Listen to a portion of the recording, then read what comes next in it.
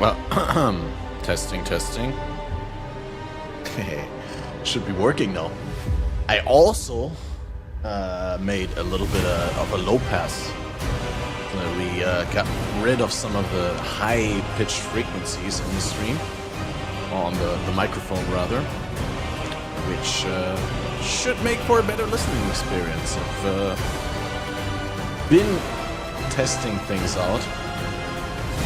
Also increased the compression settings just a little bit to get rid of this super spiky peak audio in some situations.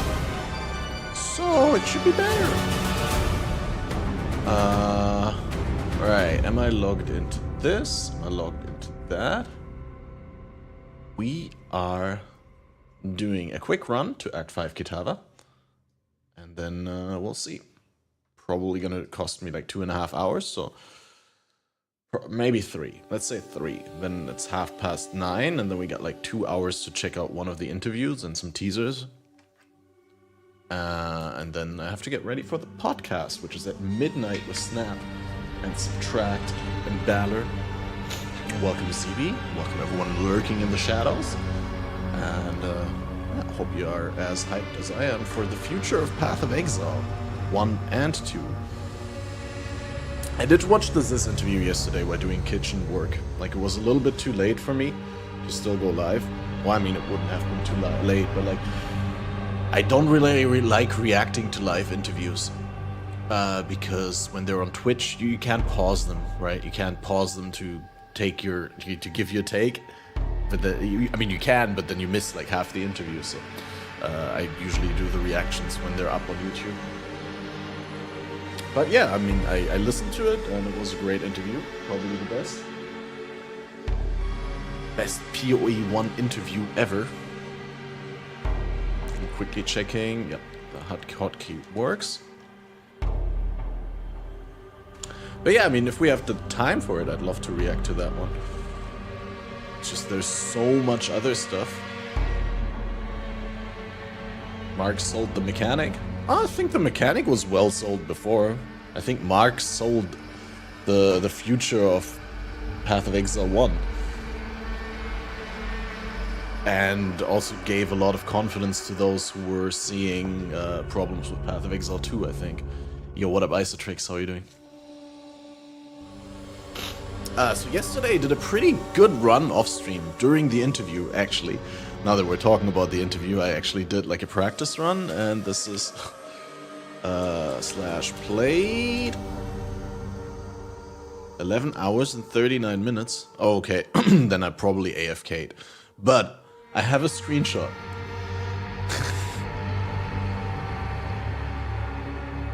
Here.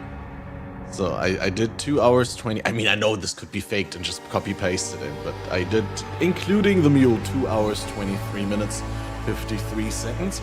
Obviously, this is far from a really good time, right? Like, could definitely be below 2 hours. But I'm not that good. Plus, on this specific run, for those of you who don't know, the Armageddon brand cremation run was this, right? Armor brand cremation, starting with Holy Flame Totem, Rolling Magma, and Firewall.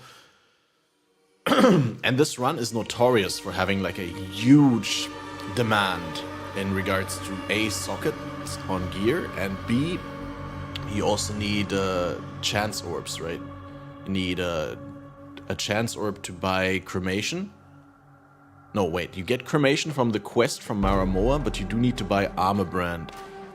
And so the problem is, on this run I actually double-clicked Maramoa when I got the quest reward and accidentally picked Power Siphon. And I had not a single chance orb to my name, and no fuse, nothing that I could have traded. So I only was able to get my Armor Brand at the end of Act 4. I played with Rolling Magma until end of Act 4. It was awful. No, actually, like, just before Piety, I got my second chance up. I think I got a chance up in Dried Lake or in the mines, and then I went got Armor Brand, and then I farmed all the way to Piety and found another chance orb. I think I dropped a fuse, right, and then I poured it out instantly, knowing that obviously I'll save so much time if I am able to bring cremation into Piety. And then I got myself the cremation gem. But getting the gem that late is giving you worse damage, because buying the gem from the vendor comes with less XP than if you had leveled it yourself up to that point. Like when the gems first become available, you get a level 1 gem, but then later on there is a gem vendor catch-up mechanic that gives you some of the XP that you would have had if you had equipped the gem, but my gem would have been a level higher. So altogether, pretty good, I think. But let's see how today's run goes. This one will be a no reset run. I will just go and run, and if it works, it works, and if it doesn't, it doesn't. But before we do that, I want to show you a little bit of work in progress that I've been doing. Do I have a VLC player here? Yeah. Hi. I'm Mark Roberts, game director on Path of Exile. So silent? Or is this just it's just my headphones being silent? Okay, wait. I need to check this so that we're not blasting your ears just too hard on stream, guys. Because the 808s are brutal. We have a short and sweet update for you today. Frogs, and even more frogs. Thankfully, we have frogs, and even more frogs. We're looking forward to frogs, and even more frogs. In Path of Exile Necropolis, frogs, and even more frogs.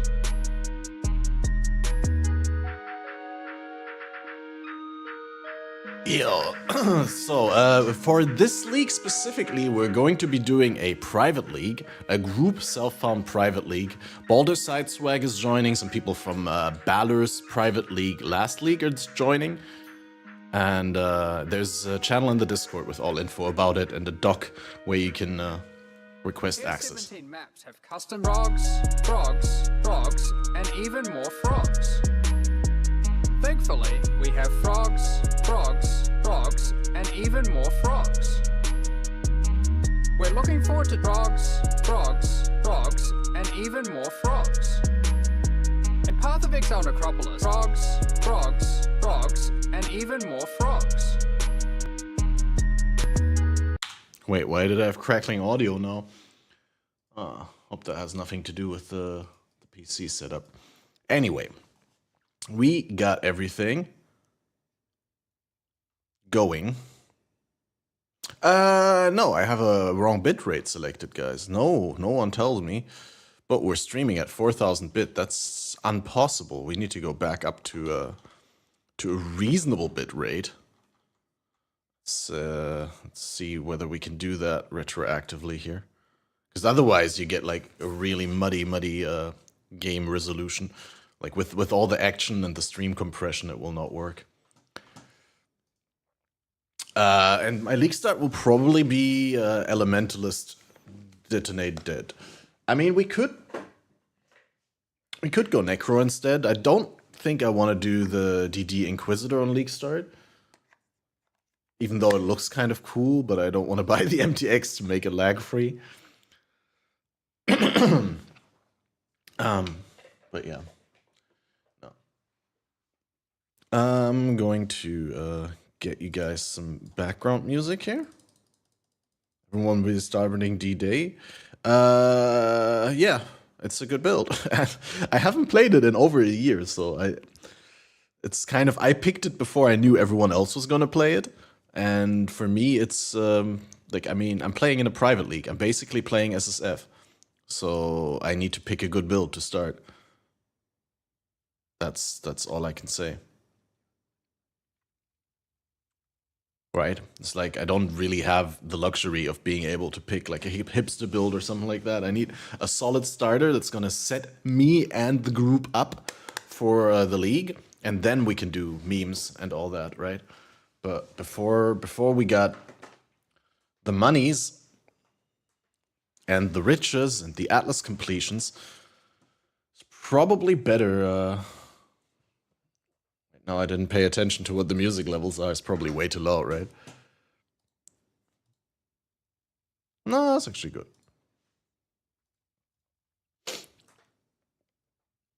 And like the thing is, I didn't even want to go DD, right?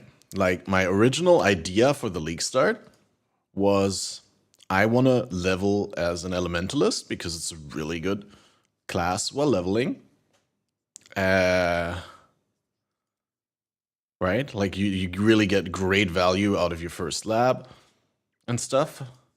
And I originally was saying I was gonna do Wave of Conviction Ignite, but then Chaotix said, why not use an actually good skill? Wave of Conviction has such a long travel time and delay and all that.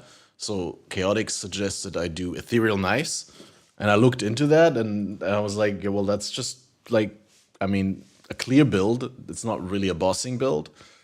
and I need to be bossing capable for SSF, right? I can't just play a build that only farms. I mean, I could, but yeah. So ultimately, I decided that we'd be succumbing to the DD. I mean, if I find something else that I would like to run with, then I'll make it happen.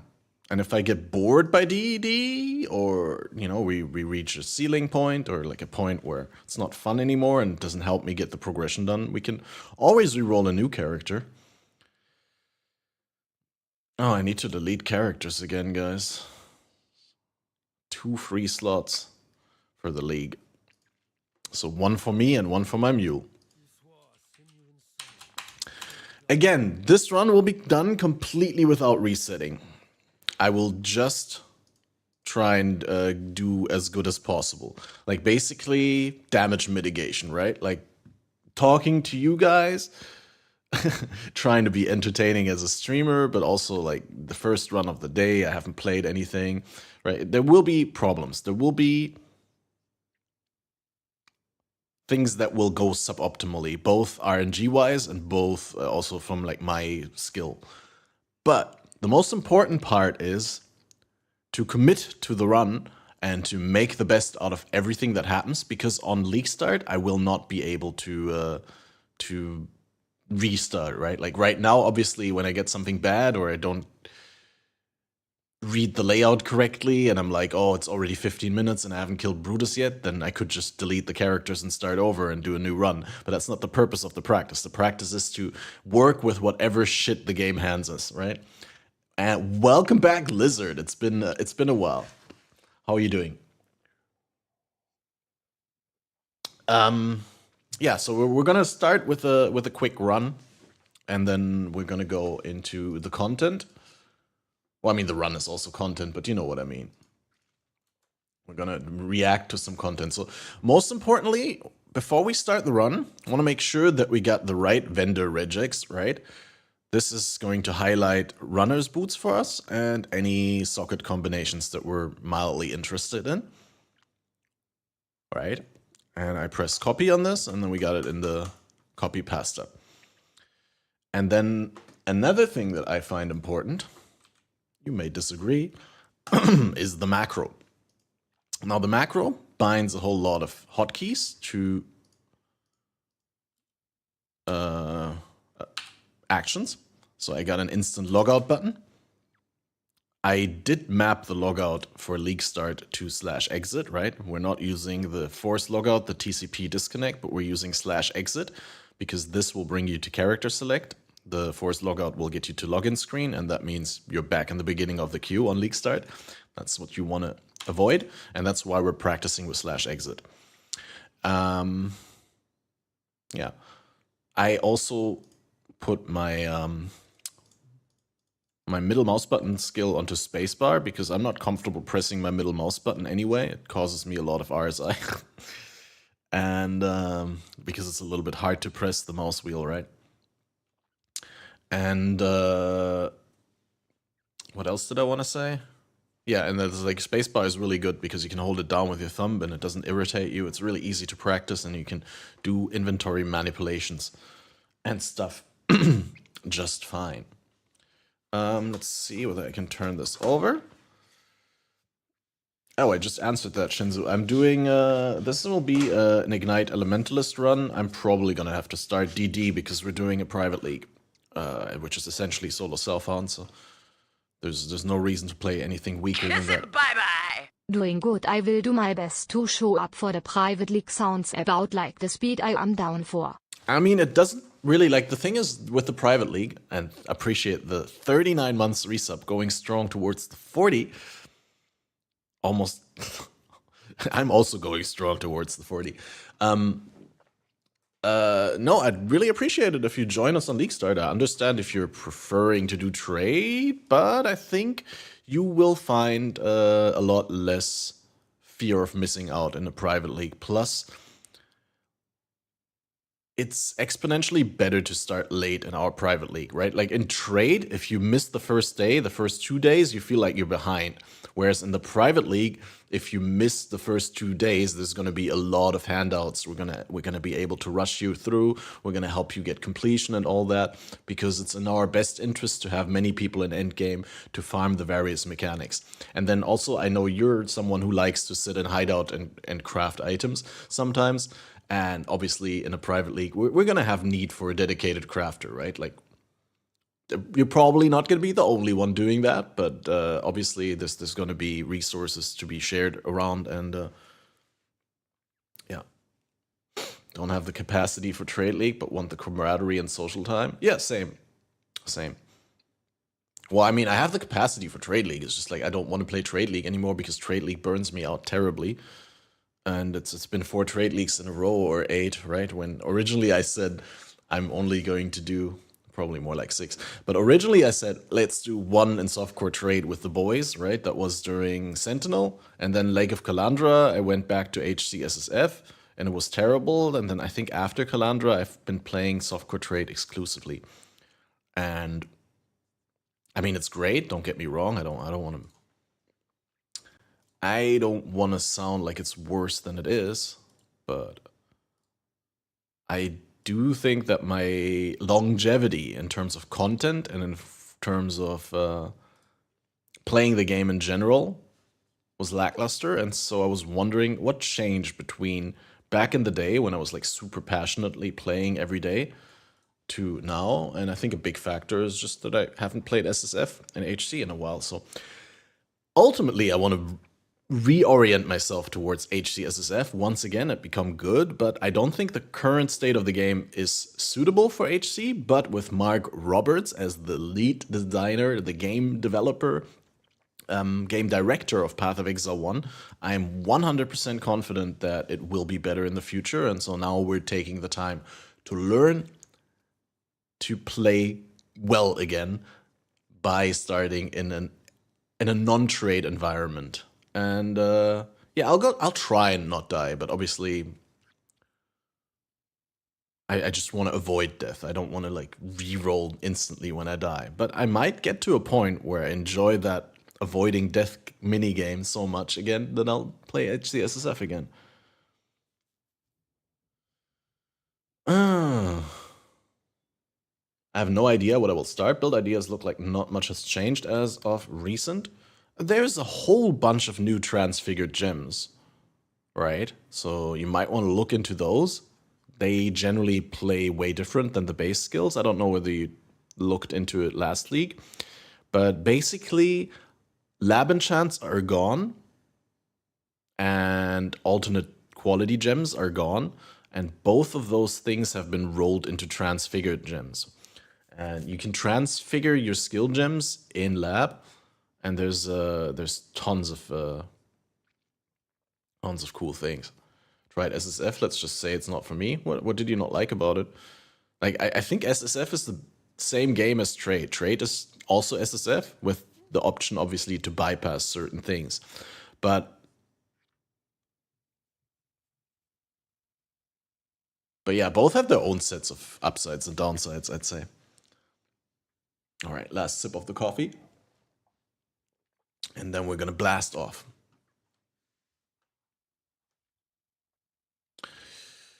Okay, guys, this is gonna be shit, but you're gonna stick with me, right? When you see that I'm not done with Act 1 after 25 minutes, you're not gonna leave, right? You're gonna stick with me. Oh, shit. Let's see. Already misclicked.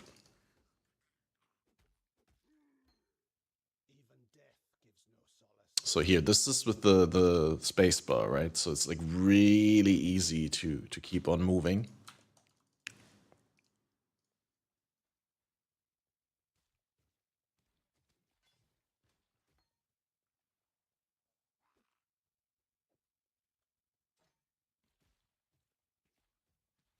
Trade exactly. A trade as soon as the league begins. Wait, but how? You don't own anything when the league begins. And nothing exists on the market when the league begins. RF looks like it's not in a great state. It's not the best state, but it's definitely workable. I mean, like, a lot of builds last league were doing RF, right? Like Chieftain, RF, MF.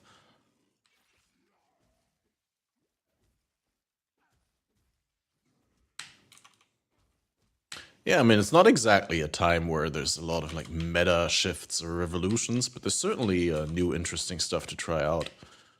But yeah, I mean, ultimately all builds work the same in Path of Exile, right? Like, it's like you see the same principles over and over. So yeah, especially if you've experienced all different archetypes sufficiently already, then there's really not that much new. But yeah, you could try and run a Wander or something like that. There's a a new Archmage Wander gem, like a mana stacking wand. I don't know whether you are a fan of wand attacks in general, but that one looks pretty decent. I'm bad at talking and doing this at the same time. Wait, this is a 2-link. No flat damages. I think that's okay. Wait, shift, click, wait, how? Control click, dude. No, control shift. Oh no, dude, I swear I know how to play this game. I mean, less than 220, that's okay. Made a mistake, logged to the wrong character, don't have the character, don't have the page up. 10,000 wrong things. DD with tier 17 mods will be broken this league. No, I don't think so. I mean, DD will probably be an easy way to do tier 17s, but corpse explosions in tier 17s don't scale with increased monster health. So if you roll health modifiers on your tier 17 mod map, DD does have a harder time. Which normally, if you increase corpse health or monster health, then DD doesn't notice because the damage scales proportionally, right? But in the new tier 17s, monster life will not scale corpse explosions.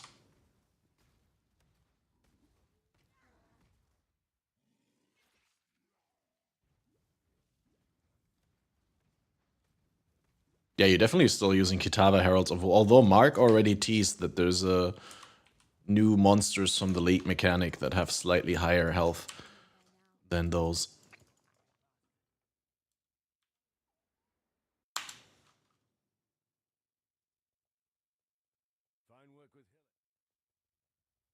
It's not like your specters, like the way Shinzu you made it sound, it's not like specters scale with the level that they were summoned in. I mean, that's like an ancient concept that used to be like that ages ago, but... wow, dude. What a scuffed POS run, dude. Oh my god. Fuck my life. Give it to me! Oops. Dude, I like recently, after playing Last Epoch, I mistake shift for control and vice versa.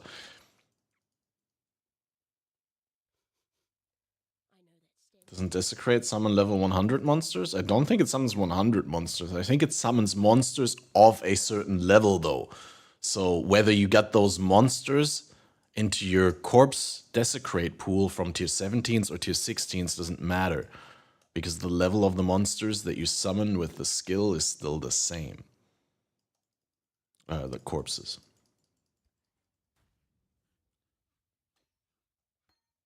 Oh, I should have kept that.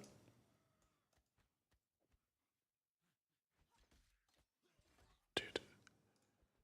Wait, where's my rolling magma? Oh, I probably control clicked it into the stash tab.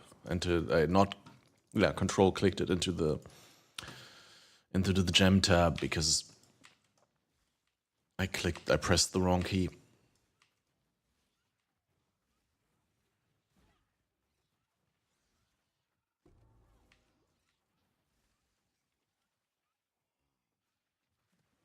Hey, thanks for the raid, Balar. A good nap time for you. And I hope you're as hyped as I am for 3.24. It's looking to be a fun league. Oh, a transmute.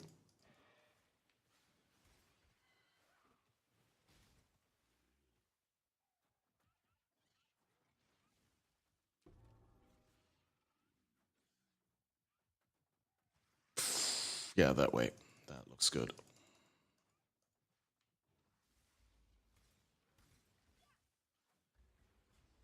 Oh shit, dude, I didn't kill enough. I might actually have a problem getting to level 4. Ooh, that's not good.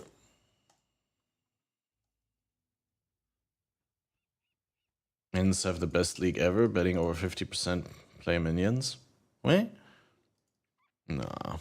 I mean, it's always very polarized, but the minion playstyle is not something that is very mass compatible.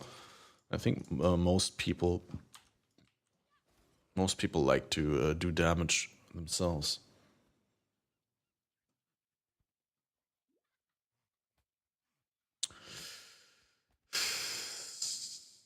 This is absolutely ass, guys.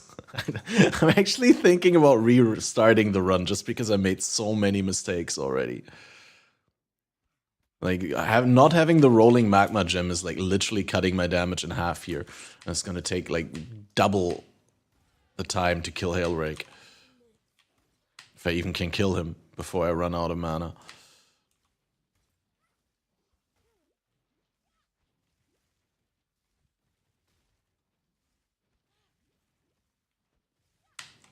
Yeah, okay. I said no restart, one restart because I'm a retard. Like, it also doesn't help to practice to do something and then do it wrong and then continue with it. Like, when you make a mistake, you need to correct the mistake and practice the correct way of doing things and not practice like some scuffed shit. So, we're doing another start, but it's the only restart that we do. It's just really, it was me like brain dead holding the wrong button down, right? And clicking things into stash and therefore ruining my mule by basically distributing everything in the stash.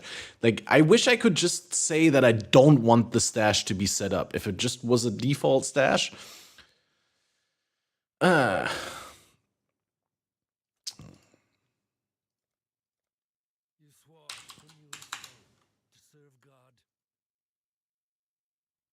Park doesn't mule. Yeah, I don't care what Park does. Exile mules. It also depends. Like, I mean, what context are we talking about? Crucial.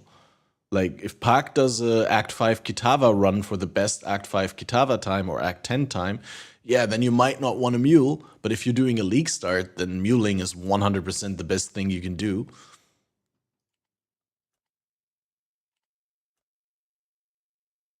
I forgot to put the skill here, right? Yeah. It also depends on which run you're doing, right? Like, I don't know whether you're talking about this one.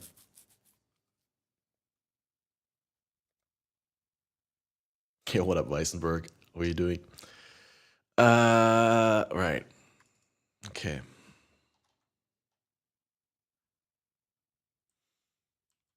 Okay, guys. No restart. Hold me to it. This is the run. If anything goes wrong, that's it. We have to live with it, right? Whatever this timer says is going to be our Act 5 Kitava time. And even if it completely sucks, I don't care. There's no more restarting after this. Realistic league start simulation. Absolutely. So, I did one restart because I accidentally clicked my rolling magma gem into my gem tab with the affinities, and then I didn't get it out on my second character, and then everything was terrible.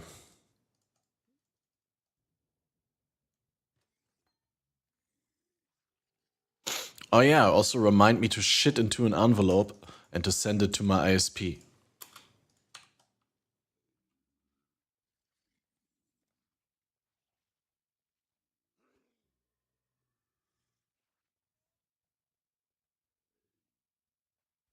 No cock.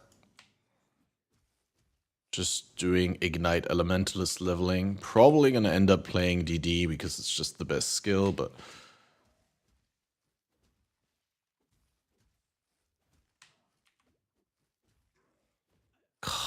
I hate Templar Hillock. It's just so bad. I mean, the freezes are good, don't get me wrong, but the accuracy is so frustrating when you take a swing and he just constantly misses his target. It's so awful.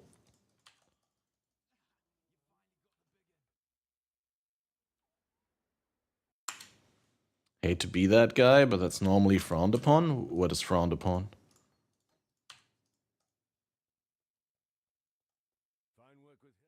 Ignite DD Elementalist, or not restarting runs, or what exactly are we talking about here? Oh yeah, shitting in envelopes, yeah, true. Well, they deserve it. God, dude, what is these want RNGs, dude? This is all crap. Okay. I'm done raging because there's nothing we could do anyway, right? I'll keep that stuff, and that's probably as good as it gets. Okay, Control Shift Click. Yeah, that's how you do it. Because previously I accidentally clicked Shift Click and it didn't work, and then I was like, oh, wrong button. I need to press Control, but then I didn't click Shift. That means I didn't ignore affinities, and then everything went everywhere in the tab. Oh, I'm also like super bad like with the premature clicking away. Like a lot of times you want to click somewhere, wait until something happens, and then click away. Like when window walking or when you're like picking up items, and I'm just like way too hasty and antsy. I just need to calm down and do the correct timings.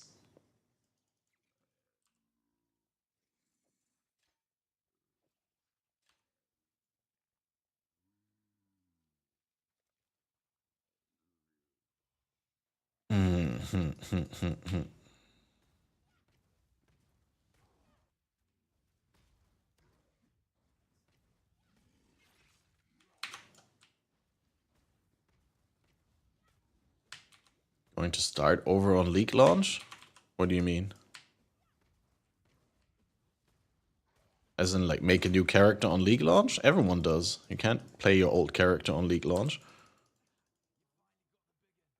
Or you mean, like, making a Templar and then making a witch? It's called muling. Because it allows you to get an additional set of starter gems and another shot at getting movement speed boots, which is very desirable. I'm getting the gloves here.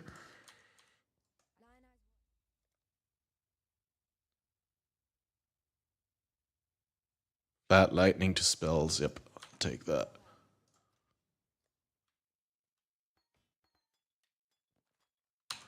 Okay, way too much shit. Isn't there long wait times? Not if you log to character select. If you use /exit and you're logging to character select, you don't have to queue again. If you're logging to login mask, then you have to queue again. There's a difference. But yeah, generally you shouldn't log out on League Start, but if you're able to log to character select by going exit character selection, then you're fine and you don't have to queue again. That's level 3. I don't have level 3.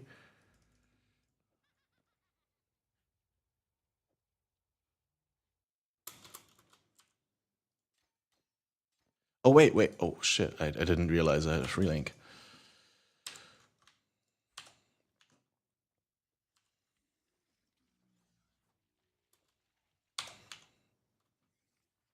So yeah, if you use the /exit command, you can map that with auto hotkey to whatever button you want, right? But you can also like just type /exit into chat, and then it brings you to character selection. Or you could like press the exit to character selection like I showed in the escape menu. Come on, dudes.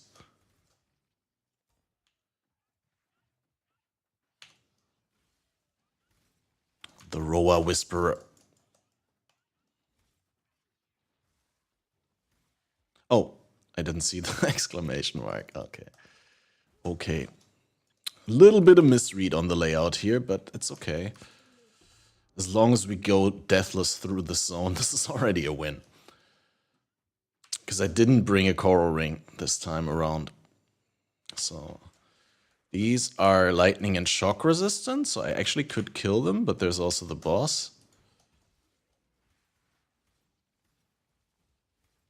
But blue mobs are so worth.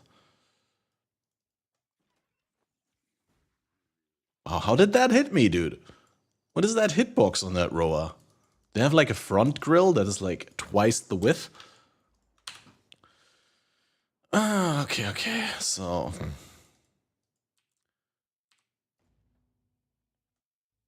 And now it's time.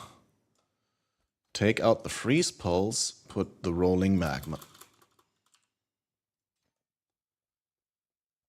Gonna rid of the white items that I don't need. This is flat damage that I'm gonna use. This I could hear. Oh, wow, dude. Wow, that freeze. That's like so random. That was so long. It was so frozen like for a solid 3 seconds or so. At least that's how it felt like. Oh, wow. See, that's what I mean with the premature clicking here. Get this and this. Get rid of the blues. 3 for 1 these. Did we get... I didn't get the level up to 4, dude. I'm such a noob. Wow, that's so bad. Because now I can't equip the Quicksilver. The worst thing is I'm 3% of the way. Oh my god. But yeah, get this and get a crow ring because we have the wisdom for it. And now what a lot of people do is like go to hideout instead of doing this. But you tell which side Hellrake is on? You don't. You go one side. And if you find the ledge before you find Hellrake, then 90% of the times you want to go the other side. And there's like a really small percentage of times where the ledge side is the correct side.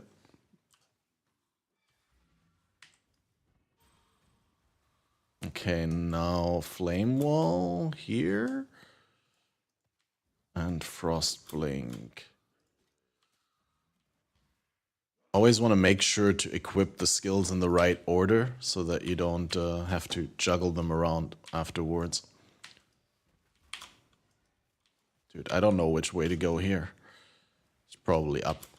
That's probably dead. No, that's fine.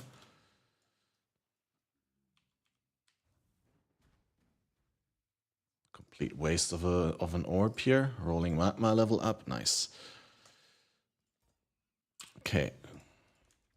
Yeah, it was a little bit bad that I could have just killed one more monster in on the island. And I would have been able to get the level up and I would have been able to equip stuff. Hey, that's why we're doing practice, because no one is perfect. And it's always these little mistakes, right? Like you try to get everything correct. And then there's just like one thing that falls off.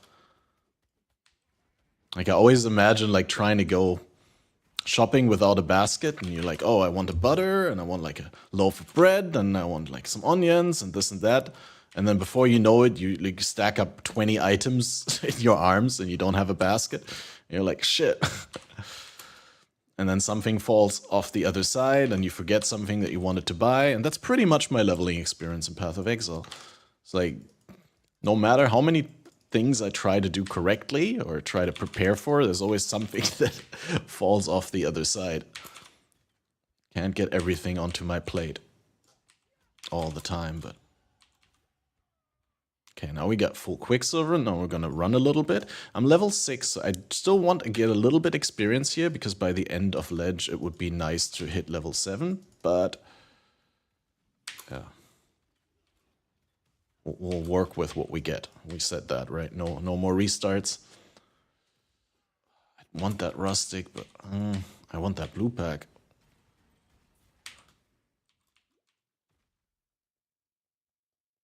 Cast speed side is probably correct.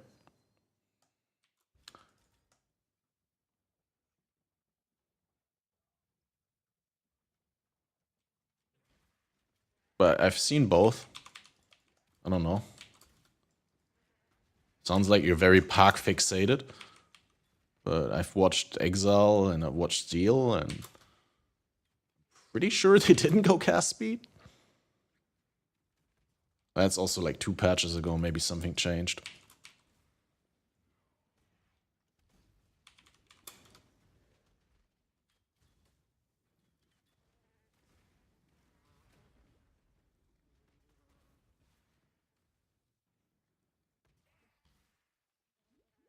Pack Sated. Coral rings also are really useful if you equip them, guys. Top tier trick. If you have a coral ring, you benefit from it more if you equip it. I don't know whether you knew that. It feels like it's worth pointing out.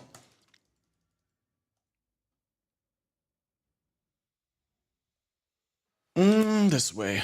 Oh man, this is also helpful to like remember which way you're going in Submerged when you're doing multiple runs and all that, right? Like, just make a mental note of, oh wow, it's always behind the waypoint, by the way. If you go from the waypoint right and then up, like if it's up, it's always behind this. So I don't know why I went into the other side here. It's mostly because I'm streaming and I'm putting 90% of my brain power into talking and 10% into thinking what I'm doing in the run.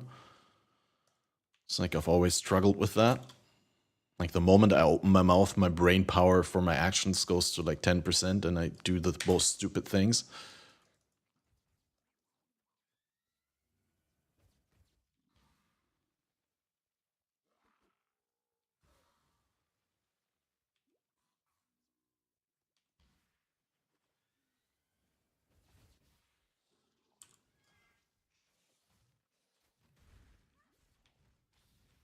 Also didn't equip the thing.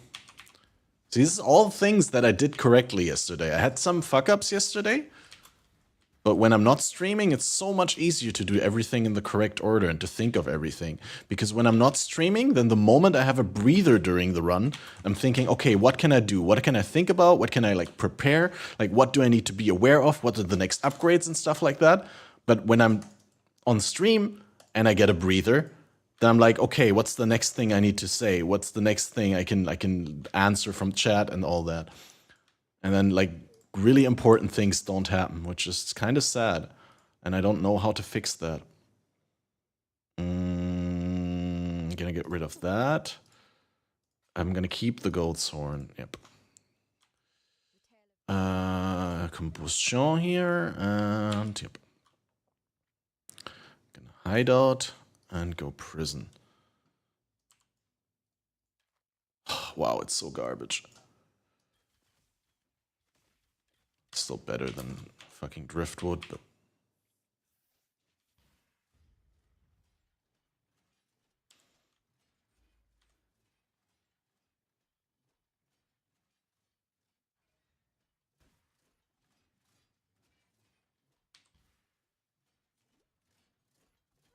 wow.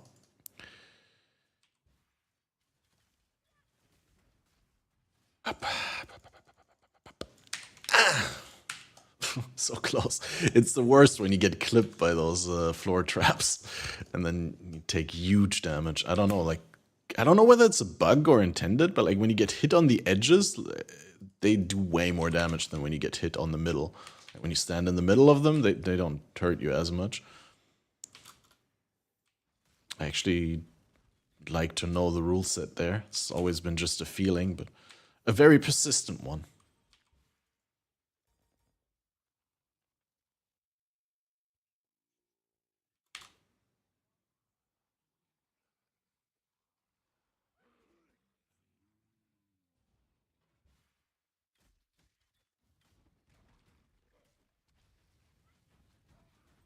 Oh, sapphire ring is good for later, then I don't need to do a recipe.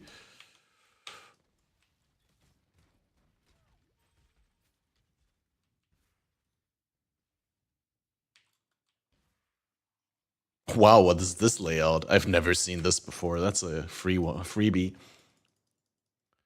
No, it's just lucky. I know some layouts, but like sometimes I read a layout and I think I know it, and then I mess it up completely because I think I know it and I confidently go into the wrong side.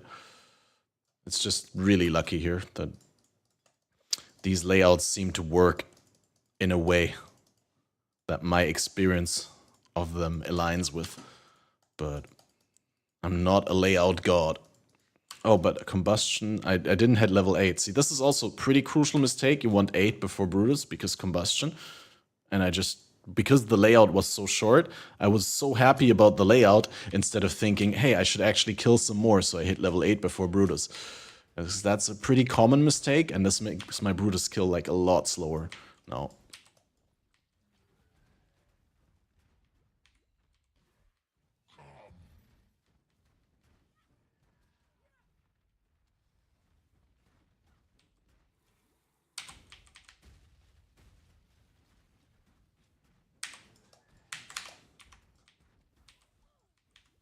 This is the most awful Brutus kill in the history of Brutus kills.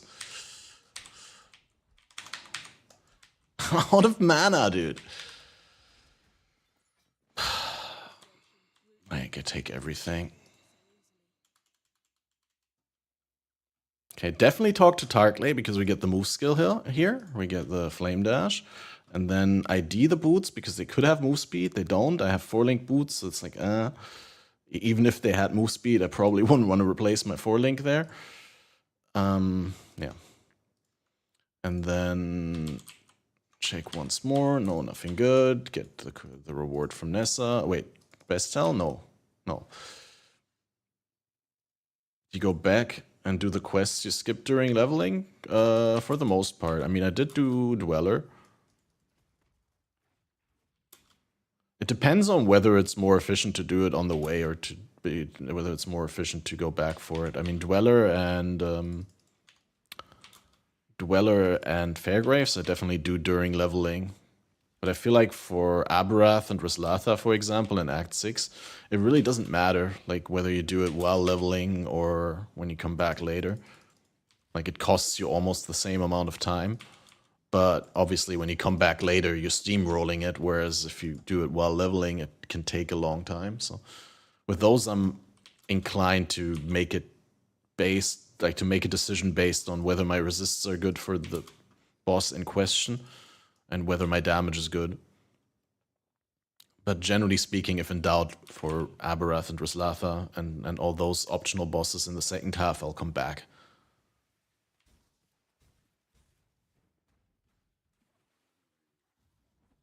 But I honestly need to look into how real speedrunners are doing it. That's just how it's comfortable to me.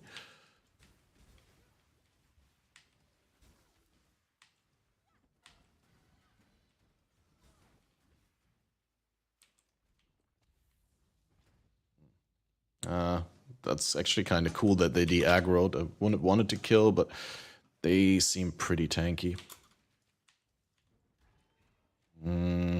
This is a dead end, right? Yep.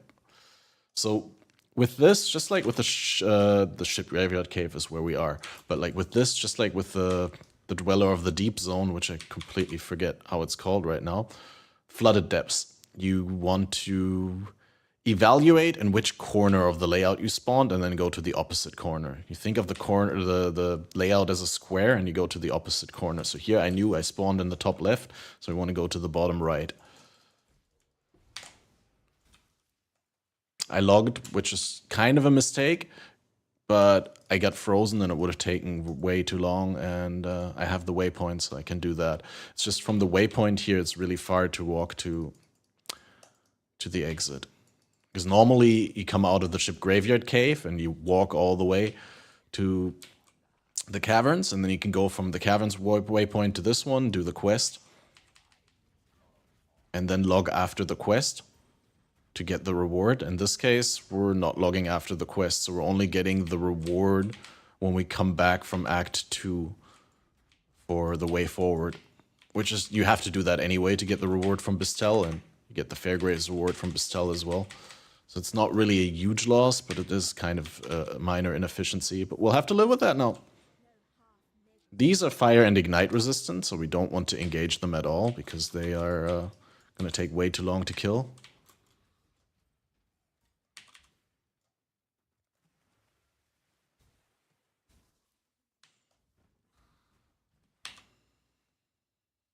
On this layout, it's fine to walk past the water. Actually, it wasn't even that bad because the ship graveyard cave-in is in such a different corner here. So it's kind of okay. I did find a sapphire ring earlier, so this is the time to equip it. I don't have more wisdom though, otherwise I'd probably try and get that strap leather going. Wow, dude, that charge up hit.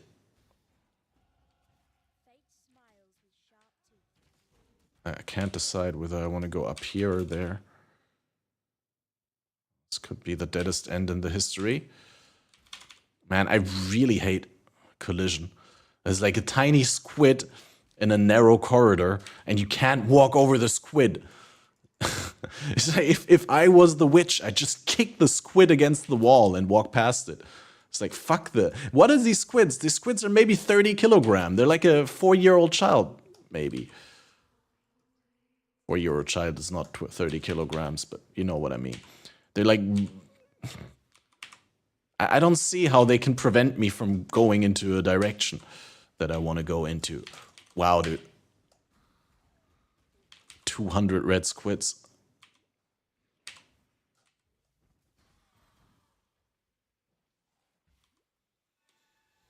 Go away. Can't wait for virtual reality Path of Exile, where I can just kick the squids.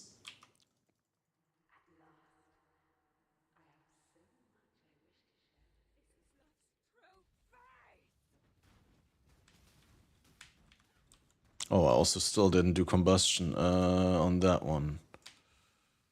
Right. Frost blink out, flame dash. Yeah, see, this is the kind of stuff that I normally do, where now on stream, instead of that, I just talked to stream and answered questions and autopiloted. Whereas if I were doing this off stream, I would have like already changed all those skills.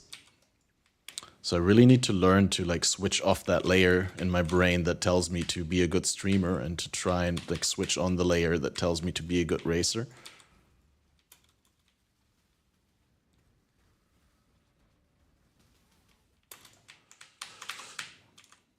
And maybe the layer in my brain that tells me to upgrade my mana flasks in time. Okay, mate, we can... Oh, no, I don't have wisdom.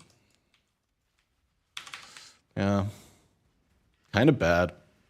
I got 2 quicksilvers, but I got 1 single small mana. I'm so bad at this game, dude. I'm so embarrassed because, like, this could have been a good run. Like, I mean, obviously I would have been done before 25 minutes if I hadn't messed this up so hard. I'm still gonna be done before 25 minutes. So that's even more embarrassing because it could have been a sub 24 or a sub 23.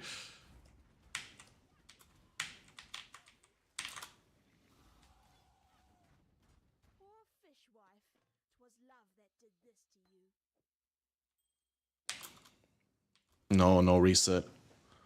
You weren't here when I said that, but this is a run without reset. Also, like, there's no reset on League Start. League Start, it's not like a reset solves the problems. It just kind of ignores them and says like, herder, next time we have more luck. But what do you do on League Start when you make mistakes like that? You're gonna have to live with that. Would you switch out of rolling magma? Can I take it through the acts? It's really uncomfortable to play it. It's very powerful. It has great AoE and oh shit. See, this is what I mean. Like, here should have Wender walked and not talked. You want to change it for Armor Brand in Act 3. Armor Brand is way less mental maintenance. Okay, here we got... Ah, fuck this red beast shit! Wasn't even a red beast, dude. I was trying to leave a portal here. But I was so distracted by so many things. I was also thinking about going back for Einhar, because normally you want to click Einhar, but then I didn't want to because I already committed to not clicking him, and I didn't want to walk back like 2 screens. But generally when you get Einhar in a zone, click Einhar because he's basically... Wow, dude. I clicked him, the dialogue popped open, and the exclamation mark didn't disappear. What a loser. Fuck you, Einhar. Never clicking you again.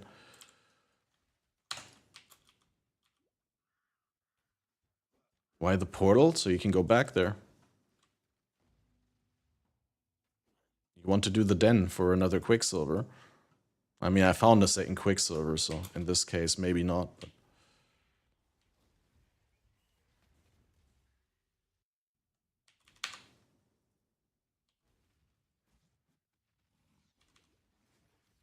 I have no idea how much I hate minion collision or unit collision in this game. It's so annoying. There's these tiny ass spiders that you can walk over.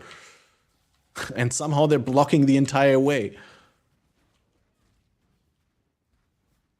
I understand I can't walk past a bear or something like that, but like, really? Little spiders? Well, the thing is also you can use Quicksilvers for a recipe for boot movement speed, so really it's not a waste. I mean, yeah, might be a waste if you're going for a fast Act 5 Kitava time or something like that, but if you're really just looking to do a good league start, why would you pass up a Quicksilver flask that you could then use to add 5% move speed to your boots, huh? There's no reason to not get that.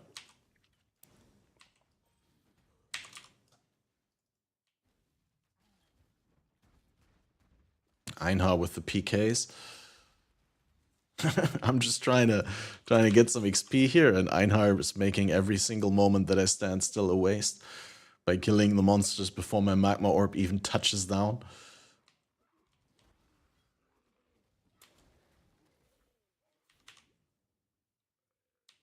Don't need to spec into brand nodes for armor brand.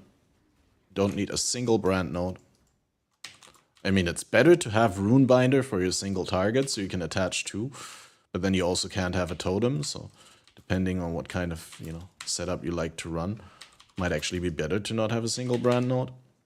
But you can literally just use brands for leveling. They're a fire spell, you don't need specific brand scaling. They scale with fire damage, they scale with spell damage, their activation frequency scales with cast speed. There's no reason to not use brands, even if you don't want to pick brand nodes. You'll see it when we switch. It's still a while away, because it's only in Act 3, but you'll see how good it is.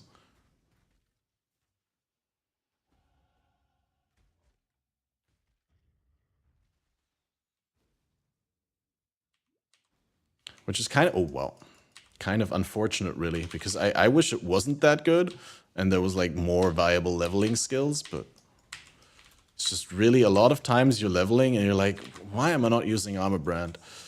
I mean, if you're not super into, like, going very fast, you could do Fire Trap in Armor Brand instead of Cremation in Armor Brand, but you'd still want to do Armor Brand, I think. Fire Trap is really good as well, though. I'll give it that.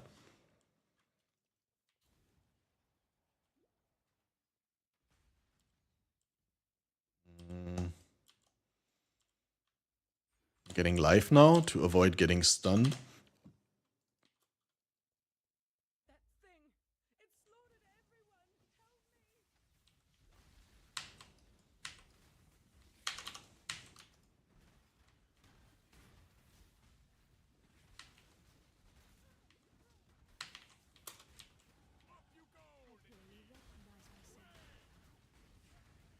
Darkwood, Wisdom, this log. So now we're going to talk to Yina and get a Herald of Ash. I also want Skitter bots, but I guess I can buy Skitters. Wait, don't you get a quest? Oh, it's from Roost. I'm a dumb person, guys. I thought I get my quest reward from Yina. +1 all cold. That's unfortunate, but not good. So, and I don't have strength or dex yet to use those gems. So we're going to go Ellie Overload and then... Well, I mean, I'm hoping I get like an amulet that solves that problem, honestly, but... what a boulder.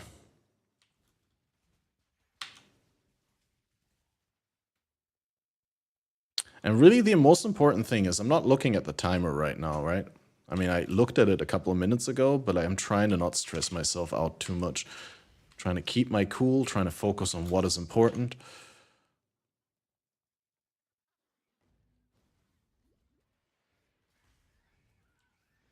I think that's really important for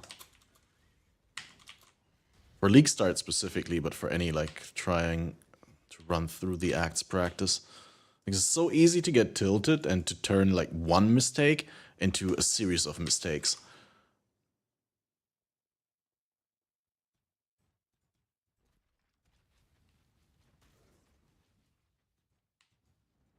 Yeah, I'm putting down too many totems. I kind of like the totem clear, but generally you don't really want to put down a totem for every pack. You just kind of want to...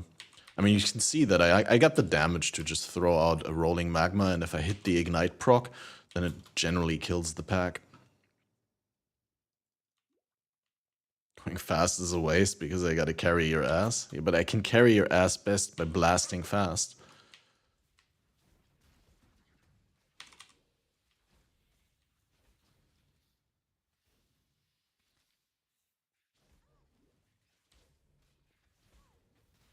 Wow.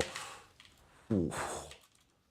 Okay, see, I knew that was the wrong side, but this is the right one. Here we go to Weaver.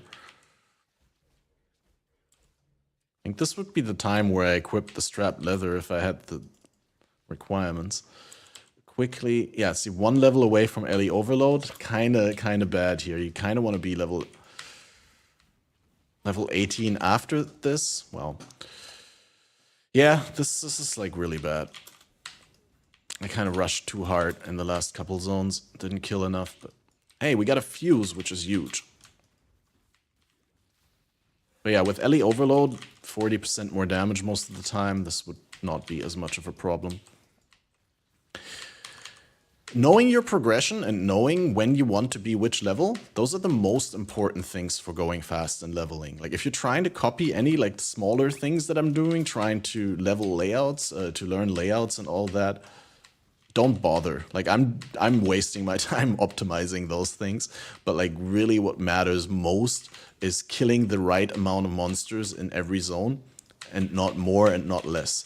And then that way spending the least amount possible in every zone because you deal enough damage to kill things efficiently in every zone, but you're also not like overkilling.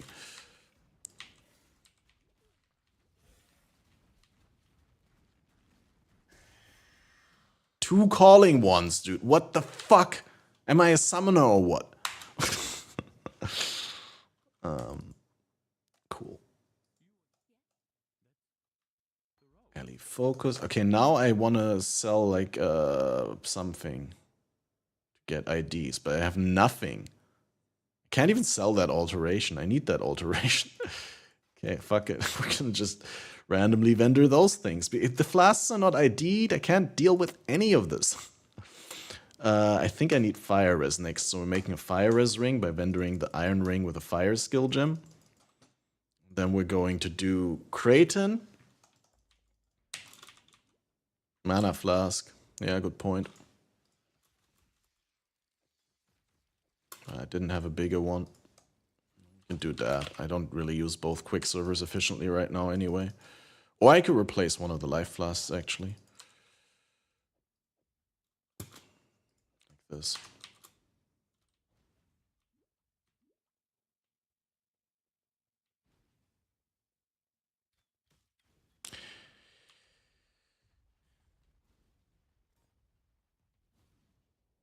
Yeah, there's plenty of ads. It's just in adless boss fights. I'm running out of mana with the flask.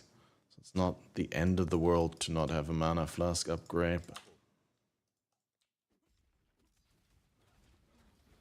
definitely want to make sure that we pick up the next one. It's just I hate when you drop flask upgrades and they're un-ID'd and then you have to actually spend a wisdom to be able to use them. It's like, oh, might as well spend 3 wisdoms to buy a flask at the vendor then.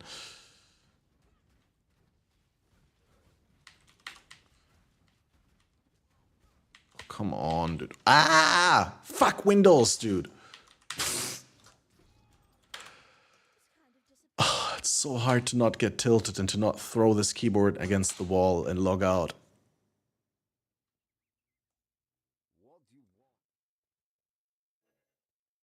Do I want to ID anything? No.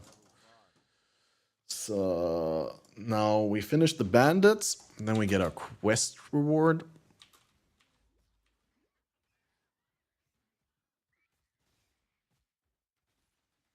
But yeah, way underleveled for whatever reason. So probably gonna try and kill a little bit in the Western Forest in a second. There's a big blue pack here, so that helps. Got Grand Life Flask upgrade, nice. Walking straight into Oak. Now Oak is really tricky because Oak uses Enduring Cry, and he will leap onto you, and then he has endurance charges, and I have no idea how he did it because I was not nearby when he used Enduring Cry, but endurance charges on monsters give them 15% elemental resist each. So he has plus 45 when he's at 3 charges, so you can imagine that this is a really fun fight with an elemental damage build.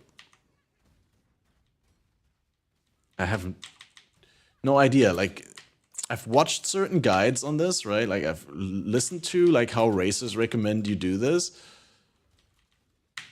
And they're like, yeah, just let him focus the totem, dude, and stay a screen away so he doesn't get endurance charges on you. And it's like, but dude, he just keeps on leaping on me. There's no way that I can avoid him getting endurance charges.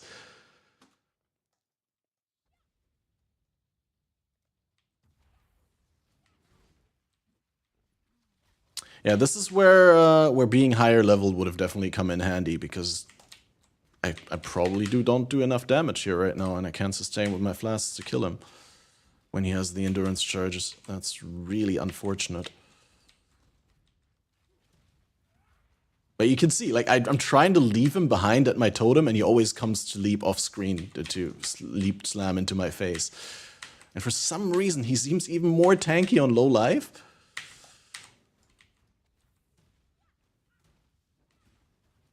Like, it seems like he has an additional damage reduction here or something like that.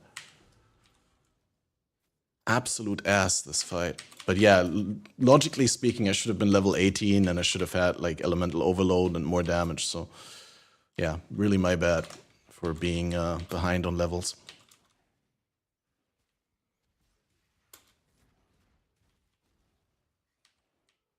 That just goes to show how important it is to have the right levels at the right time, because if you don't, then you're spending way more time than you need to be spending. Also, having a little bit of fire resist would probably be better than having 29 life here. But that I chalk down to, like, talking on stream rather than thinking about what I'm doing.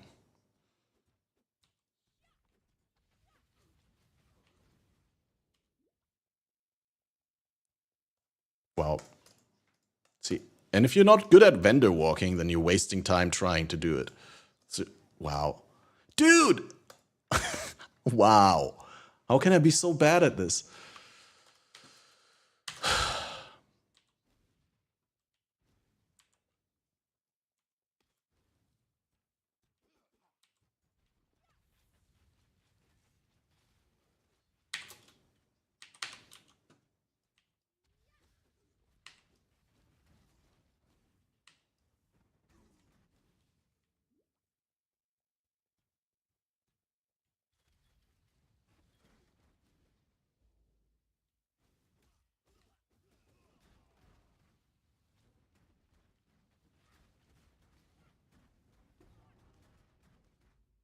So, and here's something I learned from Exile's video. You can go to Act 1 town here, and then you click the waypoint instantly again, you go here. And the way that logout works in Path of Exile is you always go to the town that you've been to last. So when we run Crypt now and do the trial, and then right after the trial we log out, then we're in Act 1 town.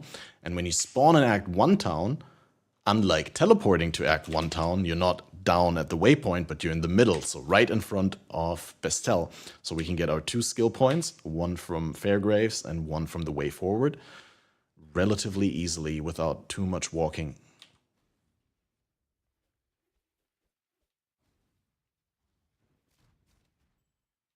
Another Sapphire, but I don't think I care about a Sapphire. If it was a Topaz at this point, I would have picked it up. 59, 42, 20. So definitely need Lightning Res next. But we do have a Topaz, just need to ID it. Dude, the temp chains.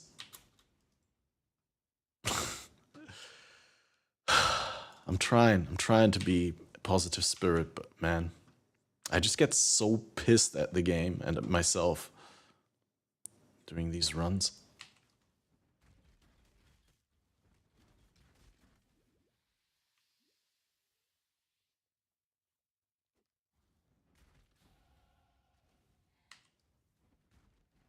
Okay, what essence? Greed. I think I'm taking that. It's pretty annoying to fight because I don't have a bleed remove, but it's not the hardest to kill. Plus, ooh. Wool shoes, iron scale boots. F off. Need those, I need those, and let's go. Where's the trial though? I would have thought I already ran into it. Is it really there? No, no. Oh, well, apparently it was. Wow. I'm so bad. Look too cornery here.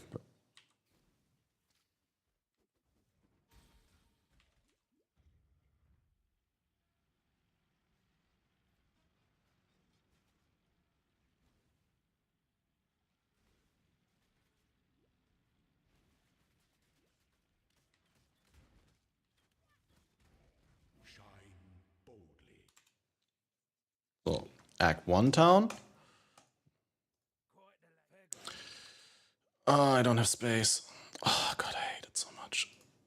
Yeah, you also want to... This is something I've completely not done because of talking and like trying to be a good streamer, but you also always constantly want to sort your inventory manually, like when you have time to do it, so that you can fit as much as possible when something drops.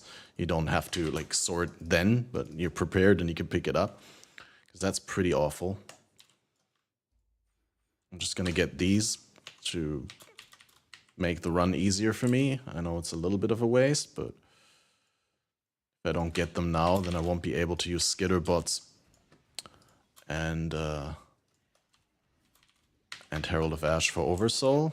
And that's gonna hurt me even more because, like I said, I'm somewhat underleveled and my damage sucks. And we have to make things work with this, because restarting is not an option. Orb of Chance is an option though.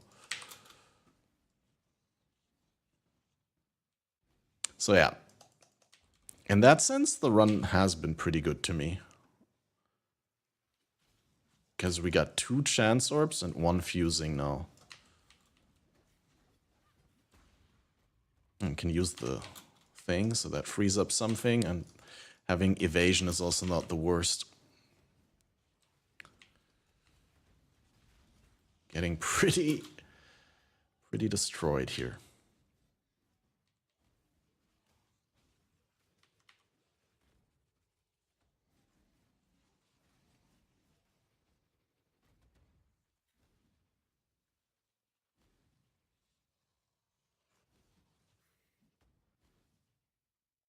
I think it's like further here and then up, but it could also just be down. There, up. I mean, up left or down left.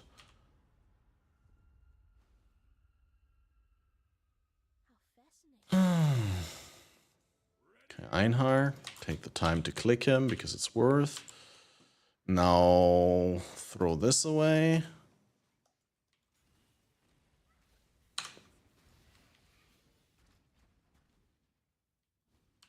Maybe throw some other things out as well at this point.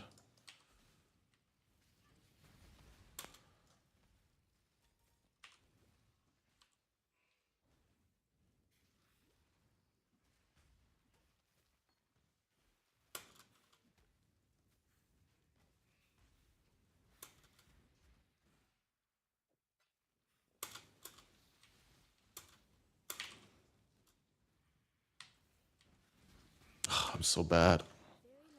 Should have closed the inventory.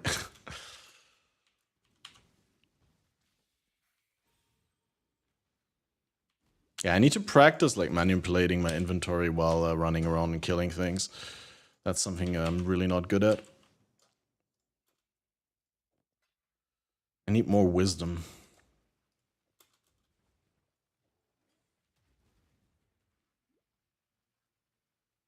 Satisfied with sub 4 act 10? I'm satisfied with sub 5 act 10, dude.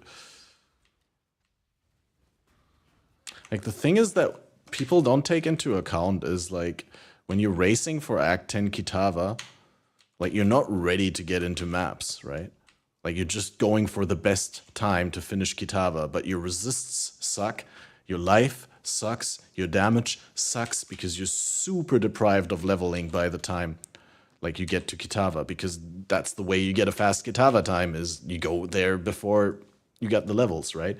But when you're actually doing a league start, that's super counterproductive. There's no reason to do Kitava that early.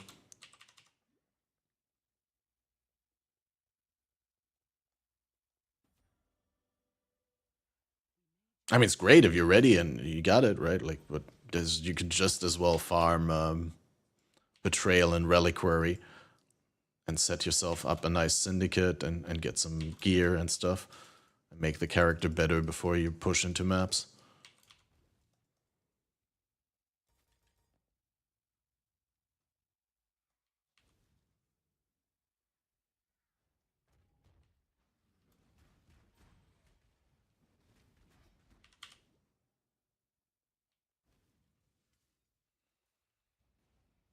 My eye is itching, dude.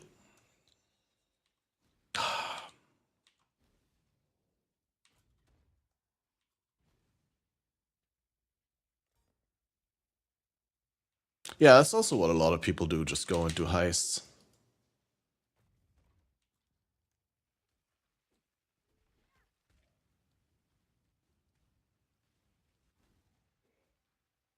Wow, dude. Wow, this layout. What a massive bait.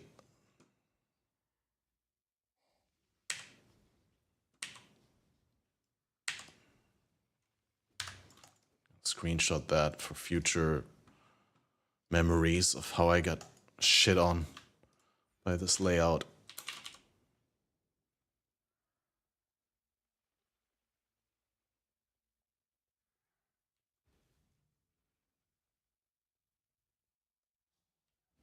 Oops.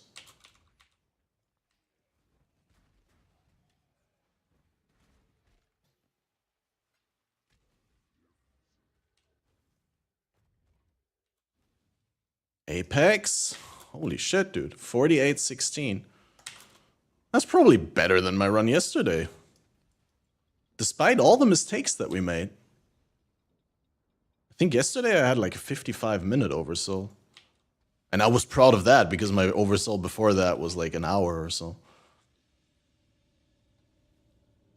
Which is still, in the grand scheme of things, I think you can be completely happy with yourself on League Start if you're doing 30 minutes per act. Like, that's absolutely fine. I wish I had broad Wave of Conviction, though. Wasn't fast enough to think on my feet there.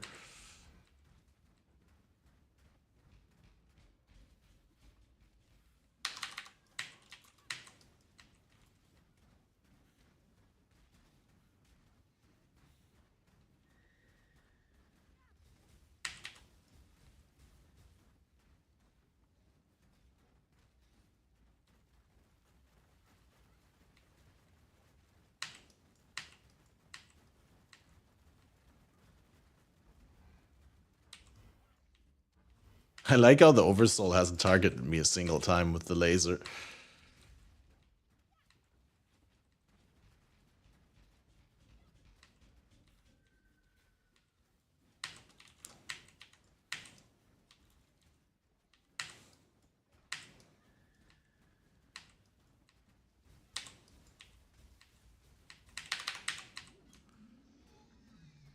It was also laggy here, so sub 50 minutes, pretty okay. I'm happy. You might not be, but... get the infantry brigandine.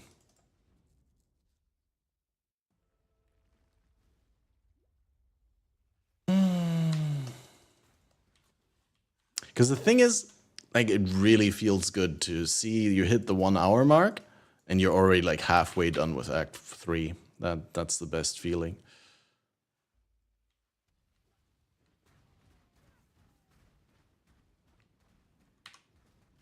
Man, the lag.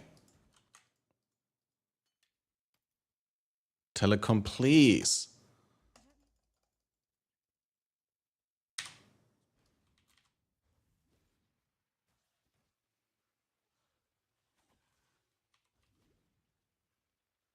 I'm gonna call them tomorrow and complain. It's so ass. It's like really unacceptable to pay for internet that bad.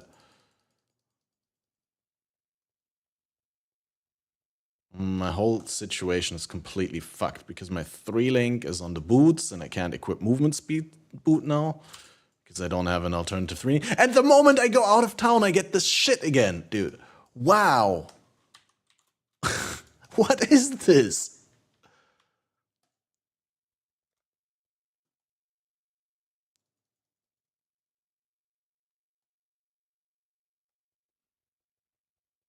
Yeah, that was it, guys. That's the run. Can't get a clean instance anymore. Literally can't play like that.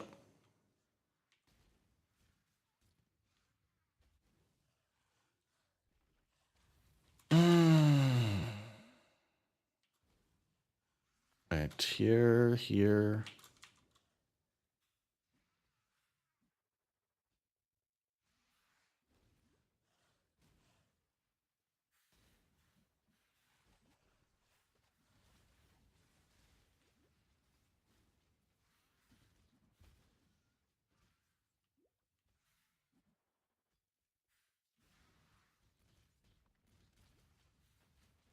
That's good to know, Crucial. Please, more relevant information like that in chat.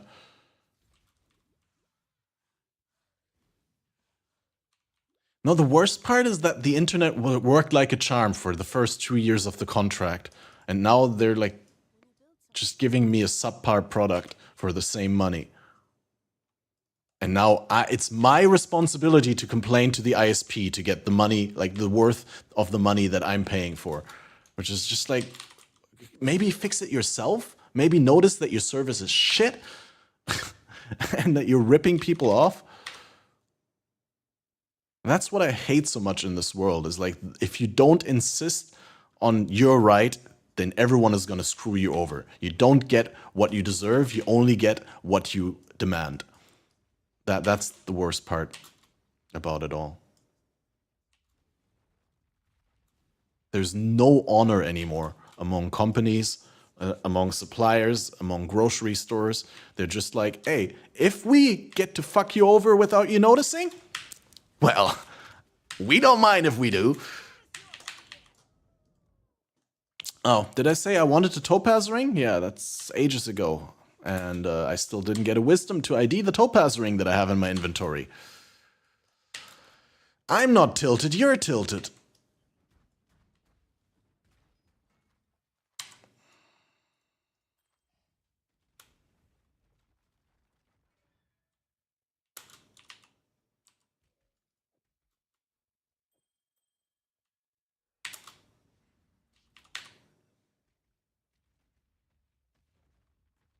Also the fact that I get a fucking split crematorium layout where the trial is on the entirely other side.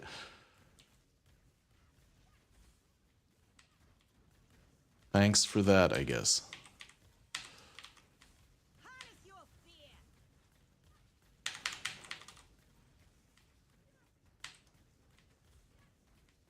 I also kited the area boss into Piety because he was right in front of Piety. This is a really bad RNG layout, by the way, guys. Like, normally, the area boss is very far away. You don't really pull him into Piety. But it's like, I'm gonna die here again if I don't port out. Oh, I don't have portals. Nice.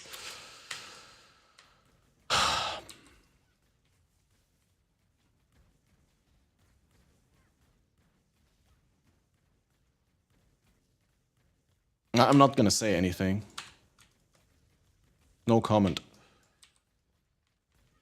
How is she not already phasing? She was at half HP ages ago.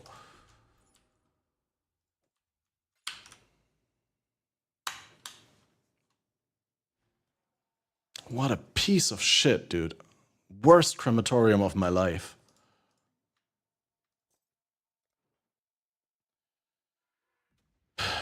I'm gonna sell one of these. I can't even sell that because I don't have space to sell it.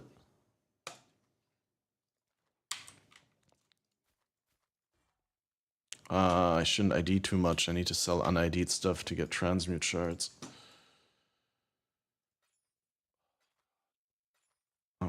that. Oh no, I pressed escape. Reset master, like I said, doesn't really help. Like, reset only helps if you get to reset the time.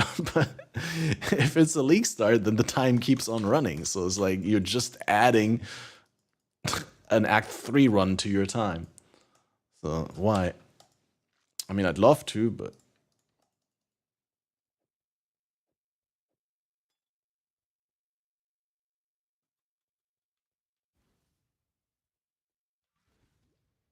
I also don't have time to do another run. We have a podcast coming up, and there's still like some content that I wanted to check out before the podcast. So it's like I can't do a reset. If I do a reset, then I'm gonna do a Merville run.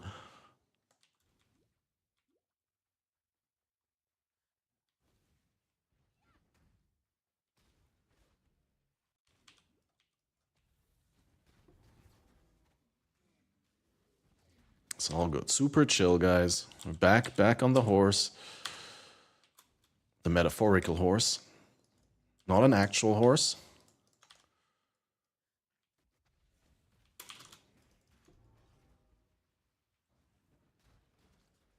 Wait, was that a 4-link?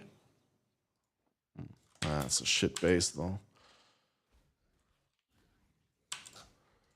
Hey, I mean, maybe we don't get fucked over by RNG when we use a chromatic on it. That would be desirable.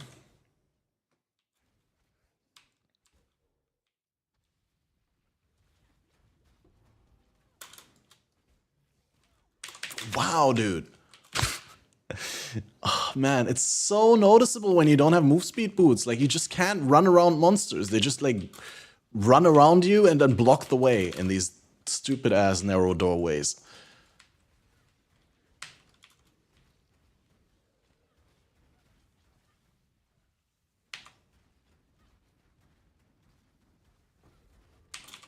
Also been doing too many essences. I mean, on League Start, kind of, yeah, it's hard to tell, really. Wow, dude.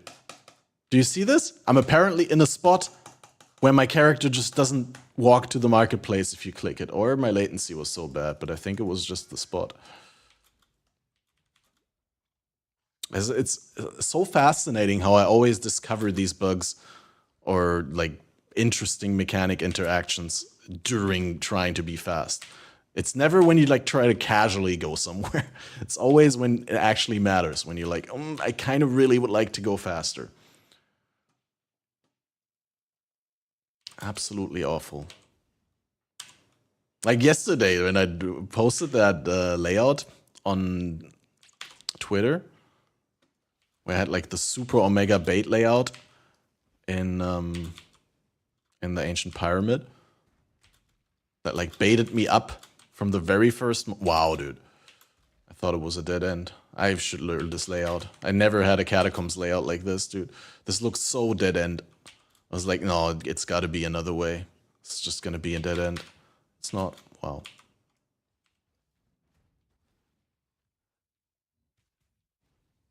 Yeah, also what I noticed, my flasking is significantly worse on stream. Like, I don't want to say, guys, if you're not watching, my flasking is way better, but it is actually. If I'm not streaming, I pay way more attention to when I use my flask instead of spamming and wasting all the flask charges all the time.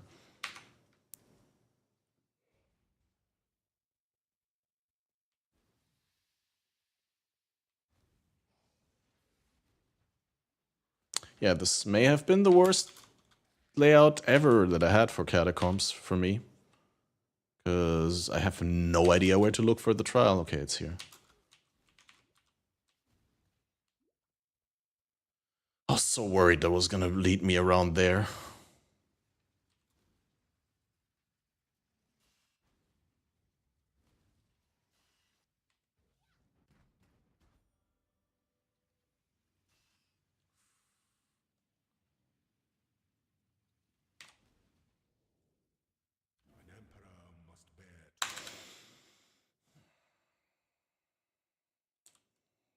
Okay, wait. I need to quickly hand in those busts before I have no more space.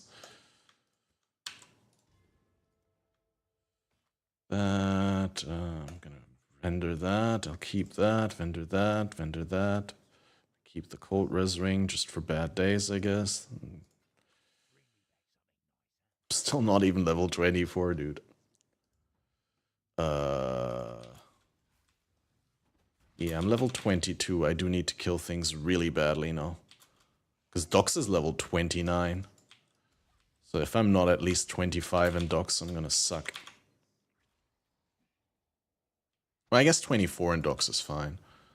So just need to make sure that we kill some things, actually. Okay, Keepers of the Broadswords. But I didn't clean my inventory, so I don't get to pick up anything. Yeah, it's a little bit a hard thing to do on stream, like everything plus talking on top. I guess I should just not like talk in my normal streamer voice, but just like do my inner monologue that I do while racing. That'd be pretty boring though.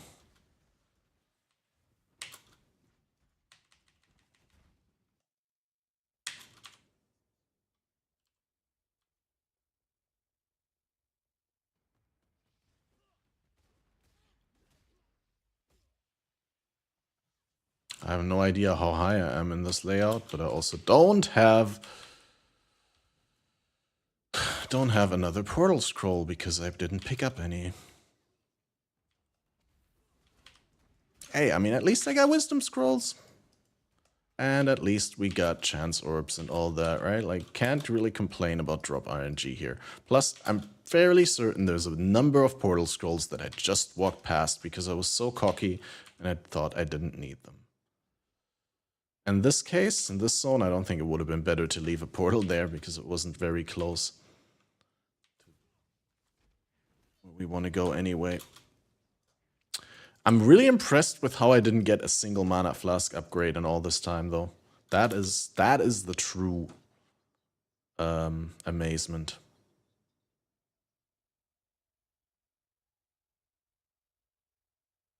True league start practice, guys. Now I can't even connect to the leap start. Yo, what up, Gen X? Shout out.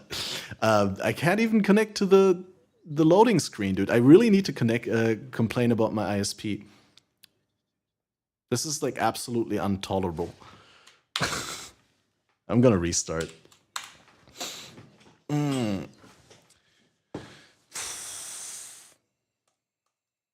Fuck my life, dude. The one time that I had like a sub 1 hour really good oversoul and everything, I'm getting formally cucked by my ISP.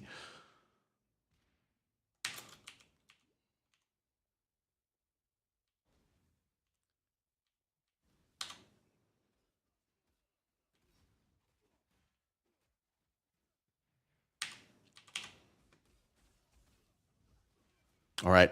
Now, wait, I'm just gonna remake and make a new instance so it doesn't try to connect to the previous instance. I think that's the trick. Should we gamble the colors here? Oh, all green. That's terrible. Okay.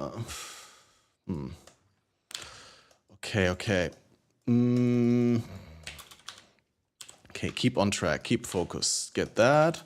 Skip the waypoint. Go down here.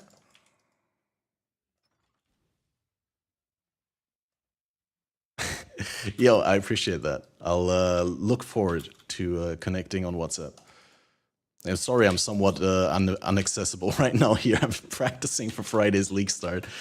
And it's really, really hard to not get tilted when like one or two things don't go your way. It's really hard to keep your cool and to just pretend everything's perfect, right? But if you don't, then there's the slippery slope where your run becomes worse and worse because you get tilted and you make more mistakes than you would otherwise have made. Aber ja, ich freue mich echt. Bis bald.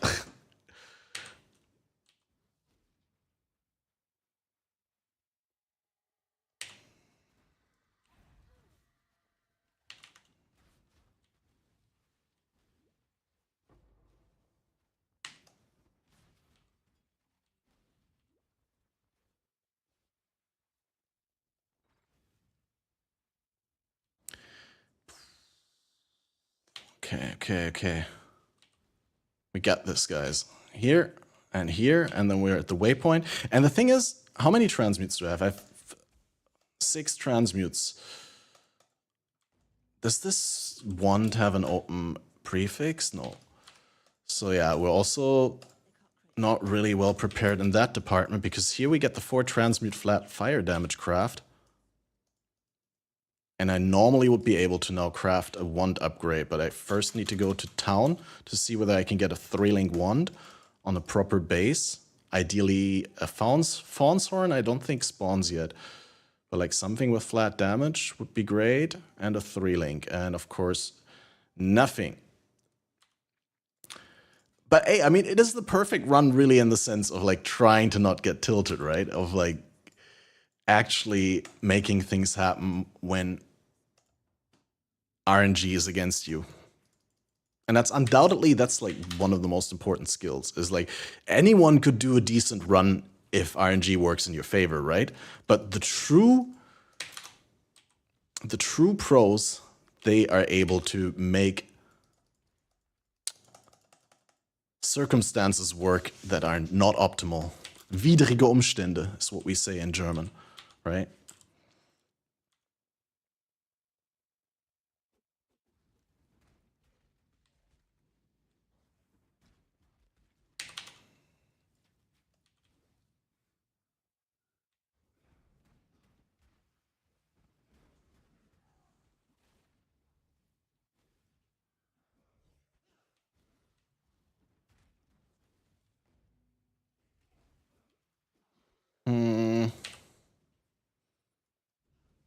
Level 23.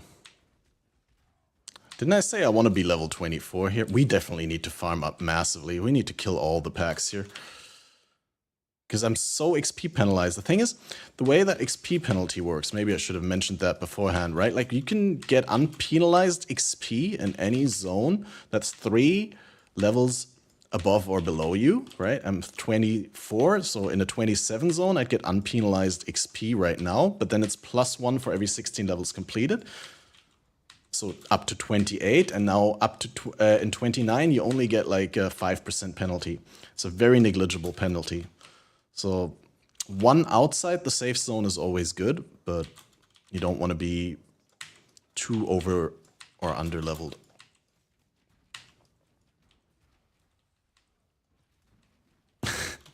I think I also made a mistake putting on the sweatshirt. Now I'm super sweaty. But I was cold when we started. It's just now that I'm getting tilted. And it's really, really raising my body temperature. Which I guess is a good thing in some ways. But in others, it's not.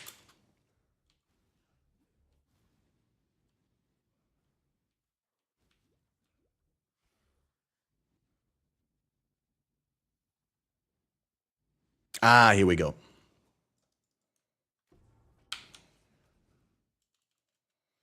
Now, of course, we didn't get many levels there.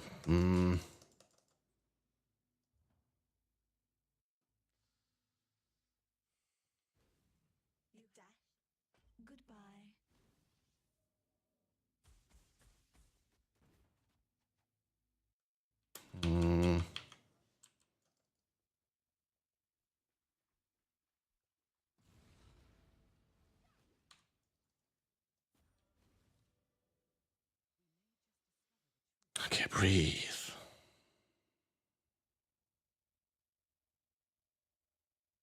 It's probably getting stuck in another load screen.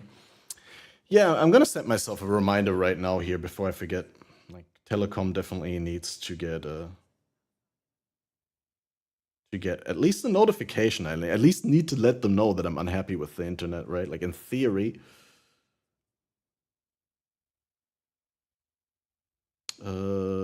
Reminder, Telecom, perfect. But this is ass, dude. Did the stream have any, like, dropped frames or any problems? If I may ask? 'Cause normally when we're bottlenecking, or when there's internet problems... No, it's clean. Yeah, I just looked. Only like 300 frames dropped. That's like 5 seconds worth of frames. That's negligible in a... How long have we been streaming? 3 hours stream? I guess. Okay, wait, check the vendors. If we're already in town. Okay, nothing. Oh, well, I didn't get a level up, so they didn't reset.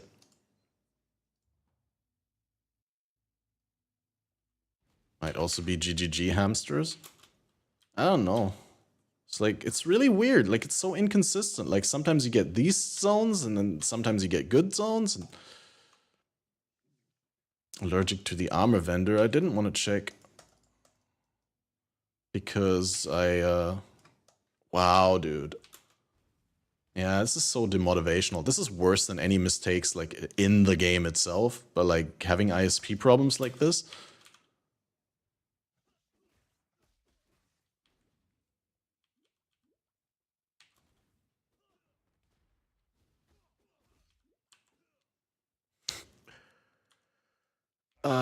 Worst run ever, dude. I was looking at my auras, I swear. When did I... And my defenses are totally in the gutter. I fell off so hard. I was such a good overall mood and in such a good run. But then I somehow went a little bit too fast and fell behind way too hard, and now I can't even kill Gravicious. But yeah, like, really the biggest problem with this run is that I'm locked into my 3-link on the boots, and I can't equip movement speed boots. And that's why I've been running with, like, no additional movement speed the entire time. And I didn't get a 3-link replacement to actually run my skill, so that's a little bit unfortunate, because I think this run had a lot of potential. Wow, dude. I just put up my skills and I get chain stunned to death. Yeah, I guess this cries for a new run later, but I don't think I can do a restart now. Like, A, it wouldn't be good, and B, I specifically told myself I was not going to do any restarts. We need to do one run and go through with it, because that's how... Look at it, dude! I can't even move away! This guy is stunning me so hard with his power and frenzy and everything.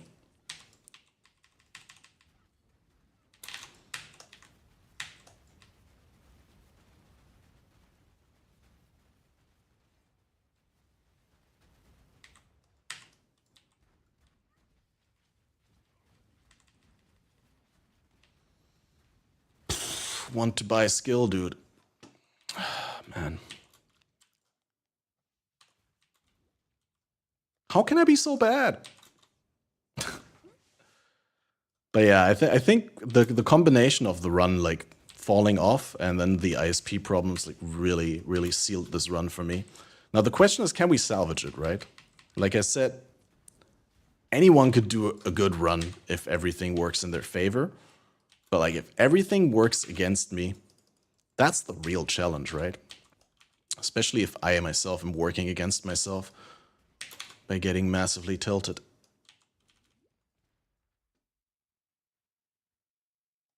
Okay, so... I mean, we're still good in the time, right? Like, 1:15, almost halfway through Act 3. It could be way worse. It's been way worse in the past, so...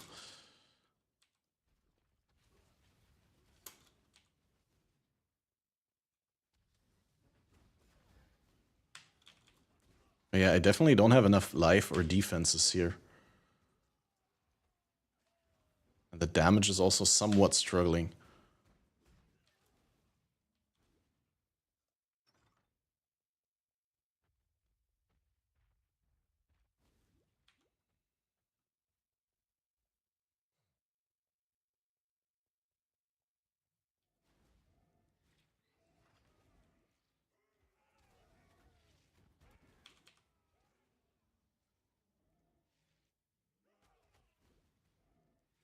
No, it's not that. It is that way?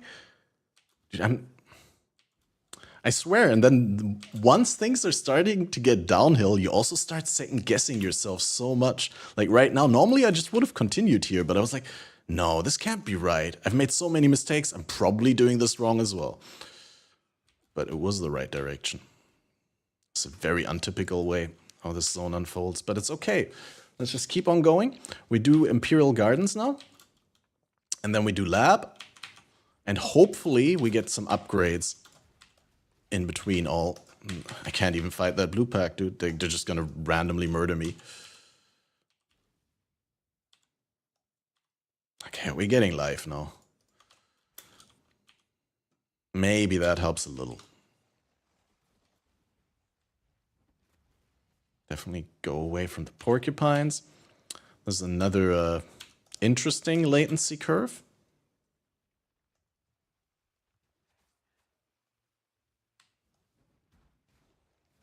This is really like an anger management stream more than anything else at this point, guys. I'm just like trying to not snap.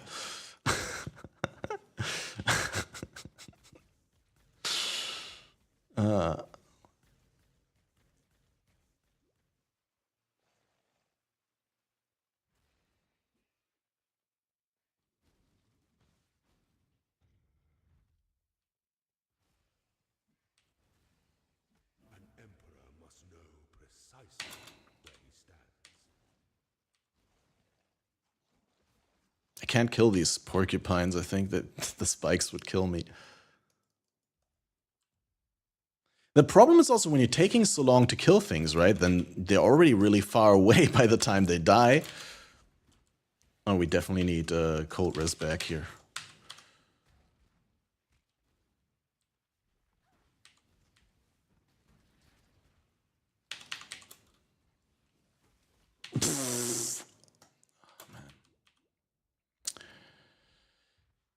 Yeah. Can't say that this is a perfect run. There was some things that went really well that I'm extremely happy with on this run, but ultimately I have to say that this is pretty bad now, unfortunately. But it's mostly due to me falling behind super hard on level and also gearing. So I would chalk it down to me streaming the run instead of like trying to do just the best run that I can.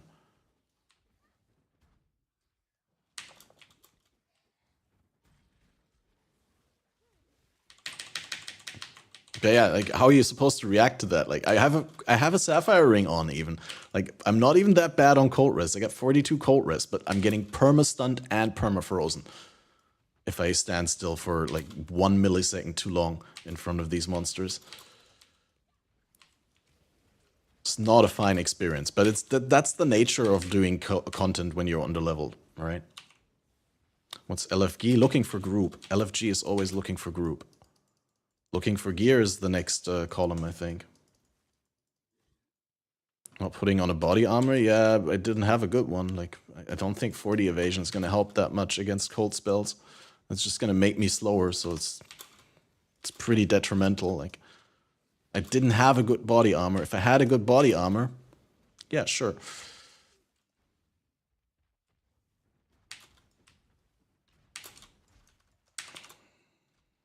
I'll definitely check the out of the town vendors when we're back. Looking for girlfriend, yeah, also.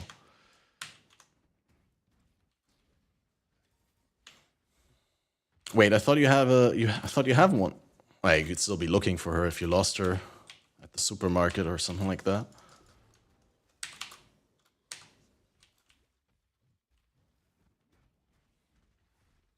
Need more.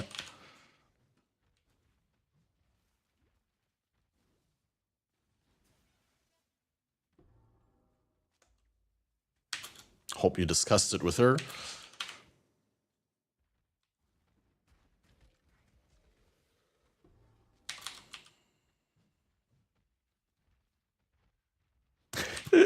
Wait, did I get all the 4? No. So where's the 4th? Oh, it's probably on the other side there.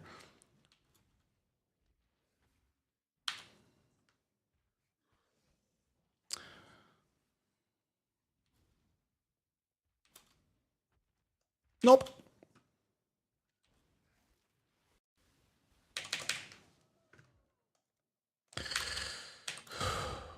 I'm so done with this run mentally. I've tried to like get myself reinvested.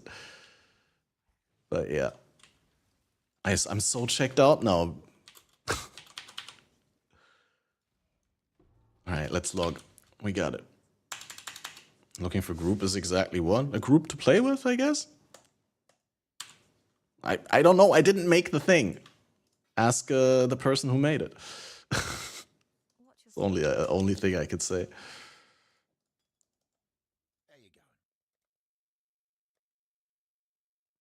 Okay, I'm gonna get this padded jacket because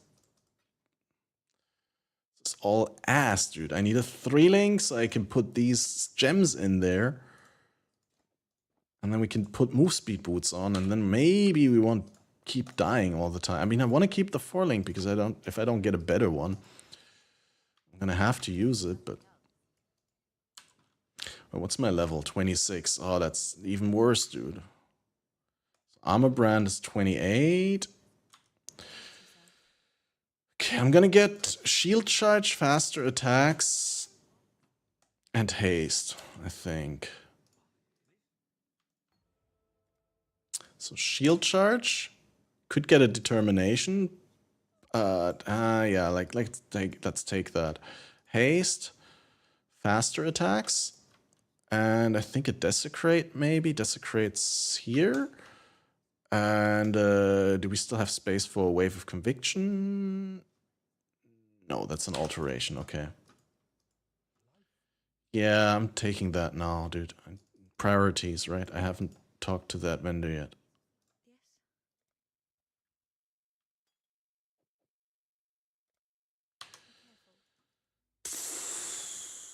Okay, untilled.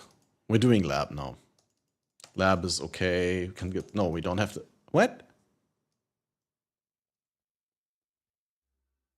Oh, we didn't do crematorium because it was on the other side. Yeah, dude. This run fell apart in Act 3. Act 2 was so good, like Oversoul below 50 minutes.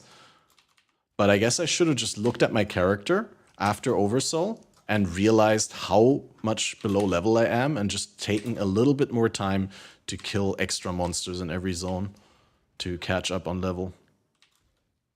This is definitely, like, probably, while it is one of the worst runs that I've done, it's definitely one of the ones where I can learn the most from. So always keep a positive mental attitude, right? This is definitely showing me a lot of things to improve, while at the same time, it's also a little bit of an ego boost because I didn't think I was going to be able to do a sub 50 Oversoul just like that. I didn't think I was ready there yet. I mean, I knew I was improving and I was on the upswing of getting better again, but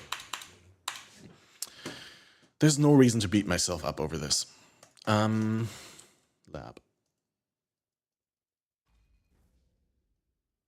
Untilled and doing lab. Well, I'm pretty good at lab, but yeah, lab at level 26 might be not the best idea I've ever had. Specifically because I don't have armor brand and anything set up, so.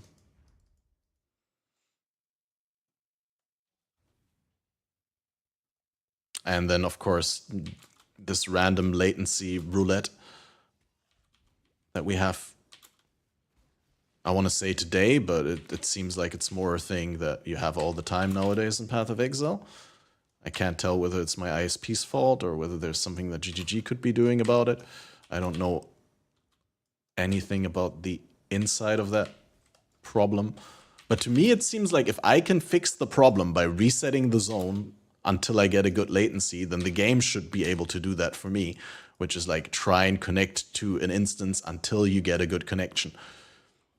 Right? I think that's something that they could implement. I might be wrong there, but...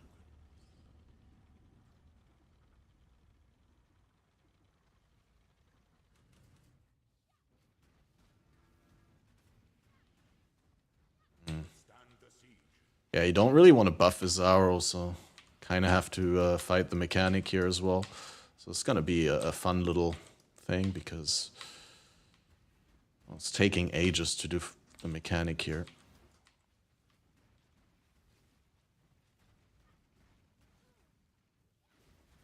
Okay, a sun leather, that's actually kind of cool.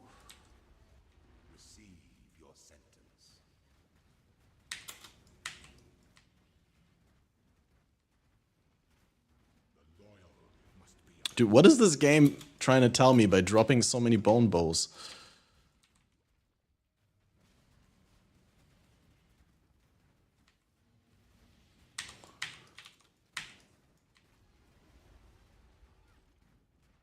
singular of purpose. Such resilience. The emperor who sits alone on his throne. Yeah, 2 green, 2 blue. That's pretty good colors for cremation.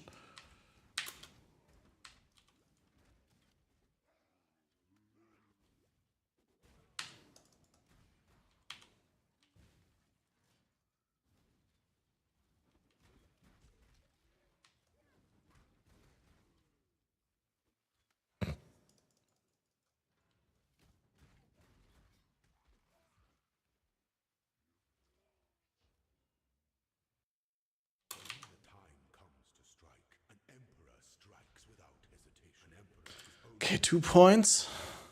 Fire exposure extra -5 resist and 50 life. That should fix some problems. Make your mark.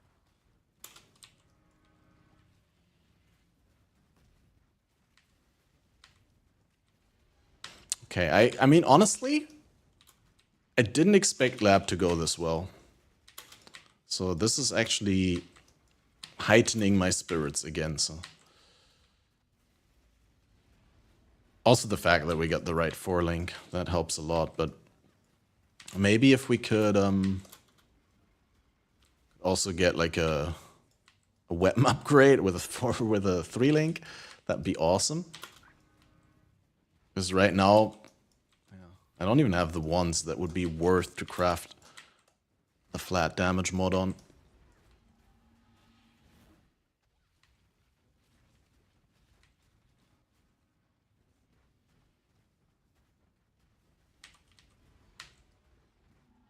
Yeah, honestly, I'm really surprised with how lab is going here.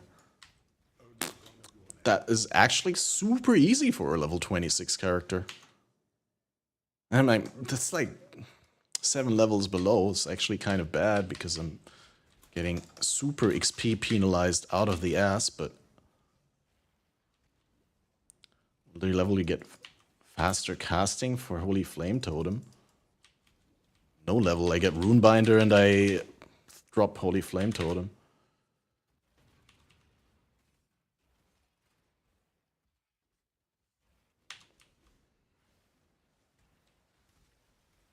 But yeah, technically you can get an Act 2 after Sharp and Cruel, right? Or after Weaver. But it's like, it costs an alteration, and just for your HFT, I don't think it's that worth, because you're dropping HFT as soon as you get Runebinder.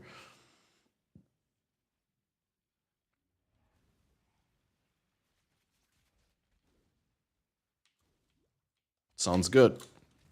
By the time you're back, I should be untilted and ready to react to some league announcements and teasers and all that.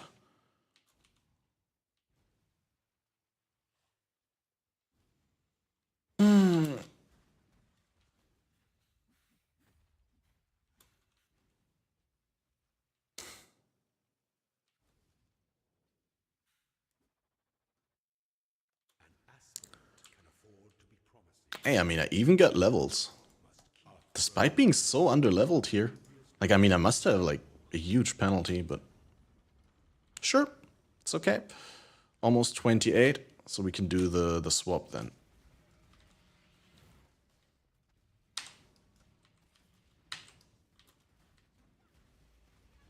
Failure is an illusion.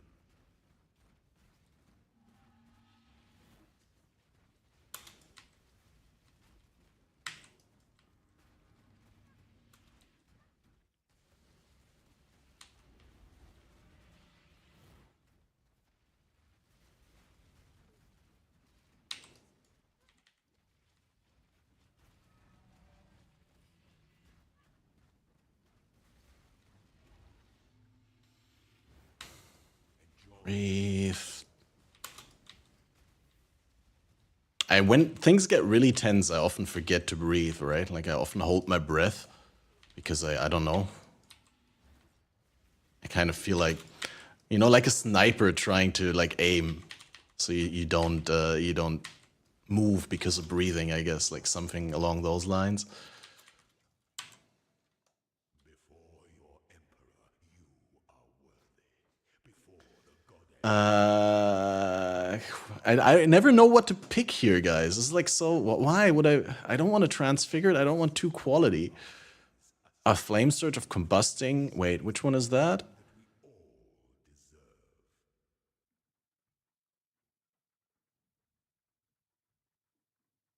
Oh, this one also ignites. I think that's not the one that I want. I'll just still take it because I don't know what I want to. Wait. Oh, so you have to move it out there again. So many extra steps. Okay, Elementalist, Ascend, get this, get this. Come on, let's go. Okay, now some quick re and unequip. That's pretty trash. We're gonna get rid of that. We're gonna use. Oh wait. Oh, I need exactly 10 more decks. So if I can get a perfect 30 dex amulet, then I'll be able to run that sun leather. But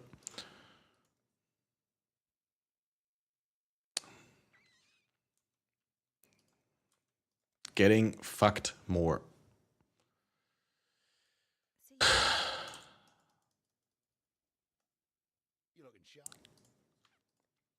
Maybe here's a 4-link in the right colors. There is actually a 4-link here on boots. Wait, do I have an Alk? No, but we can try and, I mean, Whispering of Greed. Give me move speed. No, it's terrible. But it has 19 dex. If I had 3 augments, I could craft move speed on it. And then this one also has dex. Never mind. Yeah. Well, I mean, I want to say it's not that bad, but it's really awful right now.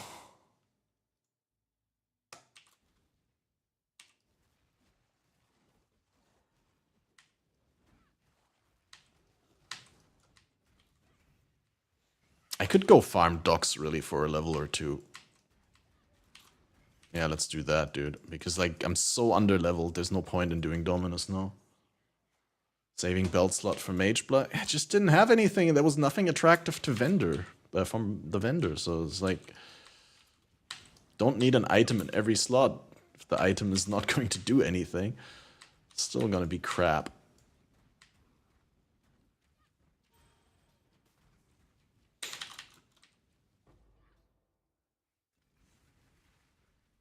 Man, I'm just so sad that this would have been my new personal best. I swear, if I hadn't made so many mistakes in Act 3.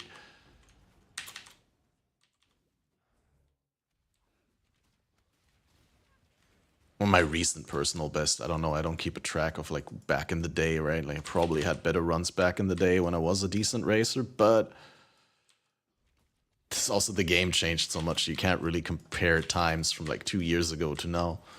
Or 3. I wasn't good 2 years ago, it was more, like, decent 4 years ago or something like that, right? Like around 2019, that-ish, that's when I was at my peak.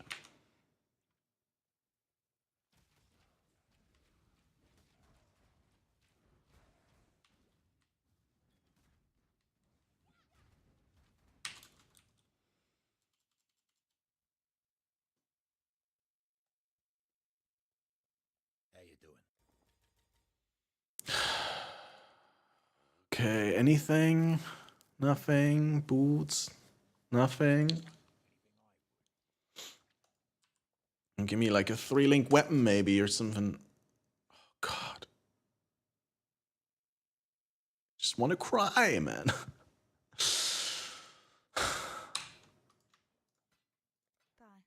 I just really want to cry.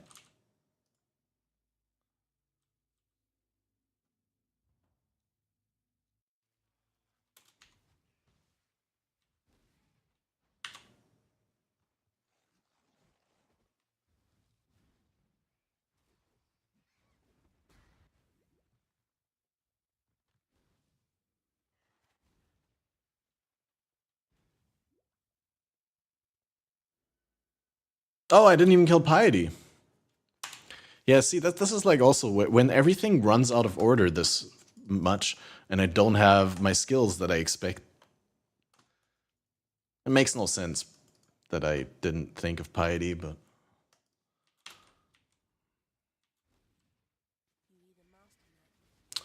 Oh, but I did promise you guys that you're gonna see Armor Brand, and that's something that I can make true, because I do have that. So, and we can also run Haste instead of Herald of Ash, maybe now. So we're a little bit faster. So maybe I can untilt myself by being able to go with a decent speed now. Okay, it's not here. Probably this way.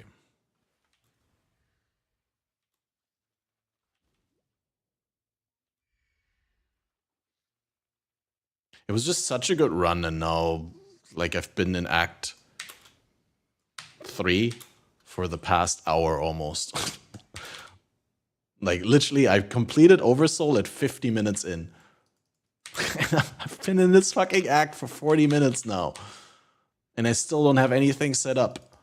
And I still don't have the XP that I need. Nothing. Okay, hatred I do.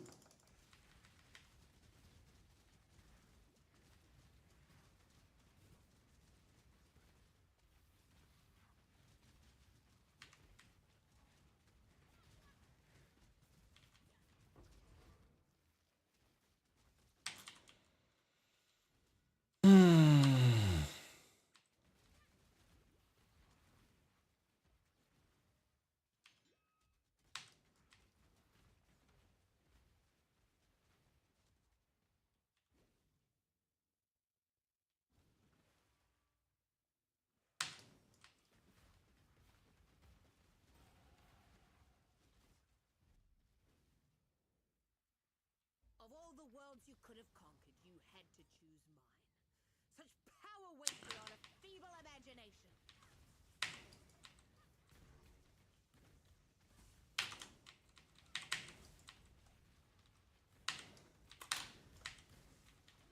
Yeah, having cremation would make a big difference here.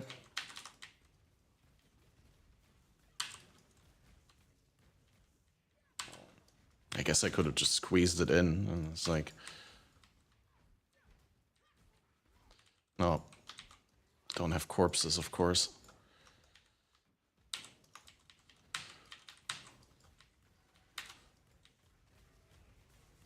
I'll mourn your passing, sister.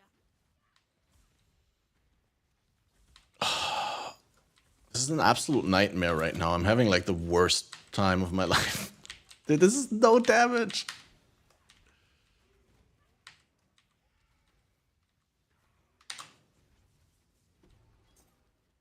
Damn you! Internet is being German, classic.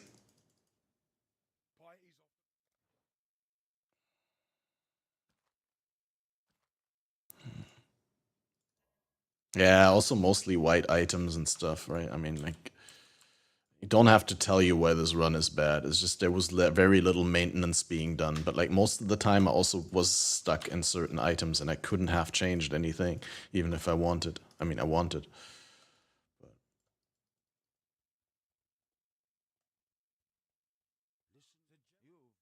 That's the plan.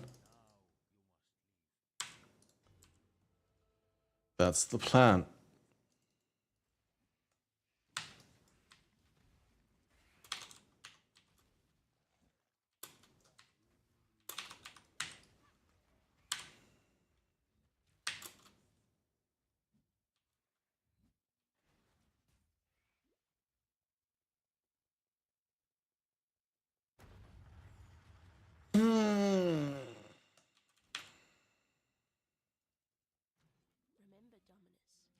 Make DD Necro, swap to Spicy Sushi Poets Pen, DD. How about no?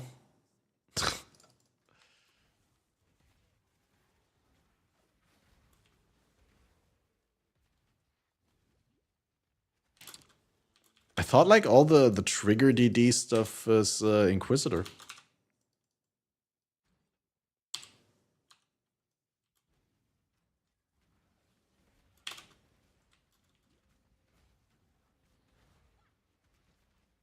Plus, Poet's Pen is pretty rare. I wouldn't want to, like, expect that to get... But yeah, if I do Elementalist, then obviously we can always do a pivot for Necro later. If that turns out to be better.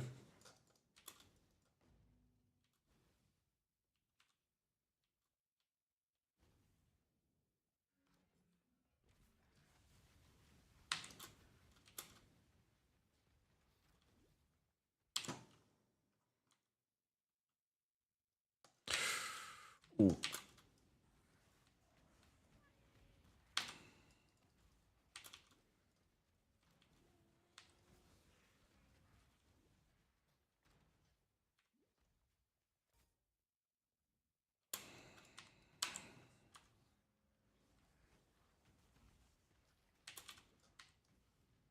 Dude, I swear, normally I have such better drop RNG. Like, the fact that I didn't get any weapon upgrades in so long feels so bad. Like, I'm literally still running a Driftwood 1 from Act 1. And a Goat's Horn from Act 1. I didn't even get flat damage crafts on them because I don't have free affixes. I just didn't get anything. I mean, yeah, you could just buy something and not care about the sockets, right, from the vendor, but the problem is this build needs all the sockets. Like, I can't take a one that doesn't have 3 sockets. I mean, right now, yeah, but like, there's all these gems that I need in this build.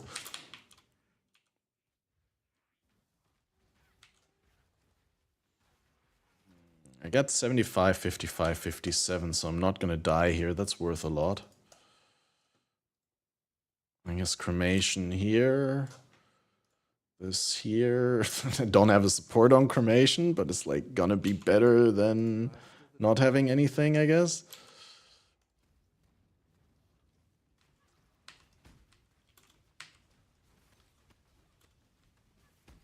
Oh, this is so awful, dude. Unlinked cremation damage. I mean, to be fair, it's pretty good damage considering that there's like 0 support gems on the cremation. I will say that.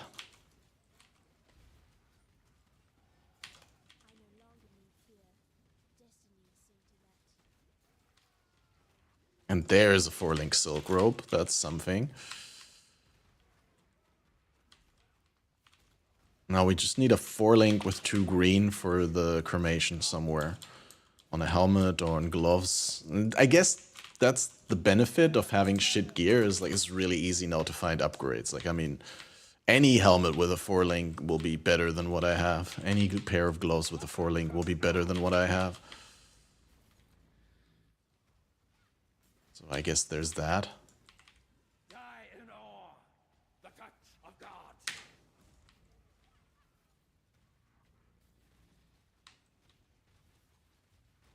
This world is an illusion.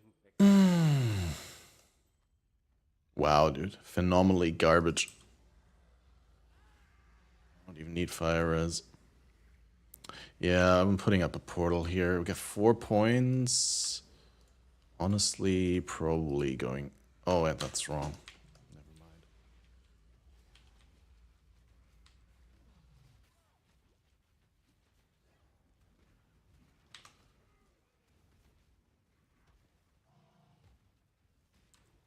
Yeah, I mean... If you guys are used to only seeing good runners, then this is probably gonna put things into perspective a little bit. This is how a bad runner runs. And I mean, the run was so good in the beginning, but hey, we're gonna get it back on track. We're still maybe gonna be able to... Oh, I didn't mean to click that. Well, we could do aqueducts from here. Yeah, dude, like yesterday I had a run 223 Act 5 Kitava, and I didn't even have a chance orb before Act 4. So I was getting Armor Brand right before Piety and Cremation. So that was pretty interesting as well. But I was hoping that today, like, you know, RNG would even itself out. And it did. I mean, I did have chance orbs and even a fusing at the right time, but then I never got the links that I need to set up my build, which is feels somewhat worse. No, I haven't. But I'm not running that fast that a lot of stuff drops off screen. I mean, I'm planning to still set that up, but I didn't have the time that it takes to do that. I'd want to rather do a run than spend an hour or two looking at item filters and then not do a run because I'm out of time.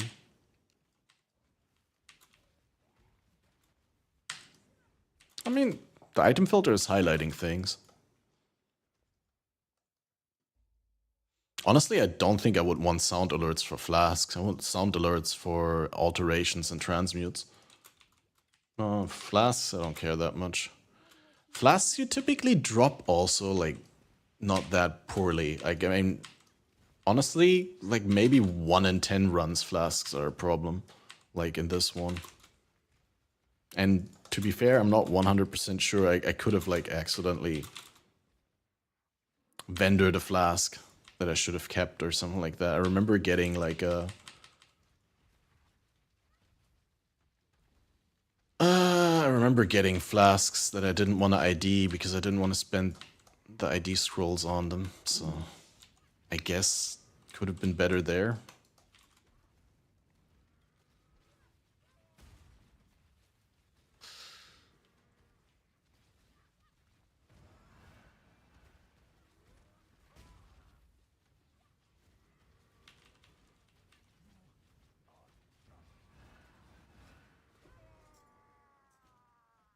Dramaturgy just keeps getting the better of you, doesn't it, Should probably farm more here, right? Like, what's my level?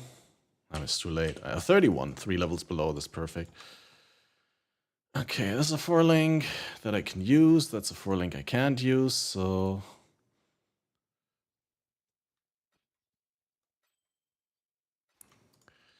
Let's see, can we get gloves or a helmet?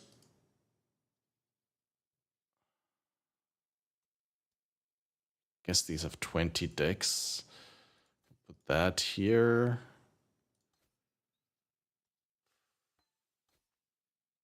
I'm not using the haste anyway, am I? Put this here, and then I have the decks. No, I just need the level up, and then we can do the cremation in here. That means I could do cremation. Do we do hatred for the cold resist? Probably do hatred. Wow, it's so awful. But yeah, I'm gonna get LMP.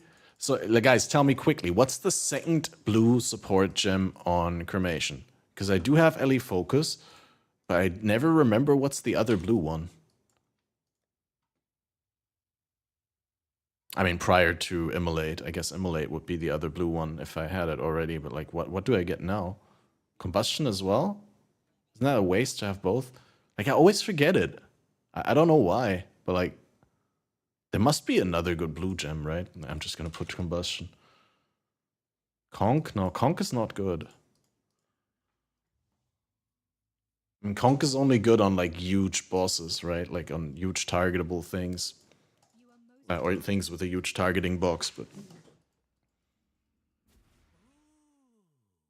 I don't think Conk is like the way to go generally. Thought there was another one that was easy. Cruelty if it's a red one, but like I don't have a red one.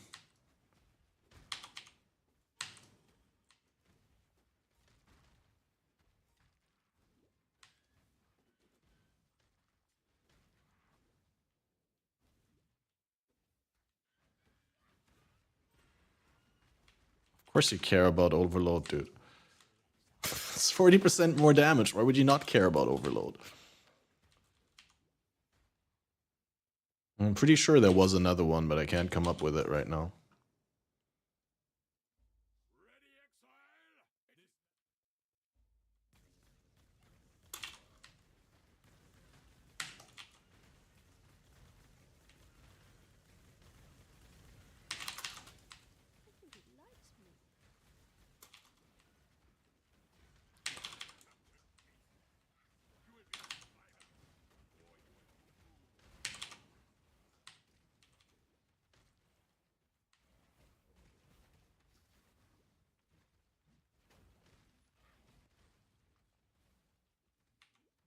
Yeah, but Immolate is end of Act 4, dude. I just literally asked what is the gem before Immolate.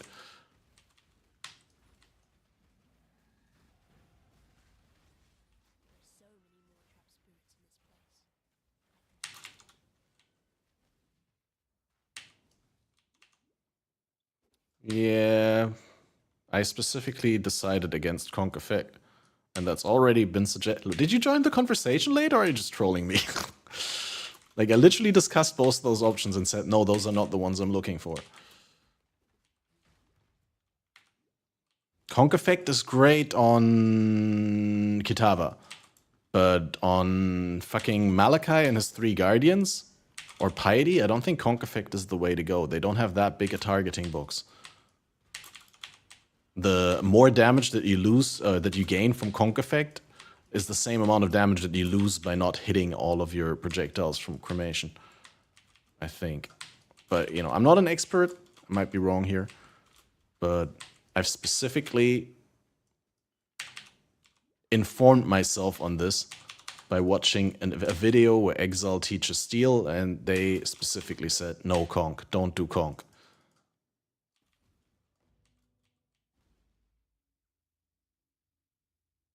There are no other blue gems. Okay.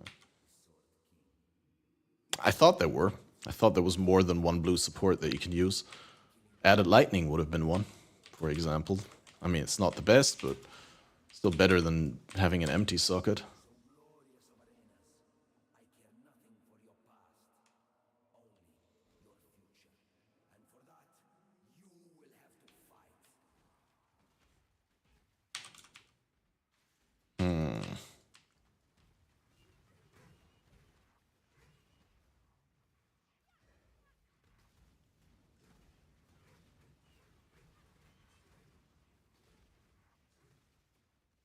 Man, I'm so salty now.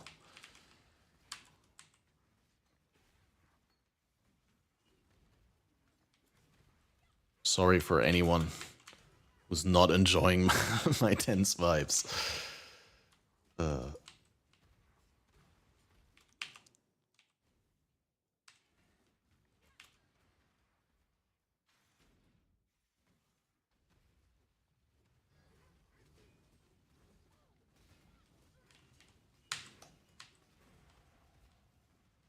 Yeah, but in the situation with this, Conk would be like really not helpful. Right? Like it's more damage per hit, but like way less coverage. Which is, again, great on a large immobile boss like Kitava. Everything else, not so great.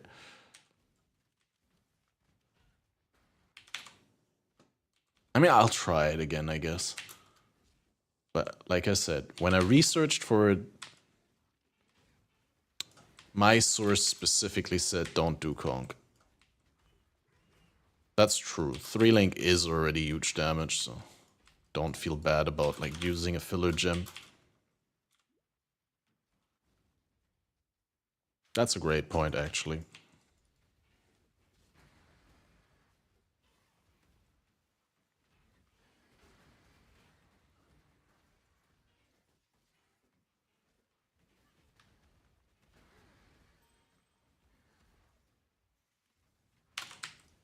Use item rarity, yeah. Might be the play, honestly. For the league start.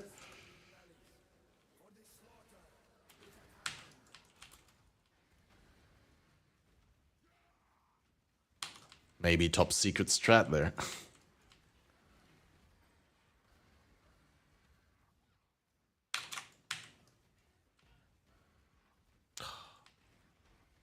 Hate that you have to full clear this shit. Why can I not move after killing the boss? Man,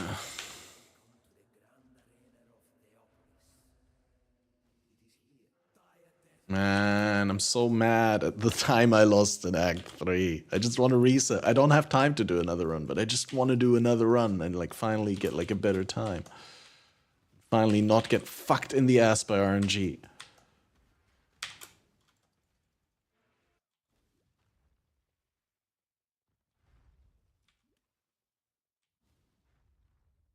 But like I said, I mean, these runs are the ones that you learn the most from. There's no reason to be upset. There's nothing I could have... I mean, I guess there's some things I could have changed. But again, no reason to get massively upset.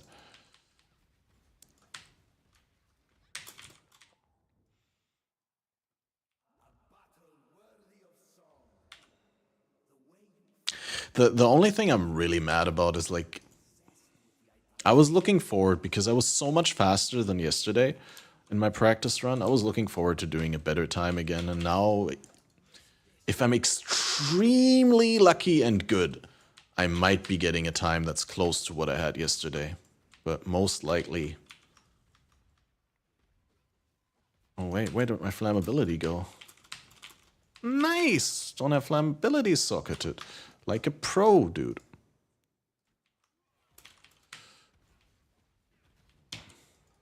That surely makes up for the missing wave of conviction.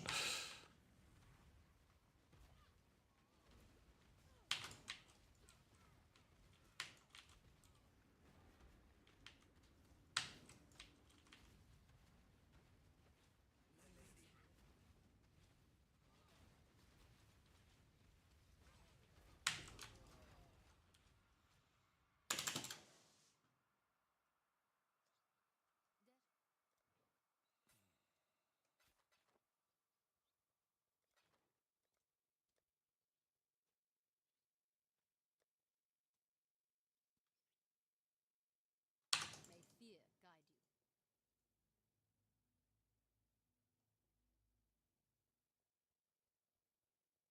I am Tasu. I felt. Of course.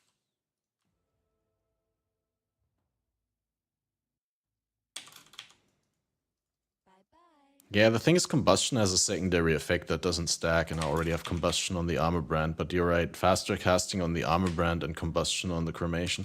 I think that's the correct answer. It's just you don't want to have combustion on both. Not that it's not good, combustion does have a more multiplier, but it also has a resist reduction. If enemies are ignited by the supported skill, and obviously enemies can only be ignited by one skill at a time, so they don't stack between two skills, so typically you only want one combustion in your build. But I think you're right. I think faster casting would have been great, because faster casting increases the activation frequency of the gem. I mean, it also helps on cremation, don't get me wrong. Like, I'm not gonna... because faster casting was already suggested as a solution, so... and then I was dismissive, and I was like, nah, that's not the one. But you're right, like, combustion on the thing and faster casting on the clear skill instead, because I don't think I need combustion on the armor brand. It's actually better if that clears faster. If it procs more frequently. Yeah, I'm aware of the ideal links. It's just I didn't have ideal colors. Hence the question.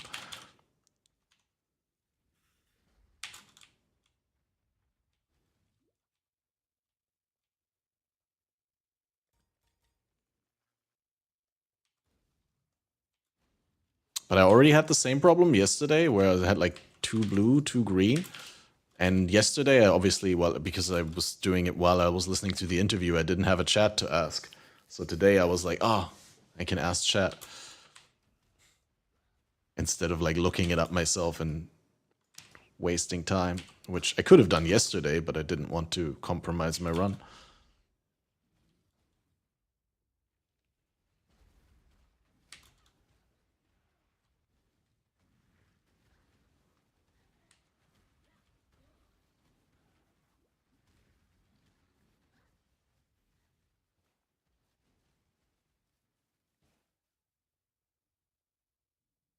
Yeah, that doesn't come as a surprise. I mean, combustion literally says more fire damage and chance to ignite. I don't need a POB to tell you that.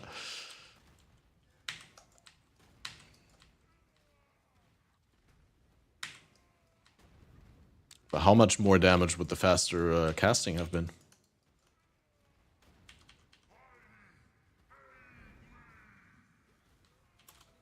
If you factor in the resist reduction from combusting.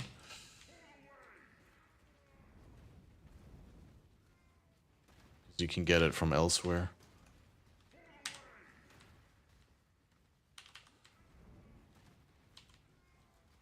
Wow, dude.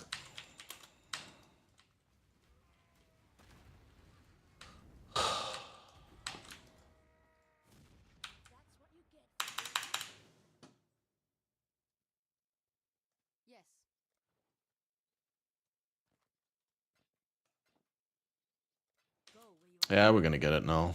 I do have currency, and I also need a wave of conviction. If I can fit in a blue socket somewhere. Maybe I can buy like a fawn's horn or something like that.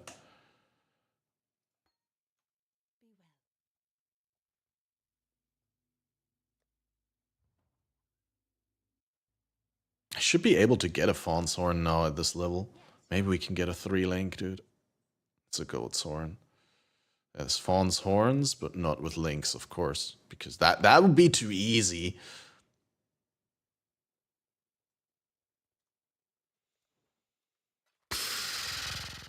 Dude, I can't tell you how like massively it's like under my skin. I just want to punch something.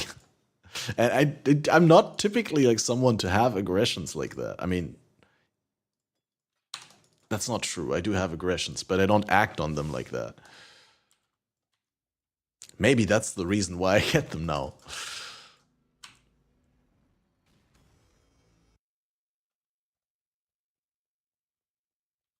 Dude, what is this? 150 ms latency.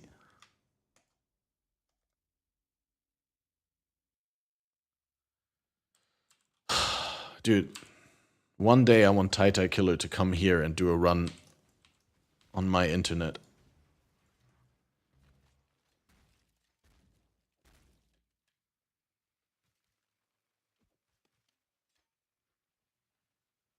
What do I want to do? Faster on...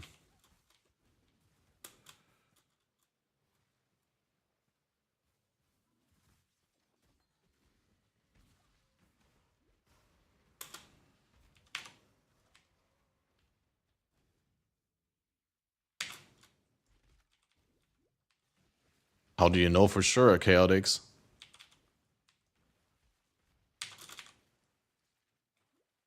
I mean, it could just as well be a connection problem to their server. It really depends on like which machine they're connecting me with and what my ISP gives me as a pathway to that machine. So it's like I don't generally want to go and blame GGG for that.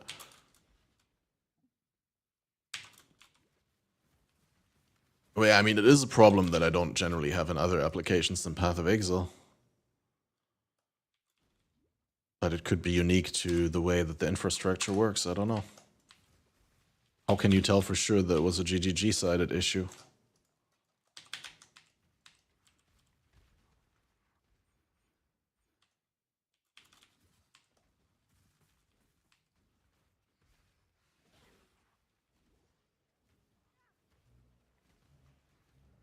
I mean, don't get me wrong, I'm quick to jump on the bandwagon. Believe all the conspiracy theories of GGG skimping out on servers because they don't care about the player experience, but I really don't believe that.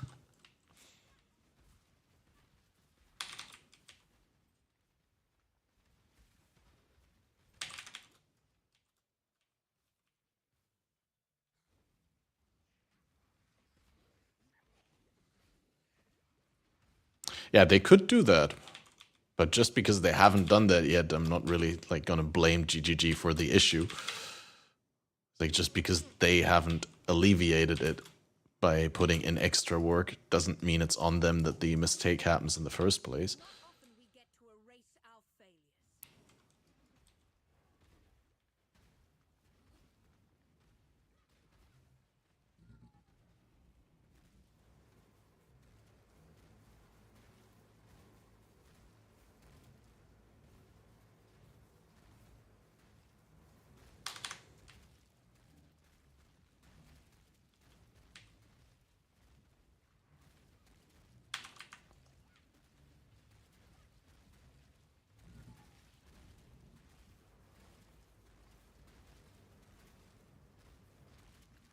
So that is literally why I can't HC. This is the easiest fight in the entire campaign, dude.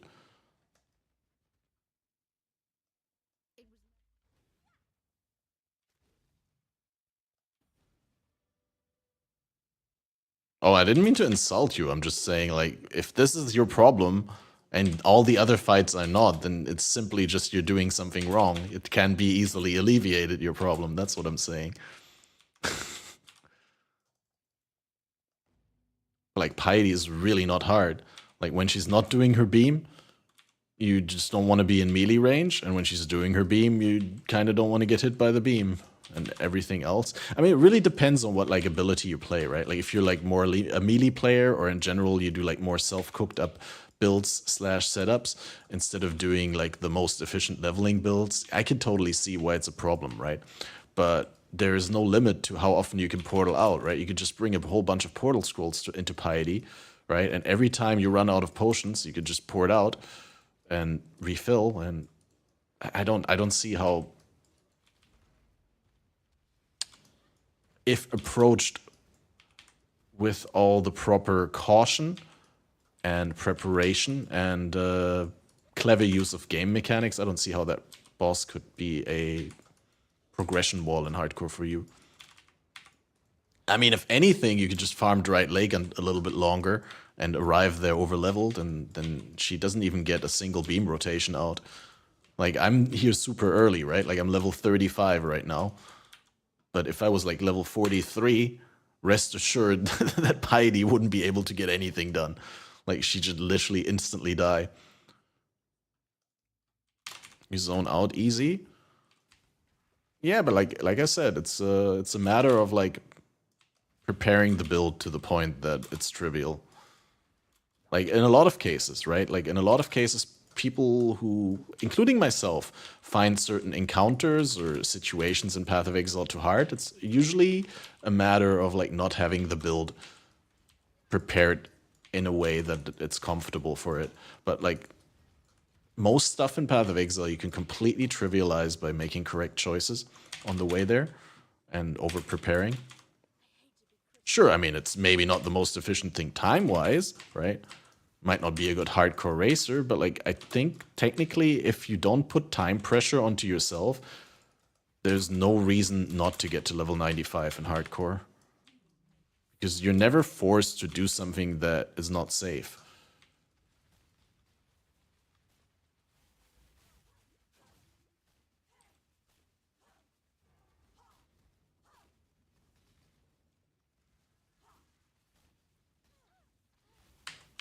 Holy fuck.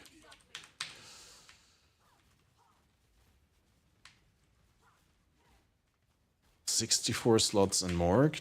Didn't they recently expand it? 64 is more than enough. Why would you want to save more?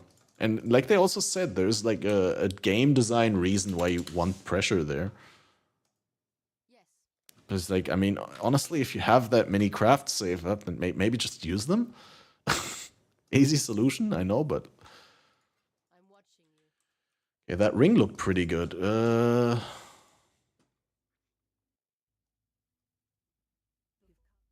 want to go to Morgue very often. Yeah, but you don't have to. I'm just saying, like... 75, 78, 78. Nice. I mean, you could just bulk use the crafts. Like, you just go to the morgue, use all the crafts. I mean, 64 corpses is a lot of corpses. I don't know how many we're gonna get per map, right? But I would assume we get a decent amount.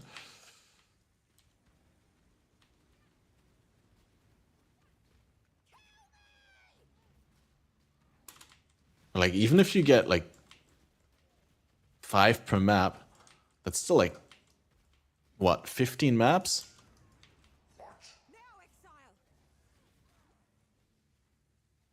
And you're gonna be wanting to use the crafts because they're items, right? Like, I mean, they're like free alks or like free rare items that you can target. You can be like, I want rare boots, I want a rare chest piece, I want a rare helmet. And yeah, sure, most of the times they may be worse than what you're using, but we're in a private league, so someone else may be wanting it if it's semi-good, but not an upgrade for you. And then there's always the chance that it is an upgrade. Average of 3 corpses per rare map. Yeah, then I don't see that as problematic. I mean, like, in the traditional sense of league mechanics, like, you always had like a kind of, you know, every 10 maps sort of thing, right? Like, if you think about the Incursion Temple or Betrayal, Immortal Syndicate, that sort of stuff. there's always like a certain amount of content that you can do before you need to engage with what you saved up. Don't think that's problematic. But then you can also just, and that's probably, I guess, the great thing about the private league, if you really don't want to be crafting, you could probably just seal all your corpses and put them into guild stash, and then someone else will do the crafting.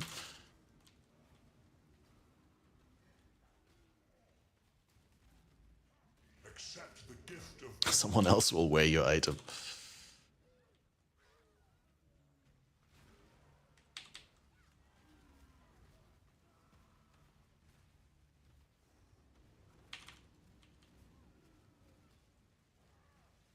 I'm so disappointed with how bad this run has been.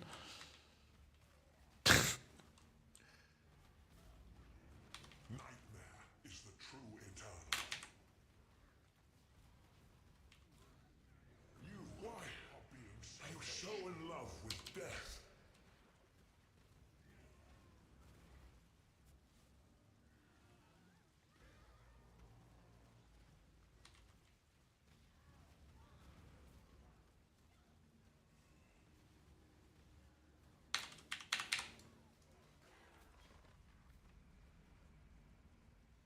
Guess pick everything I can. But yeah, like I said, this run has been continuously getting worse in terms of like micromanagement and all.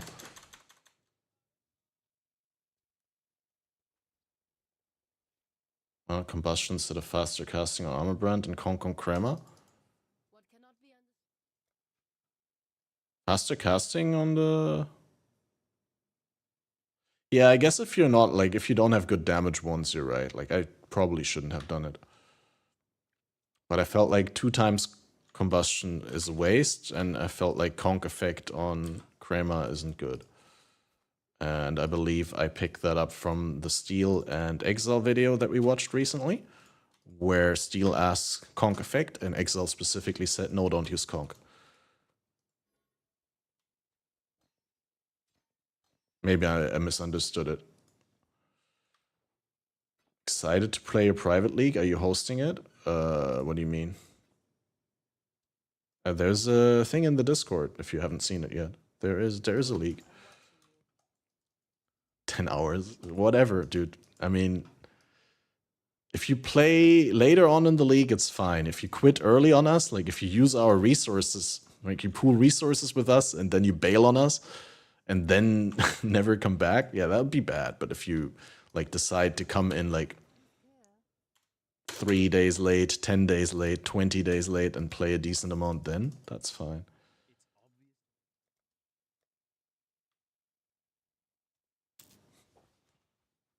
Exalt Workout Run has Conk over Combustion. I'll try and find the point. But yeah. Ignite Prolif. Oh, I don't have an alch for Ignite Prolif. Which one is the Insane Fire Mastery? What are we talking about? The regen or refresh Ignite duration on crit? Oh, crit strikes don't inherently ignite, increase damage with hits against Ignite, yeah. Yeah. I didn't read properly and forgot about it. Good point.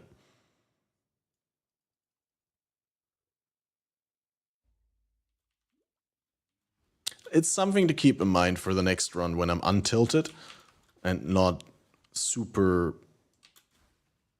shafted by RNG. Because this run was really, in many places, absolute nightmare. Yeah, I appreciate your input. Kappa Pride.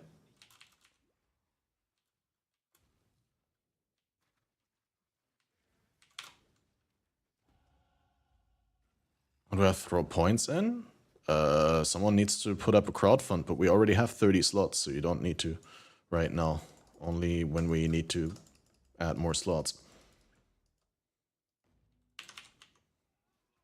Gonna commit to outrunning everyone. Hey, I'm looking forward to starting with all of y'all. It'll be cool to see who gets their name in lights and all that. I'm gonna try and go fast, but you know, probably is gonna go like this run. I'm gonna fall behind really hard. and then I'm gonna get tilted because I'm playing on US ping latency for whatever reason.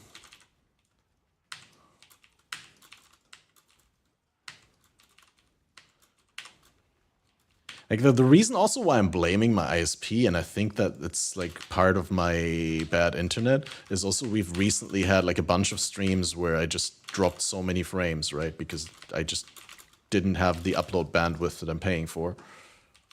So that's why I'm thinking it might have to do something with the ISP and the routing and whatnot.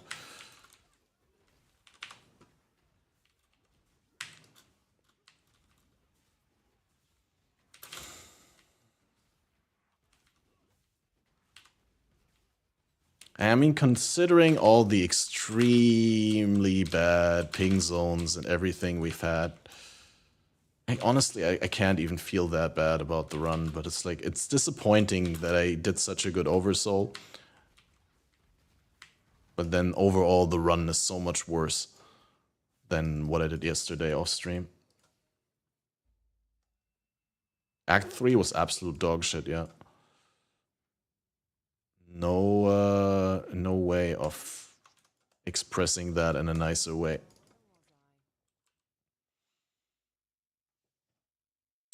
But yeah, like for the longest time, I was stuck with 3-link on my boots, and I wasn't able to get move speed boots because I was relying on the 3-link on the boots, and I didn't get a 3-link to replace it. Sometimes it just be like that. And it's, like I said, a good thing that it happens during practice, so you can be prepared, and when it happens in the race, then you don't get super tilted, it doesn't throw you off, you're already familiar with the situation, you know, okay, it's not the end of the world, yeah, it's gonna hurt my run a little bit, but we can overcome it.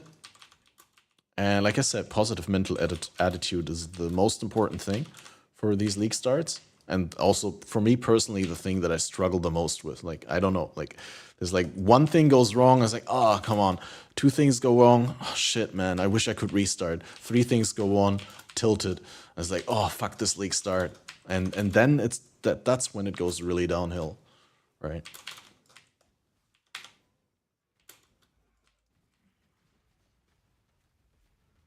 Oh, fuck.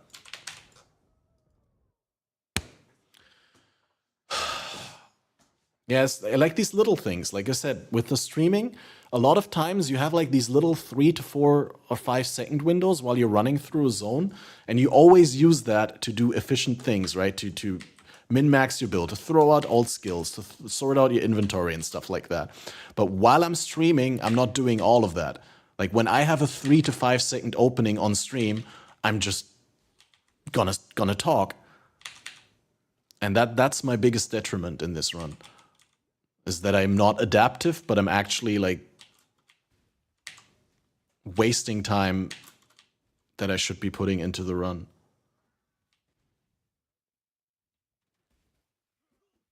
Holy shit, dude, how many maps did you run? What are you talking about?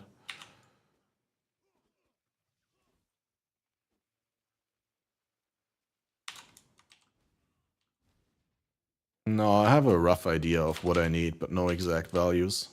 I'll write that all down. Like I said, I also don't have an item filter. It's just like, yeah, I could prepare all those things, or I could do a run. I wanted to do a run. But I don't have time to do both today, so.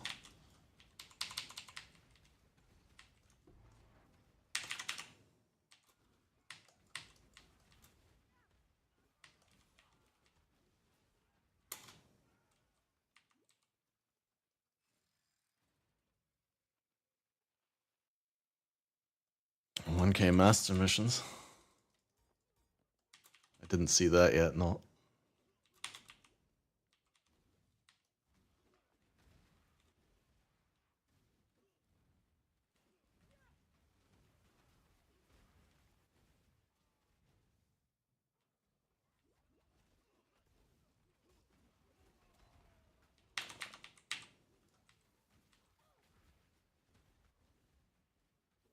And like half of the run, I've also been, like, the first half I've been cold, and then I got tilted, and since I've been tilted, I've been sweating underneath this beanie, and I've been like looking to get out of my sweatshirt, but I can't because both my hands are tied to this shit.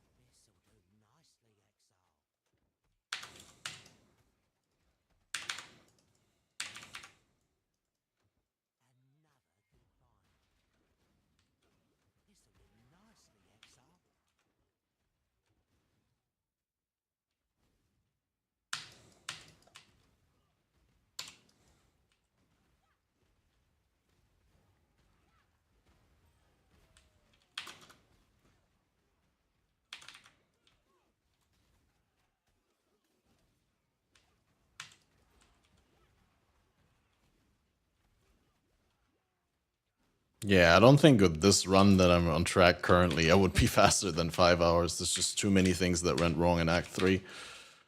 And like, I'm still suffering from it. I'm still underleveled from Act 3. Like, I never caught up because Act 3 wasn't very generous to me, so I constantly felt like I'm behind. And like, I need to hurry instead of like, I guess I should have done like one more docks run or two. And like the constant being behind is also like what hurt me so much because I did lab. Lab is a 33 zone. I did that with level 26. So I lost a lot of experience in lab by killing things because I would have gotten a good chunk more experience had I not been in the XP penalty zone. I mean, it's all okay if you're aware of it. It's just, it was such a good run before we entered Act 3. Okay, here's a bunch of blue packs, so we're gonna full clear this at least.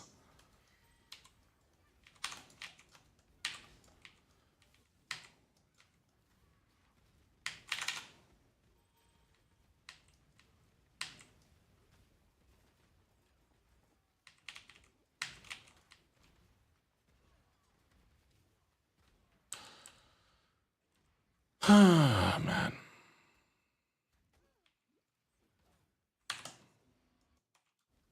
The world must be cleansed of impurity.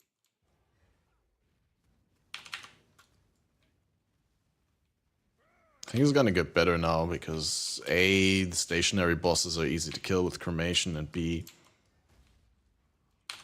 I mean, run is almost over. There's no reason to get upset anymore. Just gonna drive this home and hopefully get below 240.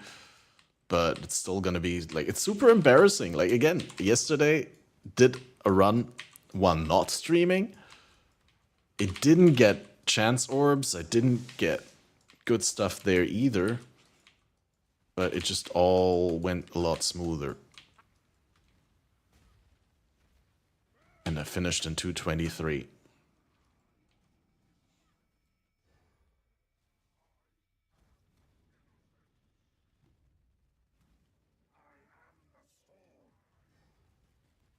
Nothing is wrong. It's just I'm looking to get better, and there were like plenty of things that went wrong and that could have gone better. And so like I tend to get.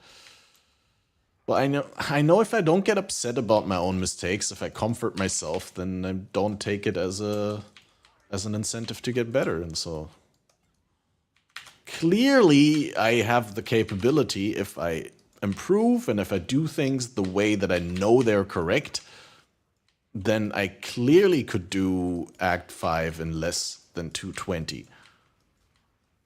Because yesterday was not a perfect run and I did 223. And there were so many things that went wrong yesterday.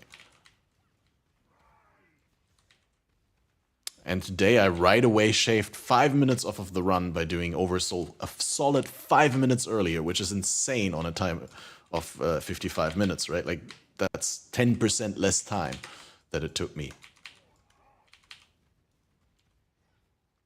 But yeah, I couldn't translate it into an overall better run, which is frustrating. Like, I mean, I'd be happy with this run if my Act 2 time would have been worse than yesterday, right? And I would have been like, well, I mean, I was worse and I managed to make up for all the time and like kind of get closer to my run yesterday. Set up notes on other screen with all options. No, I just need to not read chat during the run and not respond to things and not think about like how my face looks in the camera and not think about what I'm going to say next, but only focus on the run like I did yesterday. I think that's the biggest problem, is just that I taught myself wrongly. Like, I've burned over years of doing streaming while Path of Exile. I've taught myself to not pay attention to the game in order to be a better streamer, right? And in 90% of cases, that's worth it, right? Like, I don't want to be a boring streamer that like just sits there and stares at the screen and says something every 5 minutes. But if you're looking to get better at racing, and if you're someone who has a lack of multitasking ability like I do, then that's just the wrong play if you want to get better.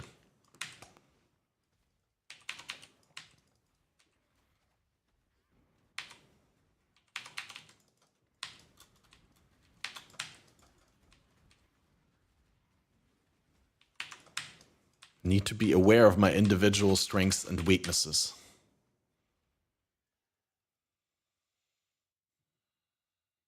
No, what are you playing? A Tatty Totem build.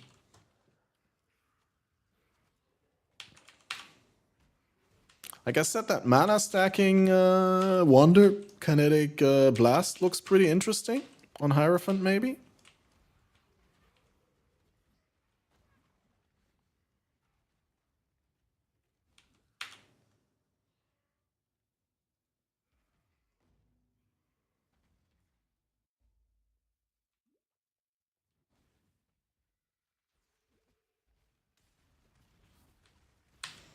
Blizzard, are you going to be Resident Heister again, or are you heisted out and want to do something else?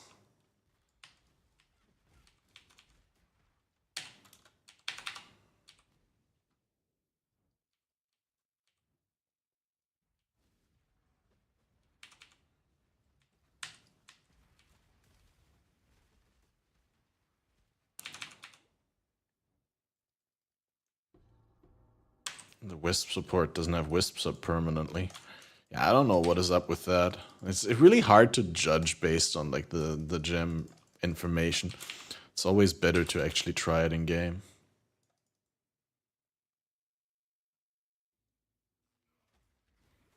Didn't notice I was in the podcast. Thanks for the invite. What? What are you talking about?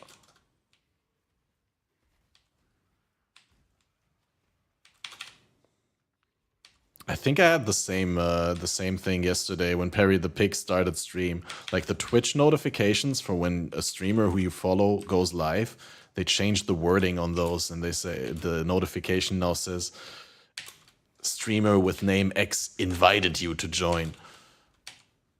Which, yeah, no, I did not invite you. I mean, I did invite you, but I didn't go out of my way to invite you, and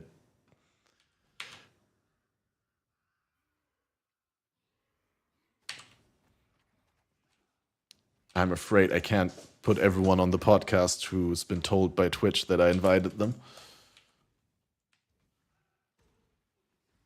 God, this is so awful. I just want this to be over. I'm so done with it.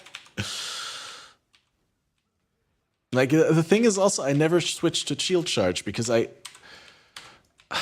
I'm so behind the entire time. Like I said, I'm just really bad doing this on stream. Not saying I'm that much better when I do it off stream, but I certainly am not as bad. It's like something I need to relearn.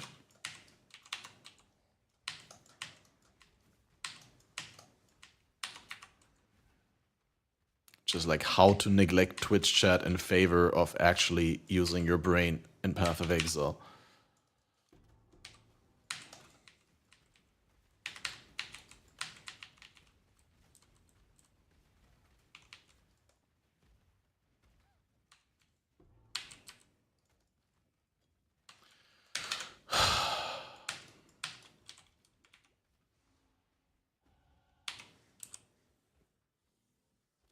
I don't know why I'm even holding on to these things, dude. I don't have links, so it's like I'm not going to be able to use it anyway.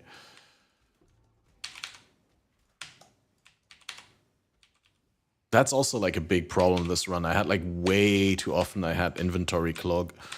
And I just didn't have clean inventory. I didn't vendor often enough. That resulted in not having a whole lot of transmutes and alterations.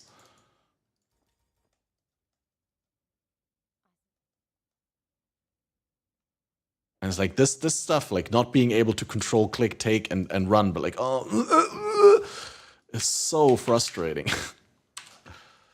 But yeah, I definitely need to learn to be like better with the inventory.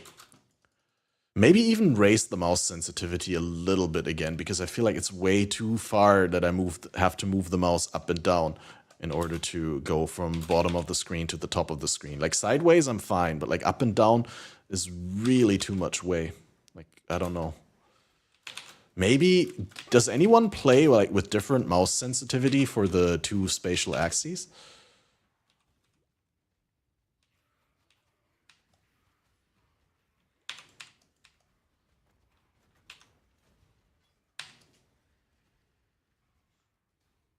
Yeah, I find it funny how Mark is like he's saying you can't increase pickup radius and then take it away again, but then they increase the inventory size and then take it away again. Like, okay.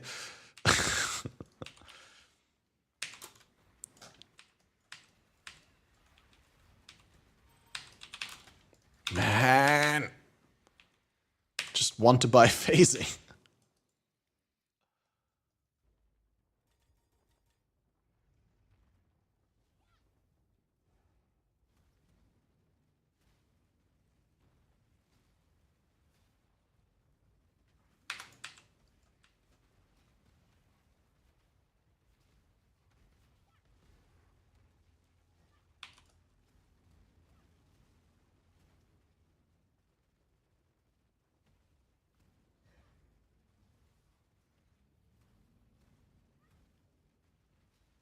Yeah, it's one way of looking at it. I'm not even saying you're wrong, but like effectively, League is the game for 90% of players.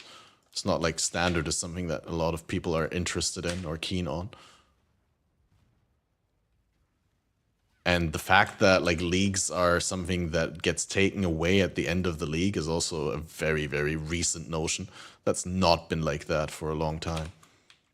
I mean, for a long time, every league that they made went core pretty much right after, or not every, but most of them, right? Either like immediately or like a month later, or I mean, a league later. That's like a fairly recent trend that they give you borrowed power that is not intended to go core.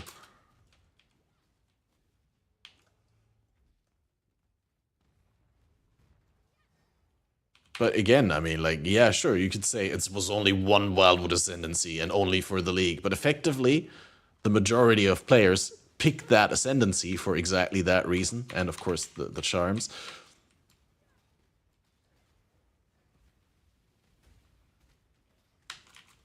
And for, like I said, 90+% of players, that was essentially the state of the game, was you had an extra inventory. Now, of course, you could say that, yeah, it's just the league and all that. But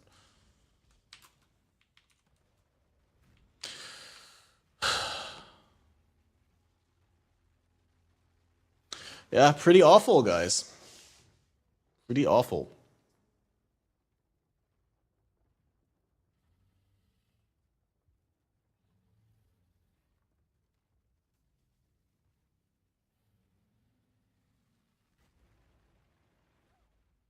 Two 35-32.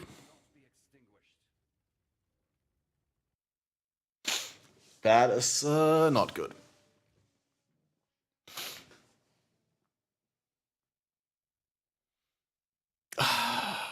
All right, like first of all, I'm gonna double check the thing.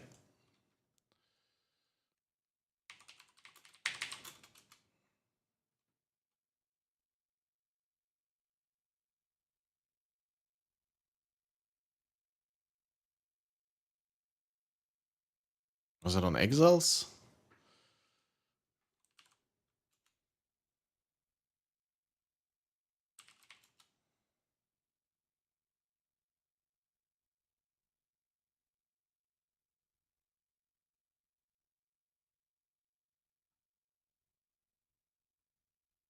I've only seen the Exile side.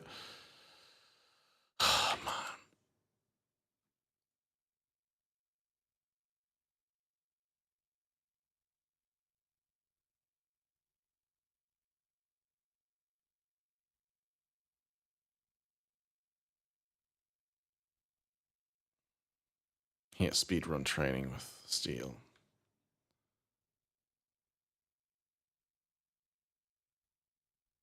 Could be like 2-3 points away. Hey. Well. You haven't gotten any good gear with craft cold res on it, or throw that on. Oh, this is awkward. I mean, 7 months ago, things might have changed and stuff like that. Transcript. Can you search the transcript?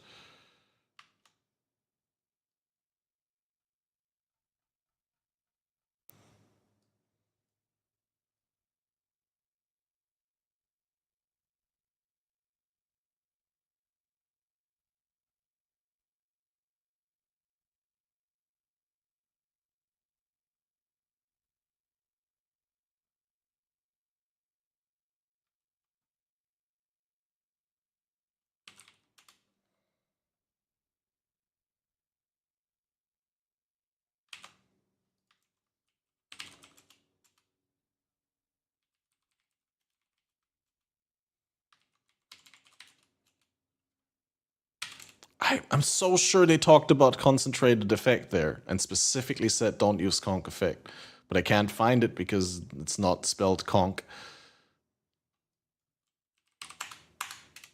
And I'm not like reading this all.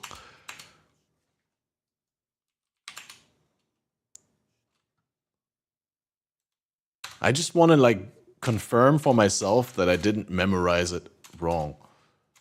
3 sockets, blah, blah, blah, blah, blah, blue pack, guaranteed blue packs. There'll always be a blue pack. Red is blah, blah. Green, blue, red, green, green, blue, blue, like a lot of things were for cremation.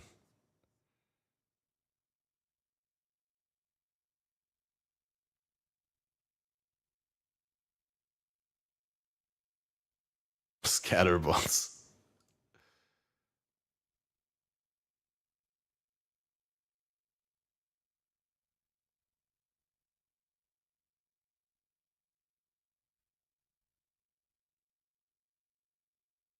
Yeah, I appreciate all that, ZB, but like I'm not trying to find out what is the correct advice. I'm trying to point to the I'm trying to find out for myself that I'm not insane, that I didn't make up something in my head, but that I refer to something that I specifically heard like that in this video. I'm not saying that this is correct and it's not outdated or whatever. Like, I don't care what it is now. I'm like, I accept what you said, right? But like now I'm trying to, for myself, find out, did I make this up? Did I hallucinate that Exile told Steel to not use conk effect? Because that's specifically what I have in my brain with 3 exclamation marks. I did already search for effect, dude. Do you think I'm an idiot?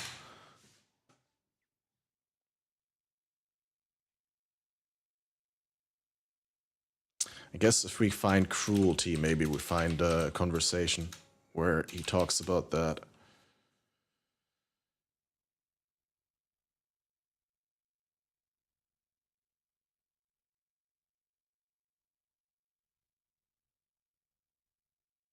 Chance to ignite.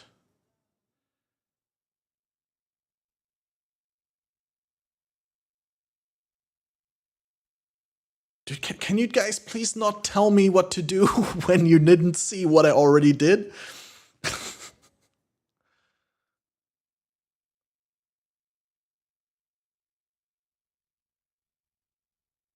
I mean, I appreciate all the advice, but obviously those were the first things that I tried.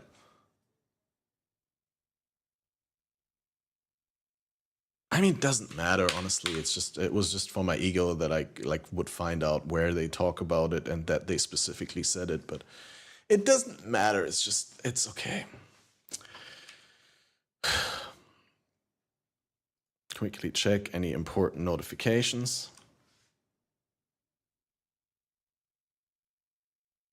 Yeah, fantastic that this tweet gets so much.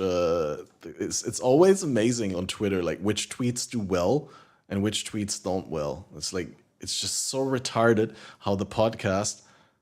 Right, we did a podcast like March 24th, 3 days ago. In 3 days, it gets 277 impressions. It's not even worth the bandwidth to stream on this garbage platform, right? And then I do like one tweet that says unfollowed a whole bunch of people that had nothing to do with gaming and streaming and ARPG. And all of a sudden, this tweet has 1,600 views within, what, 15 hours? 16 hours. It's like, okay, can we maybe show this tweet to 200 people and show the podcast to 1,600 people? Because a while ago, Elon was like telling people, oh yeah, Twitter, no, X, super podcast and content and video platform. Upload your videos, monetize your views. It's like, yeah, great, but like,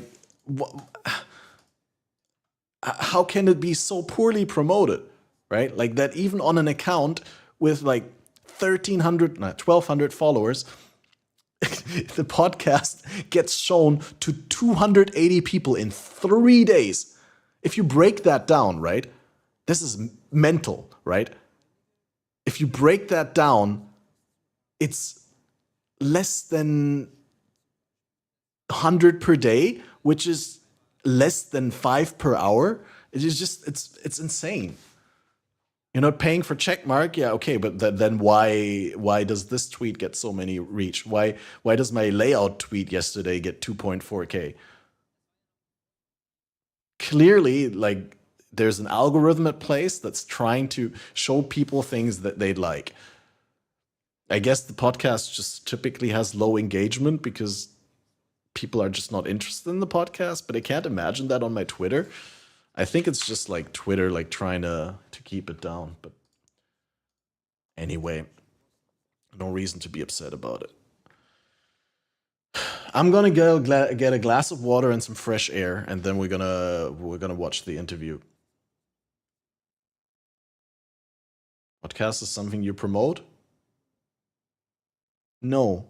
Podcast is content that people want to see. My random tweet is something people scroll by. The podcast is something that is way more likely to have people stay a while and listen so that Twitter could show them ads and monetize the content.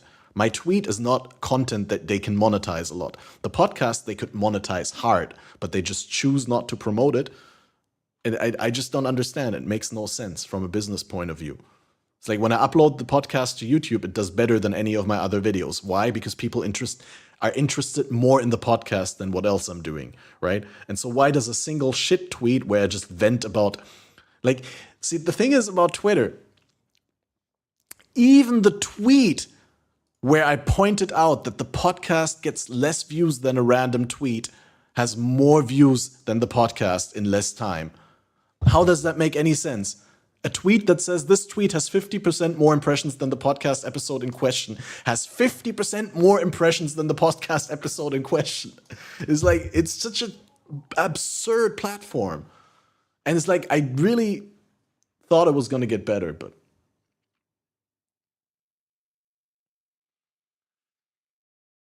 man.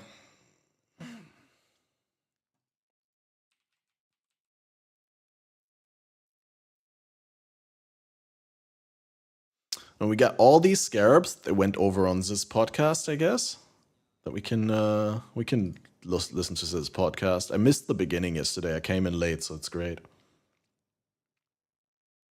I think Twitter in many aspects is a lot better than before the Elon takeover. There are some aspects of it are really good, but like the thing is also if someone would tell me like exactly an advertiser, I'd be like, hey, if you want more reach with your podcast, you can pay for it, right? Like if I had a blue check mark, then I'd get more. But like the thing is, I could buy a blue check mark and it wouldn't change at all. I don't know.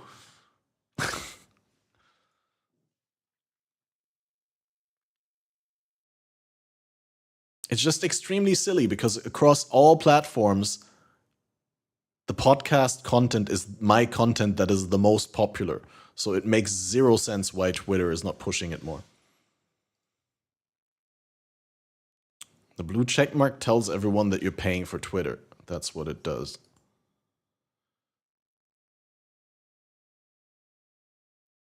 All right, guys. Quick moment to chill, and then I'll be right back with the interview.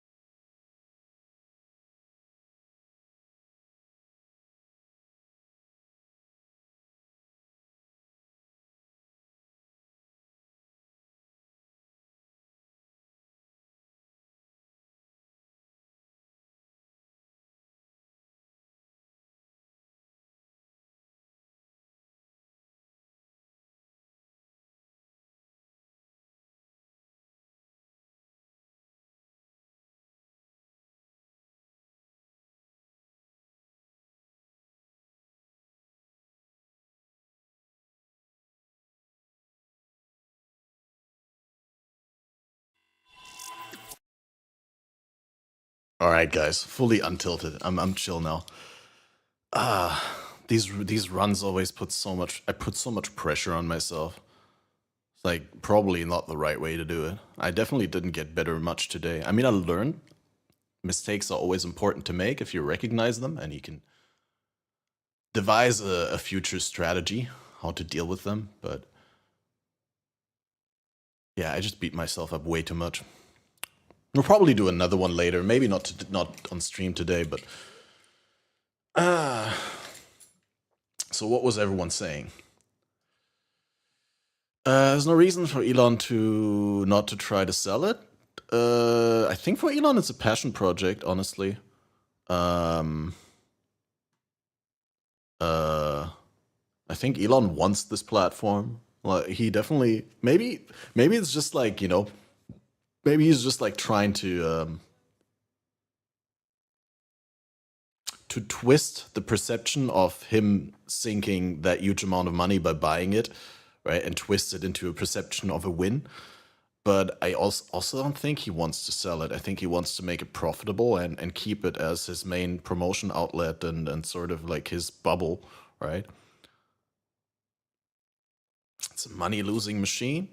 I'm not sure. I think Twitter could be doing extremely well. It's a matter of optimizing a number of things there. But like again, in many aspects, I think I like Twitter better now than before the Elon takeover. Obviously, not everything is great, and I'm not the biggest Elon fan myself. There's some smart things that he says, and undoubtedly the guy is advancing humanity in some aspects, but he also has a pretty bad reputation in some aspects, and he did say some things that sounded really dumb in the past. I can't come up with a specific example, but like I've listened to a bunch of interviews, right? Like sometimes he says really smart things, and sometimes he says things where you're like, did you even think about that before you said it? If he sells now, where we rant about illegal immigrants, yeah, that's so weird that he does that, right? Like that he's so.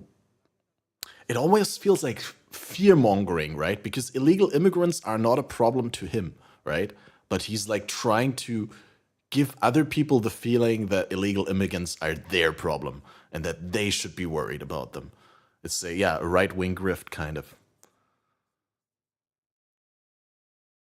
Scarab nodes look so juicy after seeing all the scarabs. I need to look at the scarab nodes again. Twitter being shady with the pricing of the premium shit subscription. Main nav more expensive than premium under more settings pro? Well, it's the same thing. Is it? I have to check. I have no idea what changed other than the name, but from what I hear people say, advertisers are running away from Twitter. Yeah, but that's because Elon is brand risk, right? Like Elon literally told Bob Iger publicly to go fuck himself when Bob Iger said that they might not be advertising on Twitter in the future because they are worried about like their advertising being next to some anti-Semitic statement or something like that. And then then in an interview when Elon was asked about it, he was like, well, then just don't advertise. Go fuck yourself. If you're trying to blackmail me with money, with advertising money, go fuck yourself. He literally said that. And I have the utmost respect for that in the sense that that clearly isn't the grift, right? He's clearly not, he doesn't care about whether he loses the shit ton of money by burning that bridge or not. Like he just speaks his mind. So for that actually kind of like really put him up in my eyes again. But it also, as a businessman and as a CEO or owner of Twitter, it's an incredibly dumb thing to do, right? It depends on what your priorities are, but.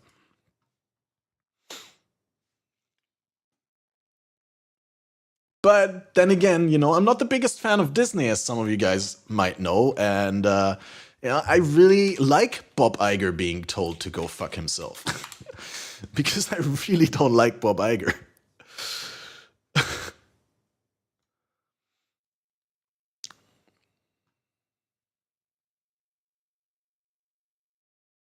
Okay, guys. We will not be able to watch the entire video. It's 2 hours, so we can watch a little bit. But then We won't be able to fully go into this, but let's start before Hi, it's Cicerine too late. here, and today I am privileged to be joined by Neon, or Mark Roberts, game director of Path of Exile 1, and we're going to talk about a lot of different stuff, including Necropolis League. Thank you so much for joining me here today. Yeah, no problem. It's good to be here. It's actually my first one-on-one interview outside of ExileCon ever in my 11 years, coming on 12 years here, so a little bit. I'm not used to this for sure, but and we've been see how it seeing goes. more and more of you lately. Do you want to like give yourself a little bit of an introduction of what you currently do at Kraniger Games? Sure. So I am the game director. What does that mean? Or one of the game directors. What does that actually mean? Ultimately, I decide what happens. I yes or no things on a grander detail. A lot of the nitty gritty can get, I trust to other people. At that point, if I wasn't doing that, I would be completely drowning all the time. High level design decisions, most of that. And obviously, there's a bit of a thing of like the highest and lowest points of game development are both a form of QA. Ultimately, I am the one that has to say whether or not something is good enough to be presented to people. So yeah, ultimately I kind of I walk around saying yes or no a lot of the time and discussing a lot of philosophy and whether or not we should do things. But it's very moment to moment, computer to computer. Not really sitting there on my computer doing things. I'm walking from person to person to person, kind of seeing their work, kneeling down next to them, kind of seeing what's going on, talking to them, making sure everyone's on the right track, stopping things that are on the wrong track, all of that kind of stuff. So very hands-on, very active, and very enjoyable. Awesome. And you still like get time to play the game a lot yourself as well, right?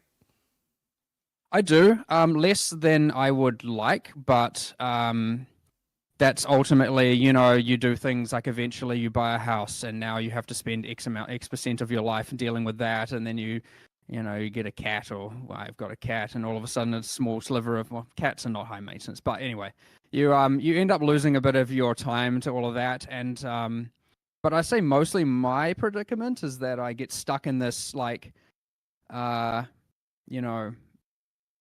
is it more enjoyable to play the game or work on the game? And often working on the game is more enjoyable, but playing the game is often, like, obviously still very enjoyable. But sometimes working on the new thing can be a little bit more of an allure for me.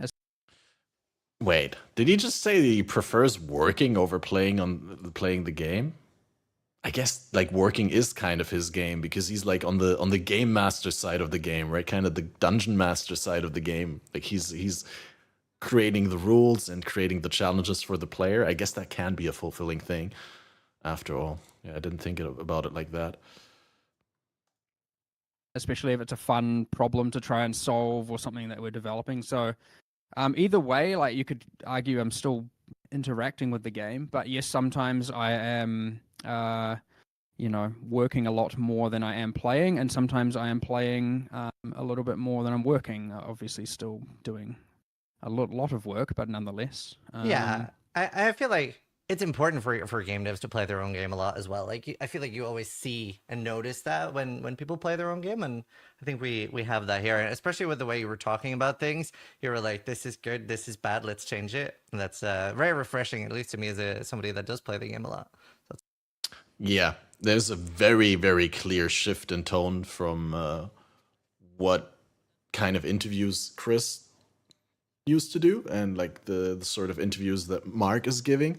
There's no shade at Chris. I'm a big fan of Chris and I like Chris a lot, but it's becoming increasingly, or it has become increasingly evident that Chris doesn't have a lot of time to play the game. And when he does play the game, he plays it a little bit different from how most people play it nowadays, which, there's a play style for everyone. It's fine. It's just like the way that Mark talks about the game is, for, I guess, a lot of people more relatable, which is great.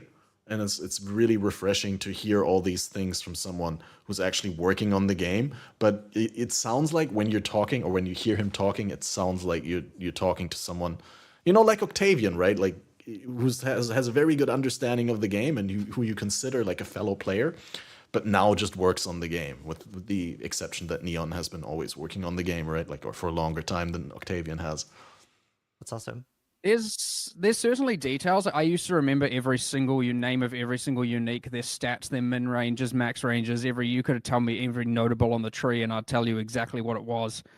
That I don't know if it's the whole getting into 30s and short-term memory loss, or if it's probably, or if it's just simply that I'm more focused on the broader scale and less on the like exact details. Like, I will see unique items early in the development when their name is like rename me in capital letters, and then I'm like, yep, this is good. And then they'll go into it, they'll get a name, but I never know what that name is. And then someone's talking about it later. And unless I've specifically seen it on live, or I've like approved a like post to go like a teaser or something like that, someone will say a name and I'm like, I don't know what that is.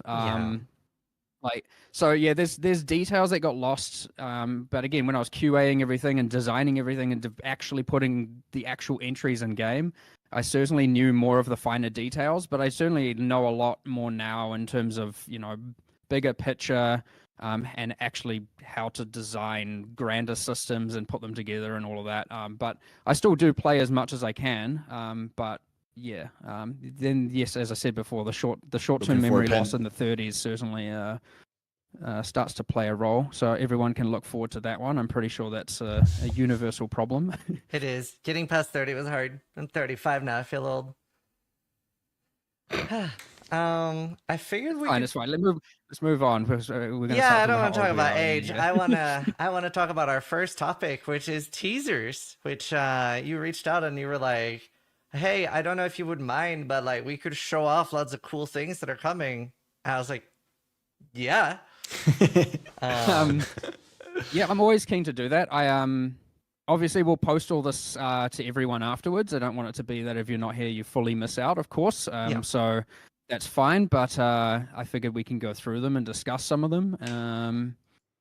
Honestly, like I would have taken the initiative if I were to get a developer interview with one of the people from Grinding Gear Games in a stage of the game, like right now when we're leading up to a new challenge league and there's daily teasers coming all the time. I would have definitely asked, like, is there something that you want to bring, like some sort of exclusive or like preview teaser? Bye-bye. Hey, thanks for the 3 months, King Kongor.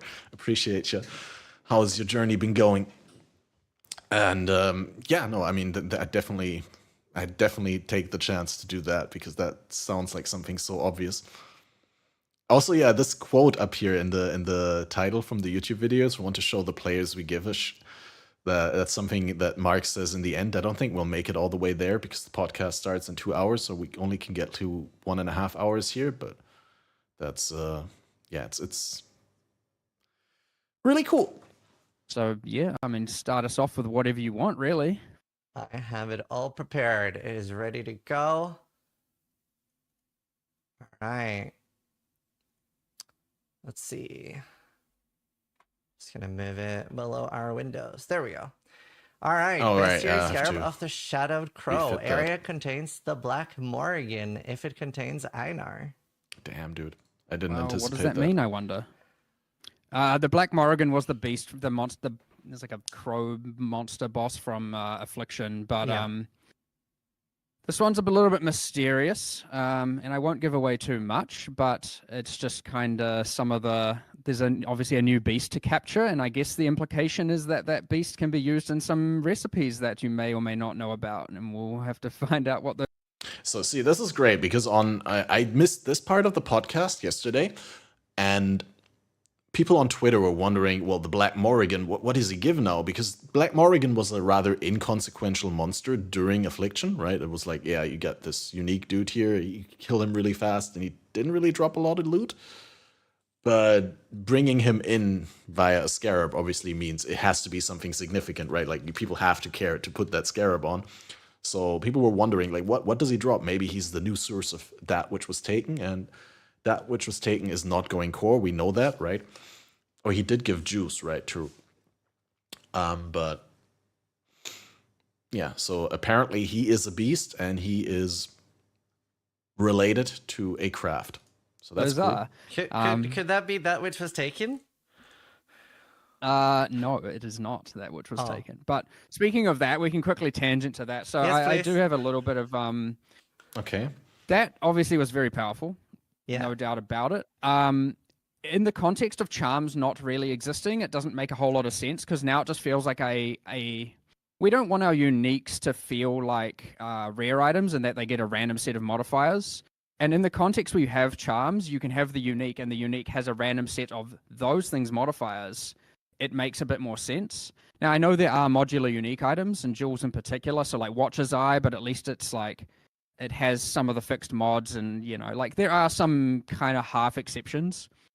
But that being said, what I do want to try and do in the future is because Ritual doesn't really have a meta end game, is try and work the King of the Mists into that, change it so that some of the affliction monsters are part of Ritual, and then have it that a more end game objective is to actually, get to that boss and kill that boss. And then you might see some return of some of these items, including that.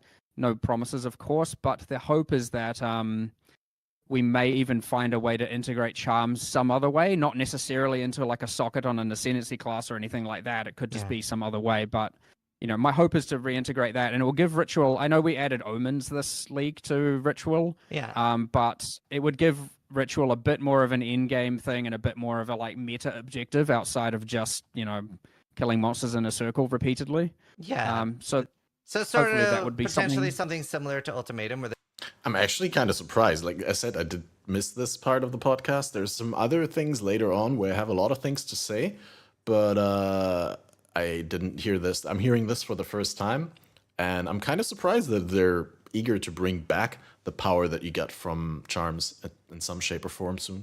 there's a chance that it opens up to the boss with King of the Mist. Yeah, or it could be that, like, we adapt the ritual splinters to something where you're accumulating pieces that you put together and then eventually go and find him or something like that. I'm not exactly too sure. We'll experiment with a number of options, but Awesome. hopefully we can do that because it also just modernize the content in a way and add a little bit more to it and just make it more fun and a bit more, have a bit more depth to it. That sounds super cool. All right, should we look at the next scarab? Sure. We have Hopefully a we've got lot the of same scarabs. ordering. That's the thing. Yeah. So the next one that I see is Scarab Beyond 5. Beyond Scarab yeah, what's of the the actual- Invasion. Need to It's too resize big. it a little bit here. There we go.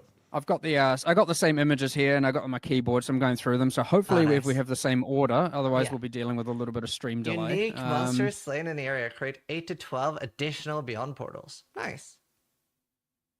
So I guess this one is really like I could see stacking rogue exiles, stuff like 8 to 12. Did you normally, or you only need 4 beyond portals for one spawn, right? So like any unique monsters will create either like between 2 and 3 spawns of beyond monsters, beyond packs. That's kind of crazy. The fated hour is almost nigh. How meta is that, please? that to help promote getting maximum amount of beyond output. There are obviously a whole suite of beyond scarabs there are for most of these, but we've picked out just individual ones that I thought were kind of interesting or had interesting interactions with other leagues and stuff like that. So yeah, I mean, we don't have to discuss these thoroughly. Some of them are straightforward and just to the nose. Yeah, so. this one is pretty straightforward.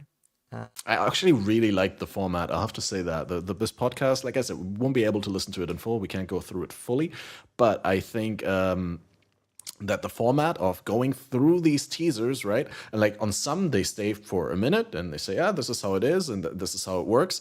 And then they go to the next one. And in others, you get this whole off-branching discussion about like, anecdotes, how this historically works, that historically works, what's the thought process here, what's the thought process there.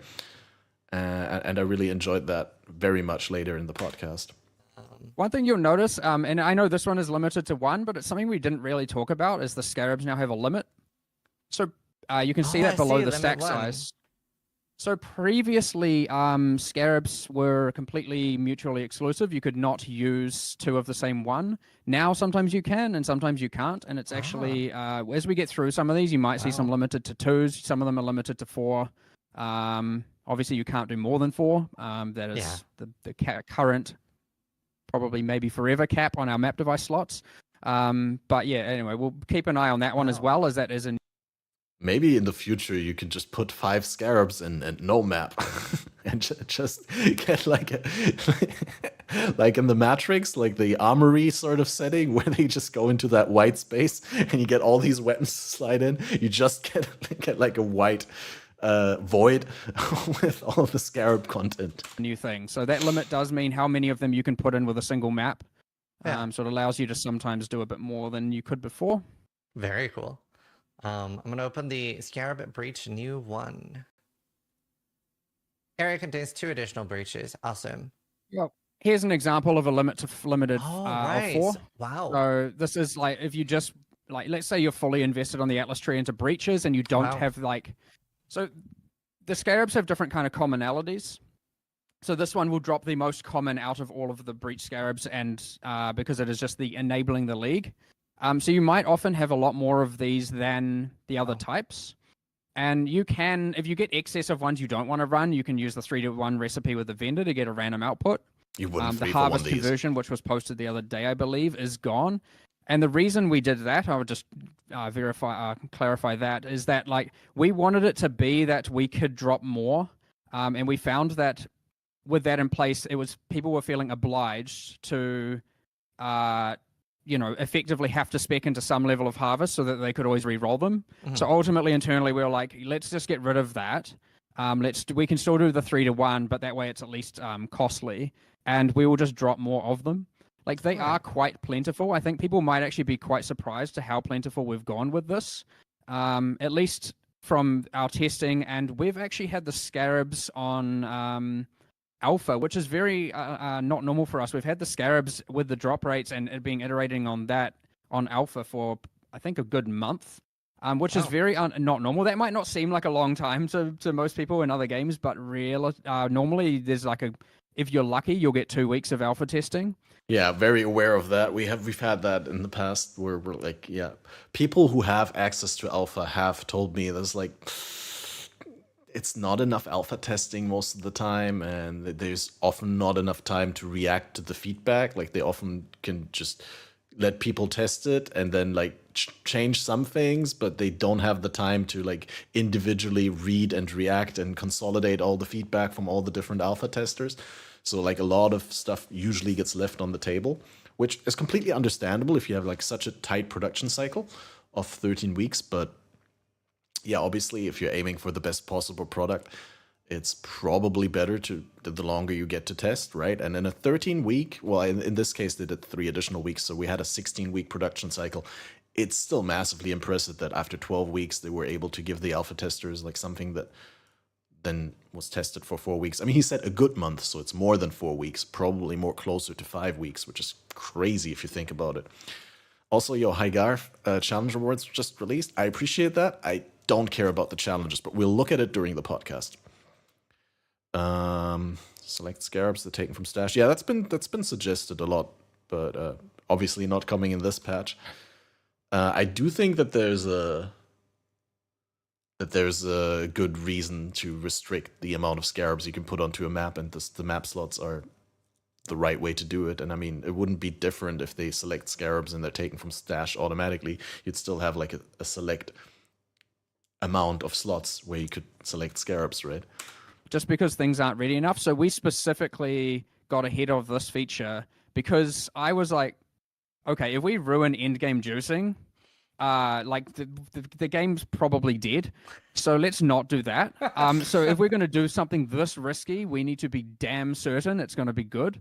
And so I feel like we've taken every measure possible to try and confirm that. So yes, we've had a lot of testing on this one and we're pretty happy, and they are quite plentiful. And obviously with the Atlas tree, you can spec into getting a lot more of them if you want, or if you don't want.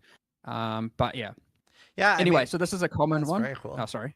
No, I think the limit thing is just a very interesting way to make something, because this is sort of the equivalent of like the cheaper scarabs before, but having the limit thing there makes it so much more interesting. So I really like that. Yeah. So yeah, it might find you have excess of these, and thus you can use more of these at once. So if you just want to run 8 breaches every map, and you don't really want to like run your other breach scarabs, you don't have to. And maybe because the tree's investing in it, and then when you find a rarer scarab, You might do maybe 2 of these, 1 of those, and 1 of something else, and Yeah, that's like, I mean, it's probably better to run 6 or 4 additional breaches and then have 2 other scarabs that make the breaches better, as opposed to having 8 additional breaches. But yeah, certainly in SSF there'll be situations. I mean, if these are really common, then you'll just run them, right? you can. There's heaps of like combinations and mixing and matching that we expect people to do. Very cool. All right, we'll look at another one. Breach new 2 will always belong to Chayula, limit 1. Nice. Yeah, so this is one of those examples of a rarer one, and you might Yeah, so totally you would go 6 breaches, 6 additional breaches, and Chayula instead of 8 additional breaches, right? want to occasionally use this, especially, well, you're probably going to want to use this when you're also fully investing in everything else possible with Breach. Yeah. Oh, absolutely, yeah. So, you wouldn't want it to is waste this expected that you on. can't It wouldn't want to waste this if you're not invested into the Atlas tree at all. And like I would expect people not to use too many of these ones without also being fully invested into the tree. Yeah. And that's again where the multiple tree comes into play. But again, if you can either save it for later if you do want to like maybe change a tree later, or if you just don't want to run it for that league, just trade them all away or 3-to-1 them. But I suspect 3-to-1ing higher rarity ones is not going to be something you really want to do. It's more of the things for the lower, the more common so ones. you for sure. can 3-to-1 one of the lower ones and get lucky and get one of the best ones. Yes, you can. I'm 99% sure of that. I'm just trying to think if we did that. I'm pretty sure, yeah, it should be fully random. It's like, obviously, it's still rare, but yes, you can get lucky and get that, yeah. Let's look at the Breach New 3. Contains a Breach Lord. So that'll be on So every obviously, breach. Yeah, that with yes, the it will be Chayula in every thing. breach. So yes, obviously you run number. You run this and 4 breaches, and like you get breaches from the tree, and you get a breach from the map device. So you'll have like 6 or 7 breaches probably anyway, right? And then, yeah, Breach Lord and guaranteed Chayula. So you get like, what, 7 Chayulas in the map? Probably juicy if you're able to like get them all to 0%. I'm gonna quickly breaches, you then get Chiola and have to hop out. I forgot I need to get my cat inside. My cat's been outside all day, so I'll be listening on the wireless headphones. I'll be right back to comment on it. all of them can be Chiola. You then get a Breach Lord guaranteed in every single one of them, and then obviously again combined with the tree. Now you're just obviously getting metric shit Very tons cool. of splinters going on there of Chiola type. Awesome. Moving on to the next one. Breach 4. 50% more splinters, 50%. Oh, and the class plans also give 50% more splinters, and a limit of 2, so you can get 100% more. Yep. So it's, I guess you're going to have to kind of weigh it up at some point. If your goal is to get XP and more standard drops, it might be worth using another +2 breaches. Whereas if your goal is to get like breach stones, then it could be that this is actually more what you want to do. And you could, there's some quantification you're going to have to do to weigh that up, again, balancing it with your tree and whatnot. But yeah, I mean, it's straightforward. It's 50% or 100% more breach splinters from the hands and monsters. Yep. So that's the full breach set of them. Yeah, here's the I last think one. that's Breach agreed. Scarab of Oh, Snares. no, there's one more. 5 to 10 additional class plans, and they're guarded by a rare breach monster. Yep. Wow, So that's just a every lot time more you open them, a monsters. rare monster comes out. Yep. Wow. That is a lot more rare monsters. And And that's again per breach. So That's awesome. what do you, depends how many breaches. You can get a lot of breaches, but That's obviously I know crazy some for of them have a percent headhunters. chance. Quite You rare can on the get trees. all is that, the- like, all the lower rare chance for monsters. heaps. And for for those that didn't catch it, the hands open automatically now, so very cool. Oh yes. Oh, thank God. I love how he says thank God. And by that he means thank Chris, because if Chris wouldn't have allowed it, he wouldn't have been able to do it. No, that's not true. Mark said he does all the decisions. He's the game director now. So that's really cool, honestly. Huge responsibility, obviously. But what did I want to say? Do you think that the rare breach monster is coming out when you open the hand, or does it guarded mean that, I guess guarded when strongboxes means when you interact with the strongbox, then the monster comes out, right? But sulfite deposits that are guarded with sulfite monsters, the monster's just standing next to the sulfite, right? So I'm curious whether, do they actually answer this in here?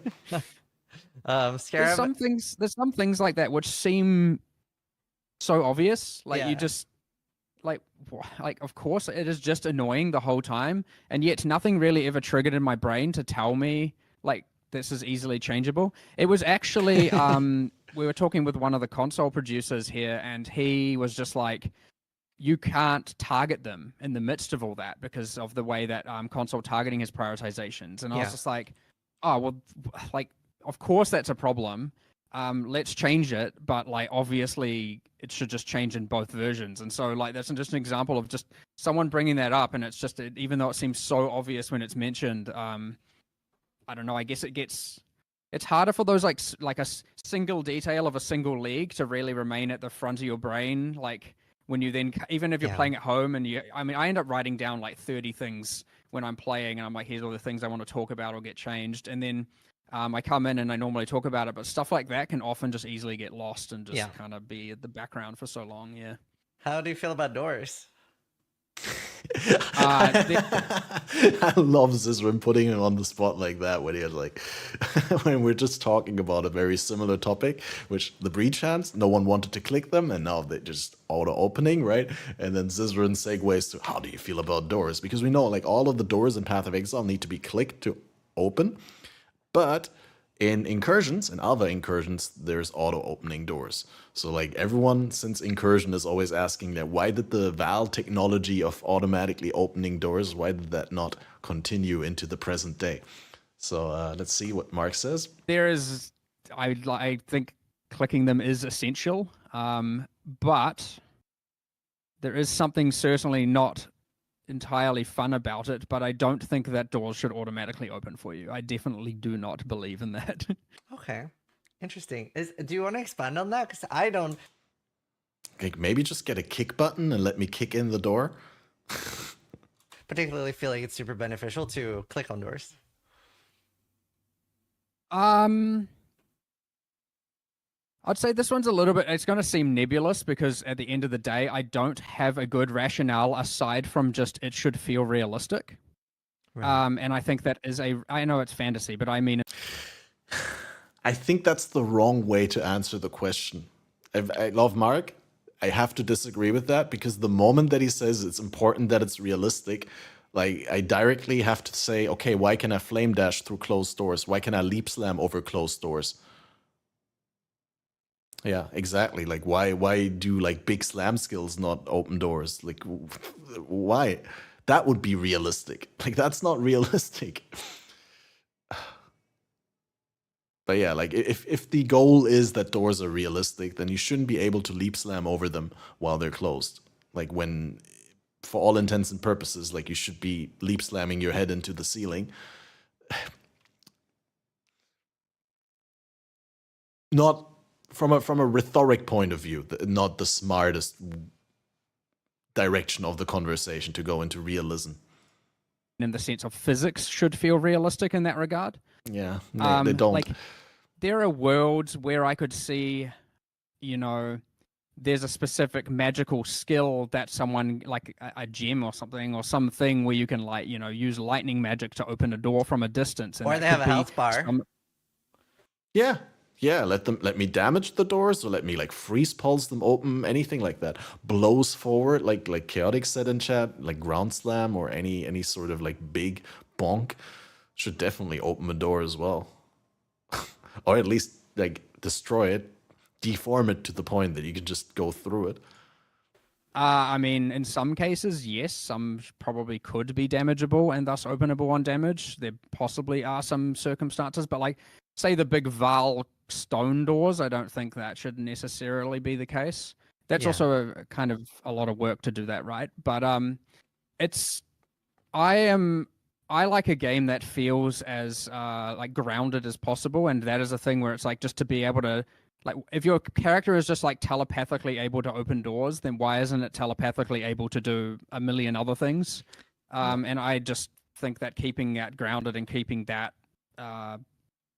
I guess physics to some degree is important for me. It could also been that like the Valve just like started like this new door company and expanded their doors to the rest of the world. You know, like automatic doors, $5.99 per door. Buy them here. Well, technically the Val did do it. The Val just only did it in incursion temples and those and whatever structures those are for some reason. They had the cataclysm before they could expand that technology everywhere else. I don't know. That's fair. I just had to ask if I would have gotten lynched if I didn't, but definitely that's something that a lot of people in the community do on automatic doors, at least in more places. It's certainly in that category of thing of just like automate everything, click less on everything. And I understand how people get there, but I think that is one where I would not cross that line. There are many other things I would rather improve than that. And I'll quickly it's somewhat adjacent, but it's to do with clicking on things. I don't know if you noticed in that PoE2 build that you played. I don't know if anyone really noticed, but did you or anyone mention the item pickup range? Yeah, it's longer, very very noticeable longer. But I did not mention it So in my video. So the moment I haven't watched all the stuff responding to that, but that is something I would like to move over. So at least it's like less. I have to walk 3 centimeters. Now I want to make sure we get it perfectly right before we do that, because that is the kind of thing where once you put it in, it cannot go lower. It can go higher, but it cannot go lower. So we want to get that perfectly right in PoE2, and then I would be pretty keen to move that over.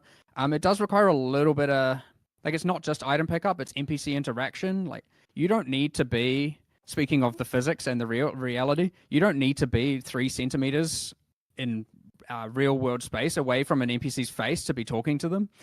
You can perfectly do it from like 2 meters away. So yeah, that's correct when we're only talking about talking, but if you're talking about like trading heavy items, like they can they? I mean, technically they could be throwing an axe 3 meters into your direction when you buy it, but like, is that really something that you'd want? There's things like that as well where I'd like it to just improve interaction distances are kind of across the board, so you don't have to be so close to everything. I guess if it's a two-handed axe, it has like a really long handlebar, they can just hold you, like, just hand you the bar. And doors would probably get the same kind of treatment, so at least you wouldn't have to be like actually touching them. But I can't say exactly what that should be. Like, what we're doing in the PoE2 is going through object to object to object and like customizing exactly what we want that range to be, that it kind of feels appropriate yet also feels okay to use on WASD. So even though PoE1 won't have WASD in that regard, at least something like the interaction distances are ever. That is an interesting question, and to me, like, I've watched the podcast. I think I came in at the during the breach scare, like one of the first ones. But obviously I didn't react to it yesterday because I was just listening to it off stream while doing my practice run.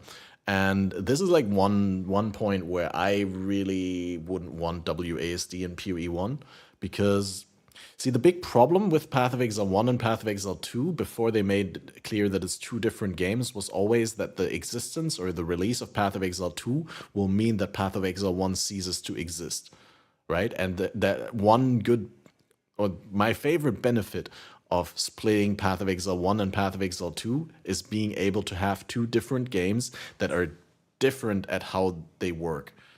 And I just feel really lost. Like, I'd feel like I lost a good friend, or like one of my favorite games if Path of Exile 1 all of a sudden became WASD. I mean, I know I guess the benefit of WASD in Path of Exile 1 wouldn't be as big unless they do the attacking while walking thing, which Mark is going to go into a whole rant of like how that's going to be very complicated.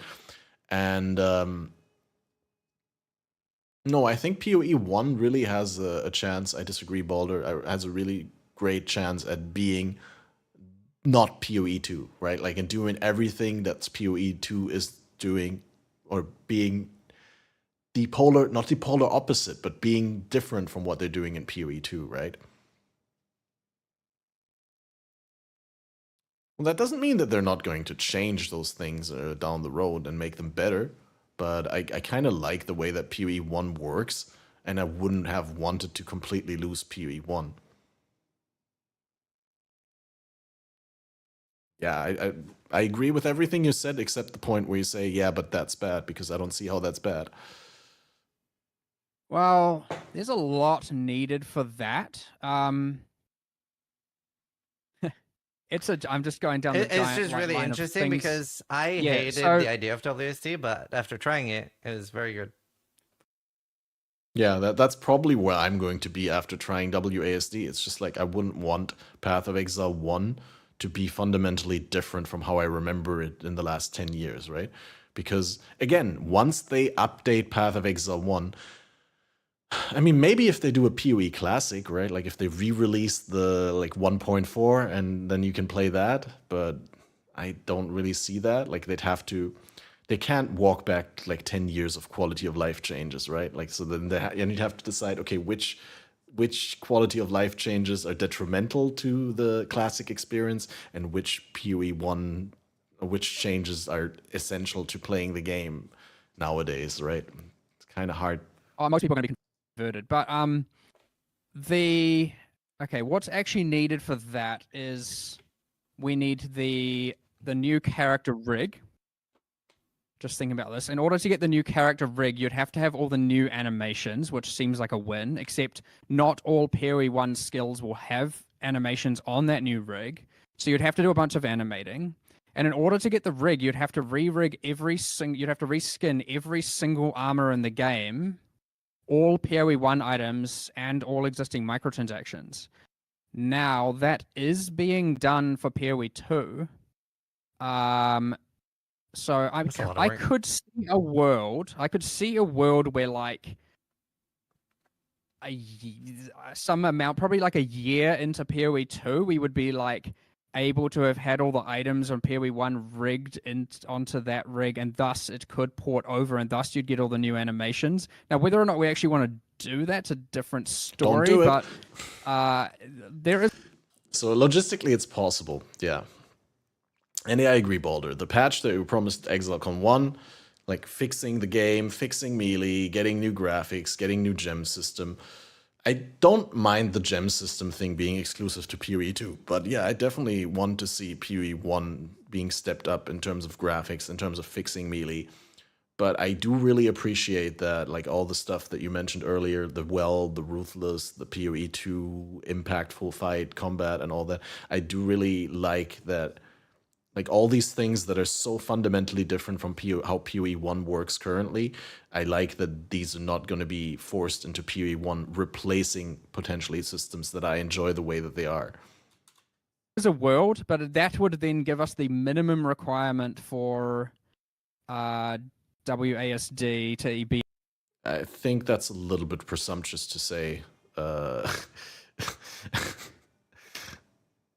Because you don't know that, and I don't think PoE 2 is ruthless with gold. On PoE 1, so like we're talking a way away, and Yeah. that is like a strong if, you know what I mean? Like, Cool. and that's just straight objective resourcing. That's not like a philosophical decision by any means. That is just like there is a ton of work that needs to be done to achieve that. Yeah. Awesome. Let's look at more teasers with the Scarab Domination 4. Shrines in the area are What have guarded. we got here? Domination Scarab of Tears. Yeah. That one. Yep. Huh. Well, okay. How many? Is that a shrines random can we map get in a boss? I think? Yes, it should be, but you know, I will get that confirmed. It should be random. It shouldn't just be the same one. But if it, you never know, it might have been set up that way. So what can you get? 11 shrines. Can that a that thing? drop 11? anything like Guardian maps, like stuff like that? I do believe that's what that last line is meant to imply. It might have alt text that verifies that. I think it is meant to drop the Guardian maps and the additional maps and all of that. I can verify that afterwards, and I can let you know, and then you can tell people if you want. But I'm pretty sure that was intended. Very cool. Yeah, because 'Cause I would otherwise have it read the wouldn't last say line that as just technically. damage mods applied to it.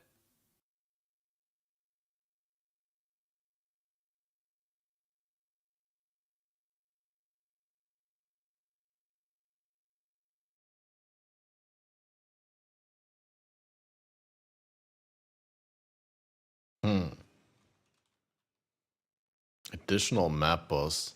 That's like super huge roll range, right? You could get like super rippy map bosses, and when they're next to a shrine, like it could be a diamond shrine or an acceleration shrine. I think this is a scary scarab. Scary scarab, dude. I agree. I actually pun. do believe. I consider that to be unclear, and I'm hoping that has a reminder text. Otherwise, we will Cool. I will get that verified. If not, Oh, that would be super nice. Awesome. That was a very cool one. Man, we have so many. We'll move to Essence 1. This is just Essence Wow. Scarab. So that's similar to the Breach It- one. yeah, is what it is. We can just move on. Adds 2 essences. Essence Scarab off Ascent. Or tier higher, limit of 1. So this is, I guess, it used to be on the passive Atlas tree and is now found on an essence instead. That's nice. But not a huge amount to discuss there. I'll move on to 3. No, wait. 3 is skipped. So we only have 4. Very curious. I wonder Yeah, what 3 is. I haven't put them all in. So yeah, we can. You can just read out the actual name. So Essence Scarab of Calcification. Yep. That's it. All right. This one's crazy. All rare monsters in area imprisoned by essences. And it's like, you can have a lot of rare monsters in a map. Oh, wow. What? It doesn't include league content, of course. They can't spawn out of a breach and just be in an imprisonment, but all natural. Why can't they not, though? I don't see the problem. Like, if you had that breach scarab with the additional rare guarding the breach hand, why could the rare not be in an essence? Trying to think, why could it not be? Like, it's just the breach circle expands and it just like randomly appears there and it's standing there instead of too many rares, too many essences. Yeah, I mean, you wouldn't be able to free and kill them all before the breach closes again, and it would feel very unsatisfying. But like, I'm just saying, there's no technical reason why you couldn't have it. Inhabitants, rare monsters will be imprisoned in essences. Yes. Like for mechanics like Blight, it makes sense because like, how would they come out of the the Blight portal, right? Like they just stand there and be imprisoned by essences. I mean, I guess they could make it so that they are not imprisoned. Right? They could make it so that they are with the essence already and that it's opened.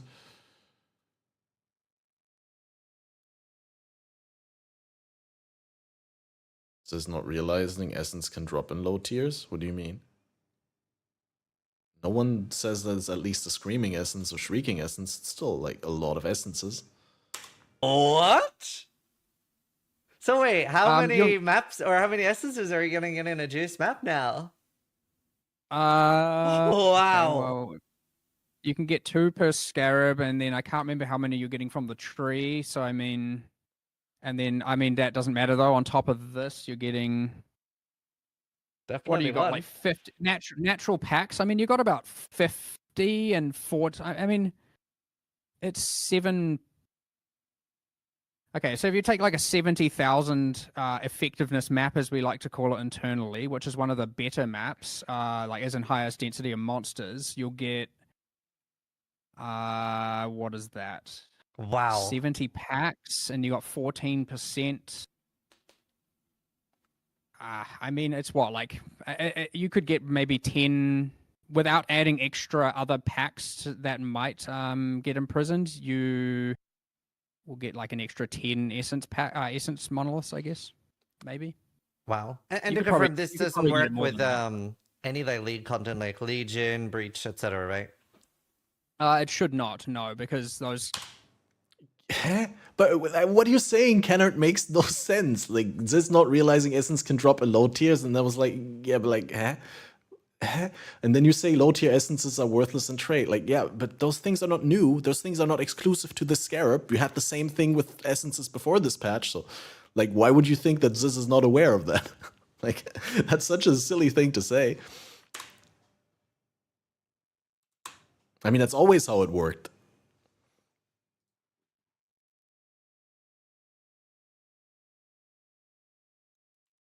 Ruthless is a side project. Who is realistically working on Ruthless other than Rishi for like 20, 30 hours per league? Oh, I pressed M. That's why I was like, why is it not playing? Hi, Scissorin here, and today I am privileged to be joined by Neon. Fuck my life, dude. My fat fingers ruined the controls.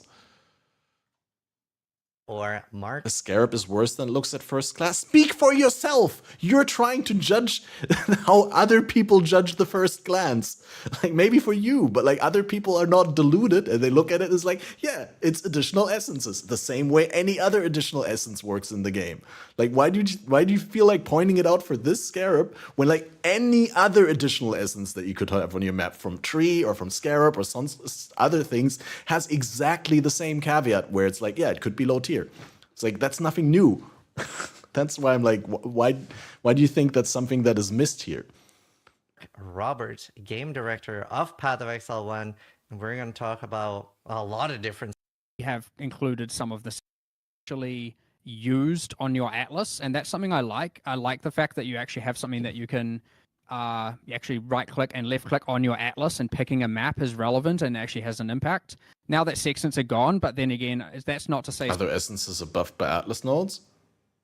Does this say somewhere that did they clarify that they're not affected by atlas nodes? I mean, rare monsters are imprisoned by essences. The stuff on the map passive tree says essences in your maps, and these are essences in your maps. Why would they not be buffed by atlas nodes? I reset the progress again because my numlock is off and I'm using my cursor keys on the numlock. stingy and not going to be Okay. fitted and Um, kind of to get all of them in order to use them. Sorry for like going off a little bit. I hope that my smile and I didn't mean to like dogpile on you, Kennard. I was like, why are you so adamant about this? It's like I just don't get it. But it's all cool.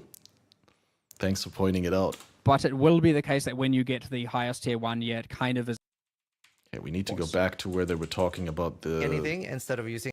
I don't know if that would mean you can move 6 divination cards instead or doing that. Oh, they talked about this a long time. Okay, possibly. I'd say I'm not happy with where memory. Oh, we missed a lot. Back now. And then I can't remember how many you're getting from the tree. 50 and 40. So if you take like a 70,000 effectiveness map, as we like to call it. Yeah, this is internally, probably which is also one like of a the big better ticket drop. maps, like as in highest density of monsters, you'll get and the economy will, as always, like if something is very rewarding, then it's not going to be cheap in the economy, right? Like if you're on average pulling like 10 screaming essences out of this and really like just ignore all the other ones, but like then this will also be on average as valuable as those 10 things. what is that? Wow. 70 packs, and you got 14%. I mean, it's what, like you could get maybe 10 without adding extra other packs that might get imprisoned. You will get like an extra 10 essence pack, essence monoliths, I guess, maybe. Wow. And You to could probably- confirm, this you could doesn't probably get work more with than any like league content like Legion, Breach, etc., right? It should not, no, because those kind of technically spawn afterwards, and Yeah. That's so cool. I will verify some of that as well, because there is some interaction that I'm thinking about that I'm not too sure on. Like Beasts. well, I wouldn't say so much beasts, but you never know. But more like, actually, that is the one that might. I would have to double check. But it could also.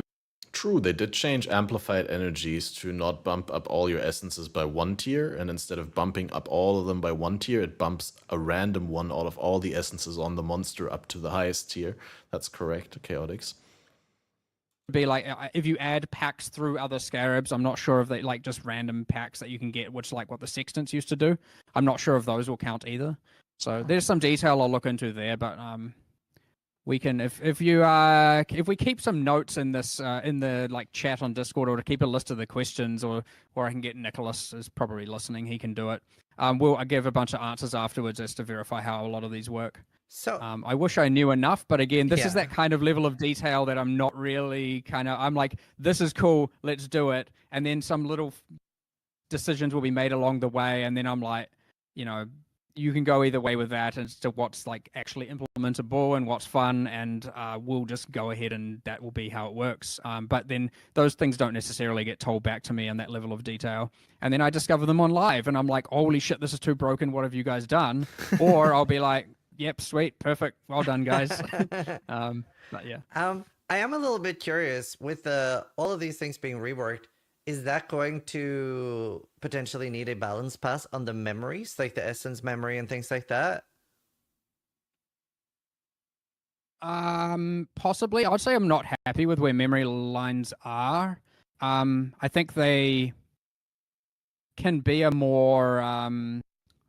more of a core system, and right now they're very rare, very hidden, and some are broken and some are terrible. Yeah, And I think that just needs some love.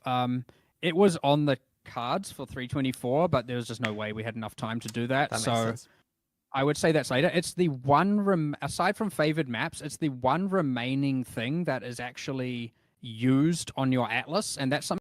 That's true. That I actually didn't consider until Mark said this. Is like, yeah, like we're not really clicking maps on the Atlas map anymore. Like you only put them into your favorite map slots, and then there's the memories. But like without sextants, they're gone. Wonder if shrieking can actually become deafening with amplified and yellow red.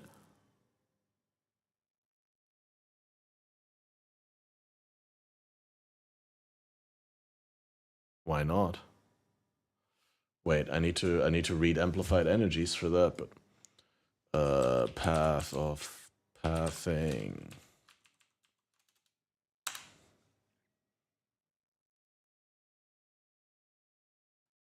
Yeah, shrieking is not max tier, so like I don't see why. That's why I was like a little bit confused when you guys said that, because I was like, huh?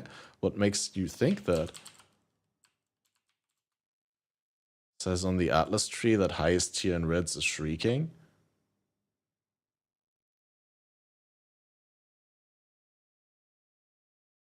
Oh, right, yeah, that's correct then. Yeah, I think I forgot that successfully again. Highest possible tier. Yeah, it literally says here, essences and white maps. You don't even need the patch notes. It like says it on amplified energies in the wording can mean both ways. I mean, like that this overrides the naturally spawning and still bumps them up.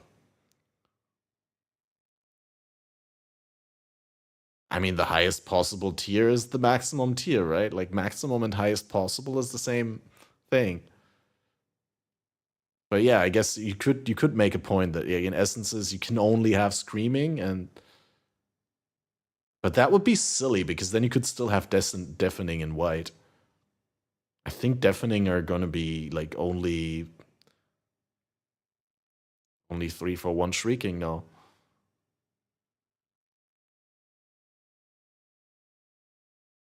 Honestly, I think that's a great change though.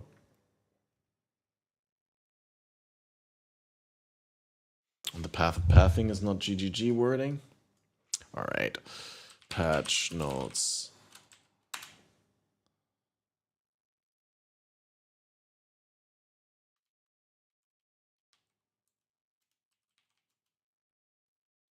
Essences.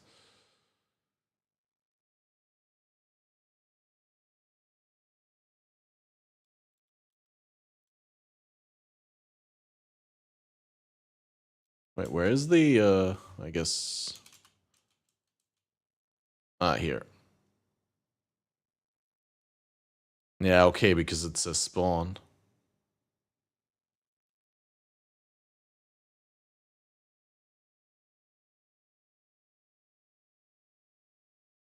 True. You're right. That's fair for pointing out.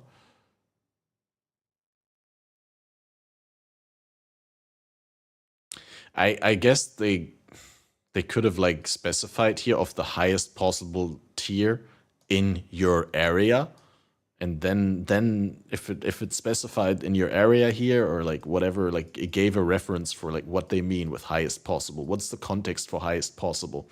If it's overall the highest possible, yeah, you're right. But shrieking essence is a double loss is huge. Well, not if you can bump them up to deafening anyway, because deafening wouldn't have been doubled. But yeah, essences were too free before, and I think it's fair to make them a little bit harder to obtain. That will just incentivize people going fossil farming and like doing resonator crafts. Which is still, like, if you realistically think about it, essences are still way more accessible than that.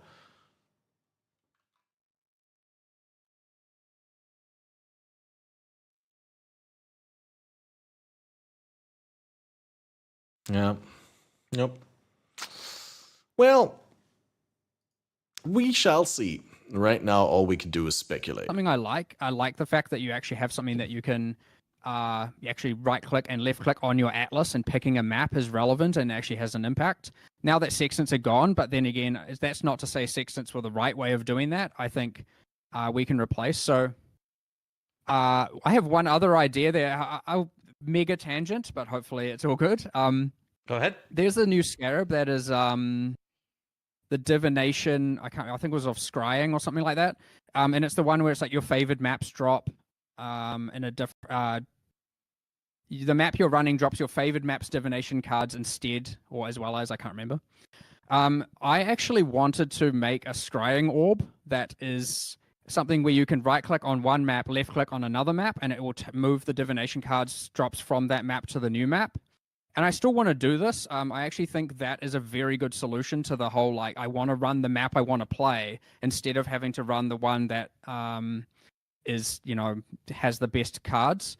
Now, I don't know if that would mean you can move 6 different maps to one. I suspect it'll start as at least as a 1-to-1 correlation, but that is something I really want to do. That's just something we were discussing recently, and I was like, I feel like this would help. So that scarab that kind of does that in a different way would be able to stack with that as well. It's not like an issue that they can both coexist, but I don't want it to be that the solution to that problem is finding a rare scarab. I want it to be that this is something you can do a bit more often.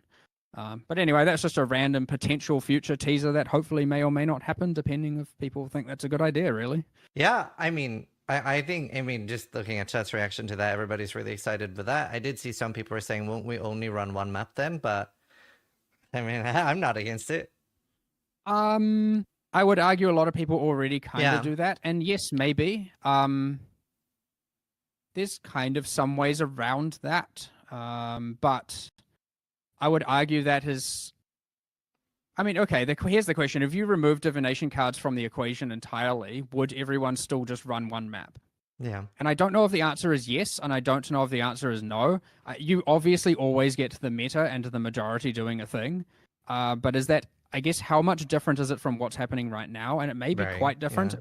Maybe it maybe isn't. I feel like before we added that, there was still a decent chunk of you run different maps. I mean, yes, there was obviously the whole, like, everyone runs Gorge and everyone runs Strand and everyone runs...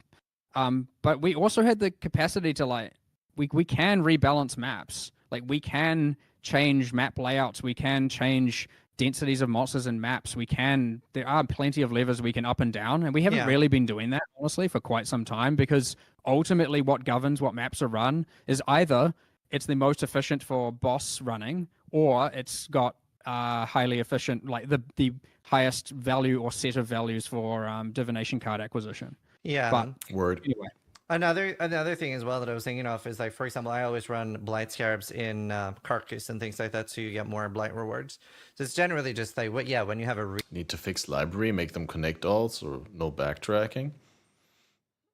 I'd prefer if they didn't. I'd prefer if they made it worth running them without changing how they generate. Like, just give them a couple more monsters and stuff like that.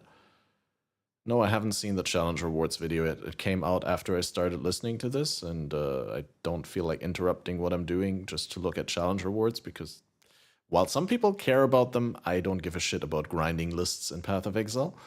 So I don't care about the rewards. It's a nice little thing, but there's, like, so many other things that I'd like to look at that I don't have time to look at. So I'll bring it up on the podcast. We'll look at it together, but really,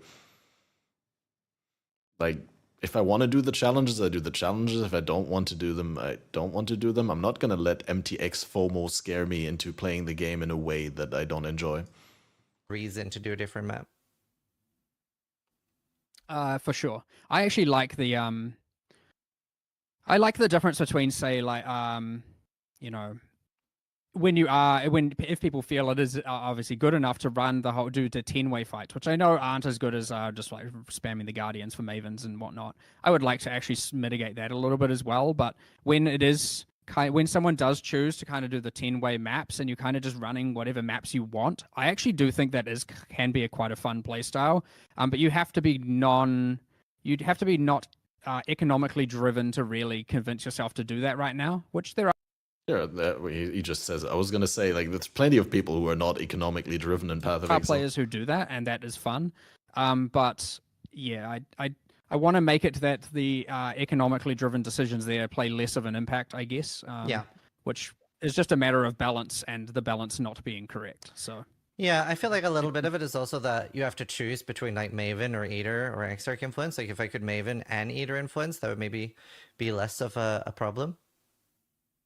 True. Well, hopefully, at least now, you can have one tree that does one and another that does another, and at least you can choose which one you're going to do and change between them on a daily or hourly or whatever you want basis, and that is so much better for me. And I 100% agree. That if I had to pick one change out of the entire thing, I think the multiple Atlas passive trees do take the price, right? Like, is there anything else that you'd rather have? Like, assume like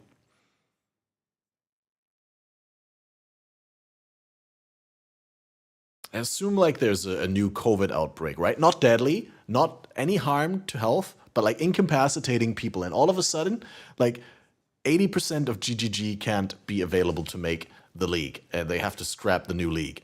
But they're like, yeah, we can rerun the previous league, but we can give you one of the quality of life adjustments. I think I'd actually. Would you care to paraphrase specifically what you mean, Crucial, if you want me to respond to it? No, I think. I'm very happy That's about right. that. So People are very excited for that. yeah. We'll move on to the Harbinger Scarab here. This is Harbinger. I think you're misportraying or you misunderstood something, Crucial. I didn't get that at all. Do I need to really go back to like falsify what you're saying, or like I mean, this like literally impossible in Path of Exile. Like that's why I'm like so why I'm so confused, because like how can you balance it so that people can't get an economic advantage? You can always get an economic advantage because there's always opportunities in the economy. Like I don't. This can be quite a fun play style. But I was thinking of is like, for example, I always run Blight Scarabs in Carcass and things like that, so you get more Blight rewards. So it's generally just like, when you have a reason to do a different map. For sure, I actually like the I like the difference between, say, like you know, if people feel it is obviously good enough to run the whole do the 10-way fights, which I know aren't as good as just like spamming the guardians for mavens and whatnot. I would like to actually mitigate that a little bit as well. But when it is when someone does choose to kind of do the 10-way maps and you're kind of just running whatever maps you want, I actually do think that can be quite a fun play style. But you have to be not economically driven to really convince yourself to do that right now, which there are players who do that, and that is fun. But yeah, I did I not go back enough? Because he's not saying that. I want to make it that the economically driven decisions there play less of an impact, I guess. That. He didn't say that he doesn't want any economic advantage. He'd like the economic advantage of certain decisions to be smaller in impact. What's wrong about that? Yeah. Which is just a matter of balance and the balance not being correct. So. Yeah, I feel like a little bit of it is also that you have to choose between. Again, he didn't say that the balance ideal is that there's no economic advantage. You're hallucinating. Like Maven or Eater or Exarch influence. Like if I could Maven and Eater influence, that would maybe be less of a problem. True. Saying it's not correct means it's bad. He didn't say that. He said he wants to lessen the impact. He didn't say it's not correct. He didn't say what? Be not economically driven to really convince yourself to do that right now, which there are players who do that, and that is fun. But yeah, I want to make it that the economically driven decisions there play less of an impact, I guess. Yeah. Which it's just a matter of balance and the balance not being correct. So Yeah, you're just cooked, dude. I'm not even gonna argue with you, dude. You're just full of shit. Harbinger Scarab of Discernment. I'm gonna get some food. Drop a rare currency shard and drop a single type, so it picks one and only drops that. So this, I guess, will be if you happen to get the fractured shard. I guess is the best outcome that can happen there, and you know, you might it'll have the same kind of impact as finding like the divine altar from Eater or something of just like, come on, hopefully it happens, and then when it happens, you make big money. Wait, we still have mirror shard, so- right? It is still on. Is it still on there? I mean, we haven't changed it in this patch, so if it is still on there, then it is still on there. I just don't remember exactly. You'd have this thing. I have this thing all the time where I'm like, I could say with certainty one way or another until someone asks me the question, and then I'm like, oh no, now I'm doubting myself. yeah, I get that. But I don't know. If Oh, it's that's there, so then cool, yes, and if though. it's not there, then no. So Wow. That's very cool. The next Harbinger Scarab is of War Hordes. They're duplicated. I wanted to react to something that was being if said. it's that's there, so then cool, yes, and if though. it's not there, then you'd have this thing. I have this thing all the time where I'm like, I could say with certainty one way or another. Yeah, that one. Especially as a podcast host and as a streamer, I can super relate. Like, there's moments where I'm like 100% sure of something, and then the moment that someone asks me and I start to question it, I'm like, shit, I don't want to say something wrong. And then I get this paralysis, and I'm like, I start questioning something that I was completely sure of, and then in the end, like, I question it for no good reason. But that's like really, that causes me to have a lot more sympathy for Mark than I had before. Like, I think that's really something. I feel like people who are smart always have to like run a very thin line between arrogance and lack of confidence, right? Like, there's a point where you don't question yourself enough, and there's a point where you question yourself too much, right? And like, both is counterproductive, right? If you're too much in doubt, it's counterproductive, but also if you're not doubting enough, it's counterproductive. And it's a very, very tough line to walk, a tough balance to strike. Until someone asks me the question, and then I'm like, oh no, now I'm doubting myself. yeah, I get that. But I don't know. If it's that's there, so then cool, yes, and if though. it's not there, then no. So Wow. That's very cool.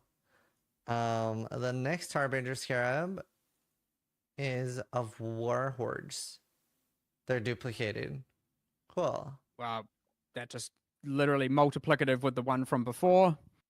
Not much more to say about that. So now when you get the good thing, you get twice of the good thing. Very, very cool. Now, are you a little bit worried that there will be like set ways, like that people will feel like they kind of need everything before they're using anything instead of using like, oh, I'm just going to throw some in white maps or yellow maps? Okay, so because the scarabs are done by rarity, so there's kind of like common ones and uncommon ones and rare ones, kind of. It's not exactly like that, but you know that's ultimately kind of how it works. Yeah. The intention is that, like, yeah, if you get the rarest one, you're going to want to use it with the set and probably with the tree, of course. But at least with the more you know, the kind of bottom or top two or three, lowest 2 or 3 rarities, highest, whatever, the ones that are most common, you should have the freedom to kind of use those whenever you want and not have to always feel like you're using them with a set, because otherwise you're just going to have too many of them anyway. Yeah. So yeah, hopefully it's not going to feel so restrictive that you have to get all of them in order to use them, but it will be the case that when you get the highest tier one, yeah, it kind of is a piece of a set as opposed to just something you use on its own. So yeah. That makes sense. Next up, we have a Harvest Scarab. Maybe we should skip those. Doubling. I mean, you can just look at it and move on if we I'm want. just joking. Is duplicated 100% more life. Nice. All right, first catching up with chat. I'm sorry. Wonder how this has worked with unspeakable offensive. What was that again? Path of pathing.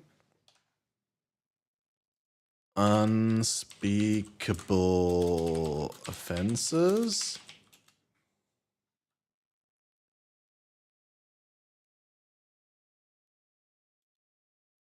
Am I dumb? Here.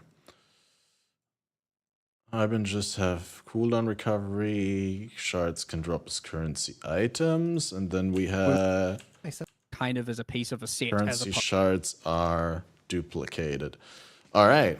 Well, I mean, the currency shards are duplicated. So instead of dropping one alteration shard, you drop 2 alteration shards. And I would assume that every shard that drops from a Harbinger has a chance to get upgraded to a full currency item. But yeah, it's interesting, like, because duplication is guaranteed and the upgrade to full is not. So I would assume that, like, the duplication happens first and then the upgrade happens or doesn't happen. But it's interesting to think, like, if you get a mirror shard and it upgrades to a full mirror or like something like that, right? Do you get 2 full mirrors then because both of them upgrade? Yeah. So kind of hard.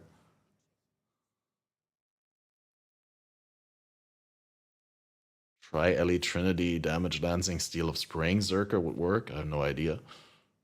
Trinity is insane. No, Trinity everyone has been using Trinity on bow builds last league. Trinity is an incredibly good support gem if you can maintain the Trinity, the resonance for all the bonuses.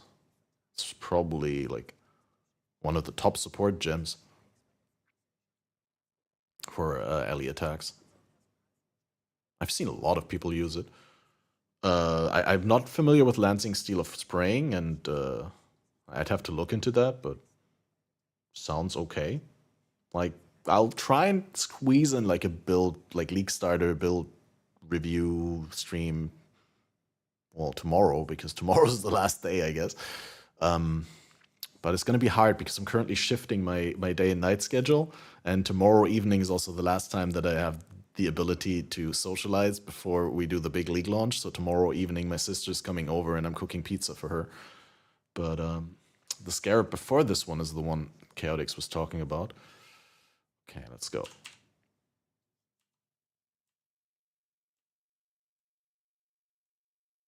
Sure, it's the one before this one. Oh, rarer currency shards. A single type of currency shards. Okay, yeah, that is interesting. So instead of getting like 3 different types of currency shards, you get 1 type of currency shards and then rarer currency shards. I mean, I think still it would be, and this is 100% conjecture, right? Like, I don't know either way. It depends on how it's coded, but should I just put a big widescreen on my text before I get tilted by everyone asking me what my league starter is? I have no idea, but like currently I'm leaning towards DD Ignite Elementalist because I'm doing the group found private league, right? So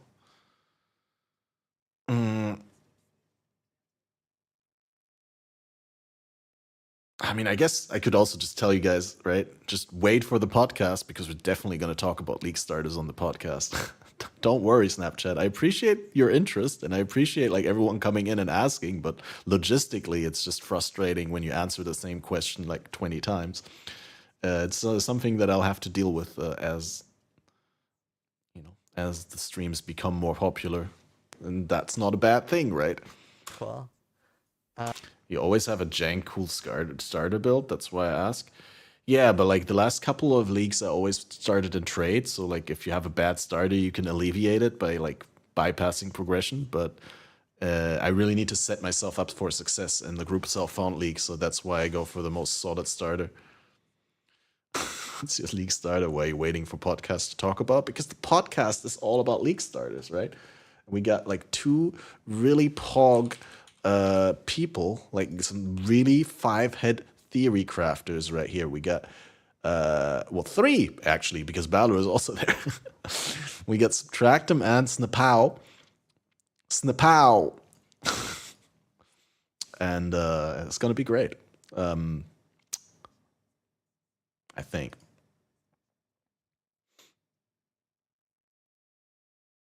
It's gonna be great.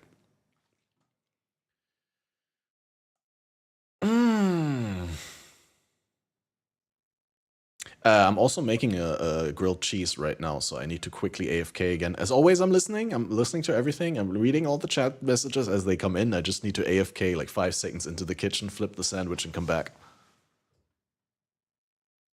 The next Harbinger Scarab is of War Hordes. They're duplicated. Cool. Wow, that just literally multiplicative with the one from before. Not much more to say about that. So now when you get the good thing, you get twice of the good thing. Very, very cool. Now, are you a little bit worried that there will be like set ways, like that people feel like they kind of need everything before they're using anything instead of using like, oh, I'm just gonna throw some in white maps or yellow maps? Okay, this is where we had the cooked crucial point earlier, right? Uncommon ones and uncommon kind of how. And just to be clear again, right? Like, I just didn't want to engage in the conversation because you were like super trying to misunderstand him or like to read into what was said into like your idea of what is giga cringe in regards to balance. But I don't think he said what you understood. I think he just says he wants to alleviate the impact of these economic differences. Like the best strat shouldn't be 10 times better than the worst strat, but maybe a factor of 5 would be appropriate, right? And that doesn't mean that he is not in favor of economic advantages. And in fact, like if he were trying to say that the balanced goal would be that there's no economic advantage ever, no matter what you do, then I would say he's cooked. And I would say, like, I'm not even going to watch the rest of the interview because that would make zero sense for someone who's as smart and, like, knows as much about the game. I mean, there's always going to be an advantage to one strat over another. Why? Because the game is designed to reward correct decision making and punish bad decision making. So if there's no bad decision making, there's no good decision making. If everything is the same, then nothing matters. So like that can't be the design goal. You're going to want to use it with the set and probably with the tree, of course. Pala was getting where's SS guys yesterday every 8 seconds. Nice. I like that. I'll have to remember and put that. Dude, also I also want to like ask Subtractum on the podcast something, because Subtractum was posting like if one more person is going to ask me about fire trap of combustion or something like that, if I get asked about fire trap of blasting for an ignite build one more time, I might go insane. So I really need to ask him. That'd be awesome. But at least with the more the kind of bottom or top 2 or 3, lowest 2 or 3 rarities, highest, whatever, the ones that are most common, you should have the freedom to kind of use those whenever you want and not have to always feel like you're using them with a set, because otherwise you're just going to have too many of them anyway. Yeah. So yeah, hopefully it's not going to feel so restrictive that you have to get all of them in order to use them, but it will be the case that when you get to the highest tier 1, yeah, it kind of is a piece of a set as opposed to just something you use on its own. So yeah. That makes sense. Next up, we have a Harvest Scarab. Maybe we should skip those. Of doubling. I mean, you can just look at it and move on if we want. I'm just joking. It's duplicated 100% more life. This is obviously easy for DD, right?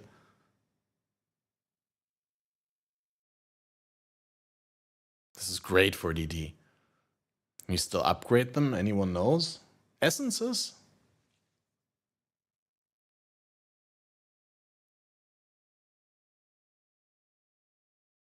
Can't believe Subtractum is 40 years old. I mean, I'm going strong towards 40, and I've always looked at Subtractum and like thought to myself, that guy is definitely a little bit older than I am, so it makes sense. But yeah, I mean, he does when you talk to him, he does feel young and stuff, but yeah. No, I'm not gonna say he looks old or anything, but like I definitely like, if I met him on the street, I would have assumed he's older than me, just with the confidence and the aura, right? Like how he appears. Like I think that's what would make me think he's older than me. But then, you know, like I think most people would also not think that I'm as old as I am, right? Like I don't have a lot of wrinkles or anything. Like the only dead giveaway is that I have 0 hair on most of my head. But yeah, I'd like to think that people would think that I'm in my early 30s rather than in my late 30s.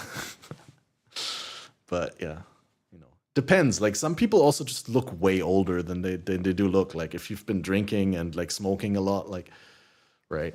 I've definitely seen 40-year-old people that look like they're 50. I've seen 40-year-old people who look like they're 30.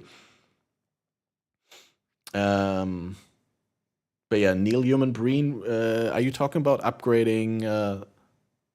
Oh, you were talking about upgrading scarabs, like 3-for-1. I don't think that exists anymore. I think you can 3-for-1, but it's 100% random what you get.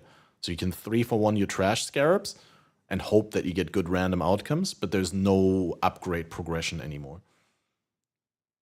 Because the different scarabs per mechanic are not in like a clear, this is tier 1, tier 2, tier 3, tier 4, tier 5, but they just do different things. And sometimes it's not strictly better to use 4 of the highest rarity scarab for one mechanic over combining them with others, right? Like you generally want to mix and match, and they have synergies, and there's a little bit of a thinking and optimization process that needs to happen when it comes to using them. Nice. Similar to the sextant before. Yeah, I think I included some of these just because I wanted people to see that, like we have included some of the sextant things. It's not just, I saw a lot of people going like, oh, this is gone and that's gone and that's going to go on, because they just assume we're stingy and not going to be including them. And I just kind of wanted to give some examples of some of these. But again, we're going to post the full set so people can see that for themselves afterwards perfectly just fine. I'm now showing the cornucopia one. I love that aspect of Mark, that he's like so aware of the perception of the community and how jaded certain parts of the community are, and like how they look at everything, and they're like, well, GGG is just trying to look like, just trying to take away power. I've seen that sentiment so many times, like over the last couple of days, where last week or two when they're doing all the quality of life teasers, and like every time quality of life is like, they can't give us anything without taking more away. And it's just like that. We're getting a good league, I think. This will be a juicy one, guys. And think of it, like, I don't know when exactly. It must have been, I think they said around the time that they conceived the mercenary.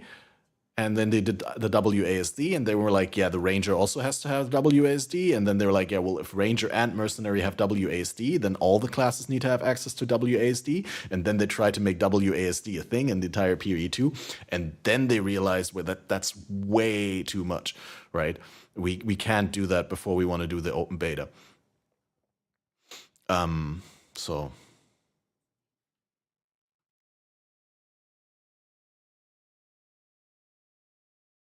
If an area contains the Sacred Grove, it'll contain up to 1 additional tier 4.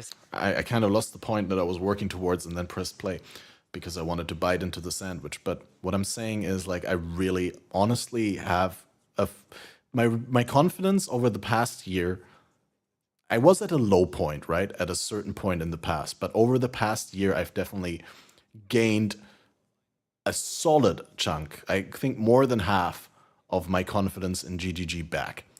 And I know that for some of you that might not be the case, and different people need different things. But I believe we're in for a treat with how this league is going to go and how everything is going to go from here on out with Path of Exile 1. Seed of each type if possible. Wow. So yeah, that's obviously that's a thing. lot more of the boss seeds, the boss plants. Yeah. Wow. That's awesome. I mean, one of my favorite things is synthesizing items with Harvest, so that's so cool. We'll move on to Incursion. We only have one from Incursion, and this is Timelines. Oh.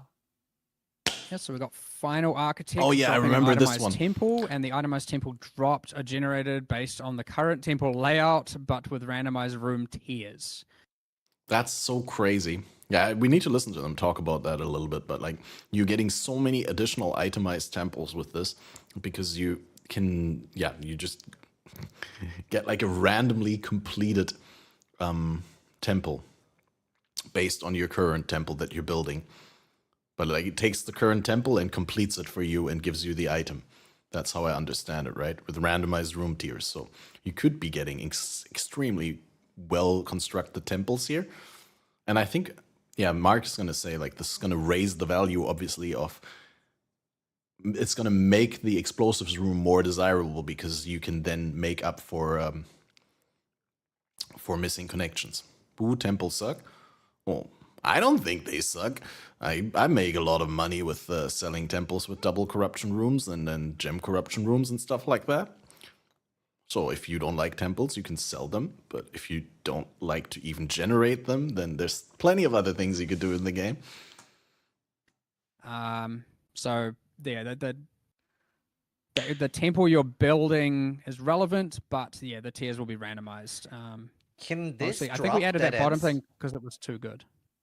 Say again? Can this drop dead ends? Like, can we get a bricked temple as a drop, and you're like, ah, shit one.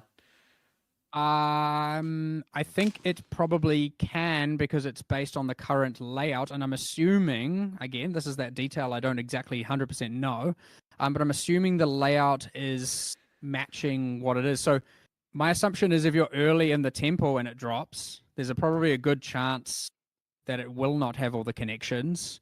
And if it's like dropping later in the temple building, it will more likely have the connections. I could be wrong. There could be something specific implemented there, but I would Yeah. assume that's the case. So I already have a follow-up question. So it says that the tier is randomized. Is it affected by it at all? Like, it's more likely to give a tier 3 corruption chamber if you already have one, or would you be benefiting from as soon as you see there's a corruption chamber, you start running with this?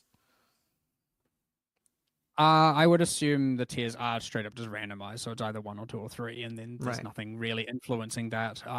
So you're not always going to get good ones, and sometimes you'll get great ones. But at least at the end of the day, you're still getting an additional itemized temple, which may be amazing and may not be. Very cool. But yeah, it sounds like you still want your corruption chambers and your gem chambers, and like. Absolutely. I guess you're more likely to now want explosive rooms if Yeah. the layout thing works the way we had. If it is actually random and you might have dead ends, so at least that will increase the probability that when these drop, you can fix the connectivity if it works in actual randomness. Yeah. That's a really cool idea. There's so many like neat and interesting new things here.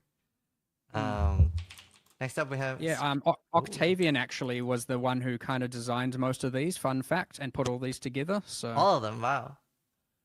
yeah, I mean, obviously input from a bunch of others, but Yeah. he kind of spearheaded it pretty early on. Well, I think they're being received pretty well. We're gonna move over to the Scarab Influence.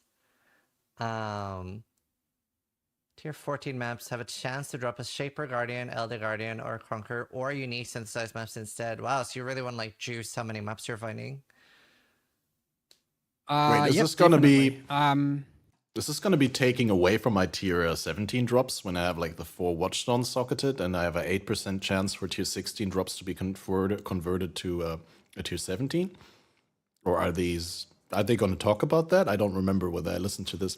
Because obviously yesterday when I wasn't reacting to it on stream, but I was listening to it while gaming, I spaced out a lot of times and didn't pay attention to what they were saying. Which is why I'm rewatching it now. Not because I like to watch things twice, but because obviously yesterday I was a little bit more careless and more focused on my run. I don't know what that chance is, and it's probably undergone a number of iterations and balance. So even what it maybe was is probably not what I remember it to. What it is probably not what I remember it to be. But nonetheless, yes, it should be that you want to maximize the amount of maps dropping, which ideally would give you a lot more of. So you might want to run this paired with a number of map scarabs, I guess, combined with a specific tree layout and whatnot, and you'll min-max your capability to get bosses. Do you know if this is like a 5% chance or an 80% chance, like some sort of ballpark? Honest. Podcast in 4 hours? I don't know what makes you think that.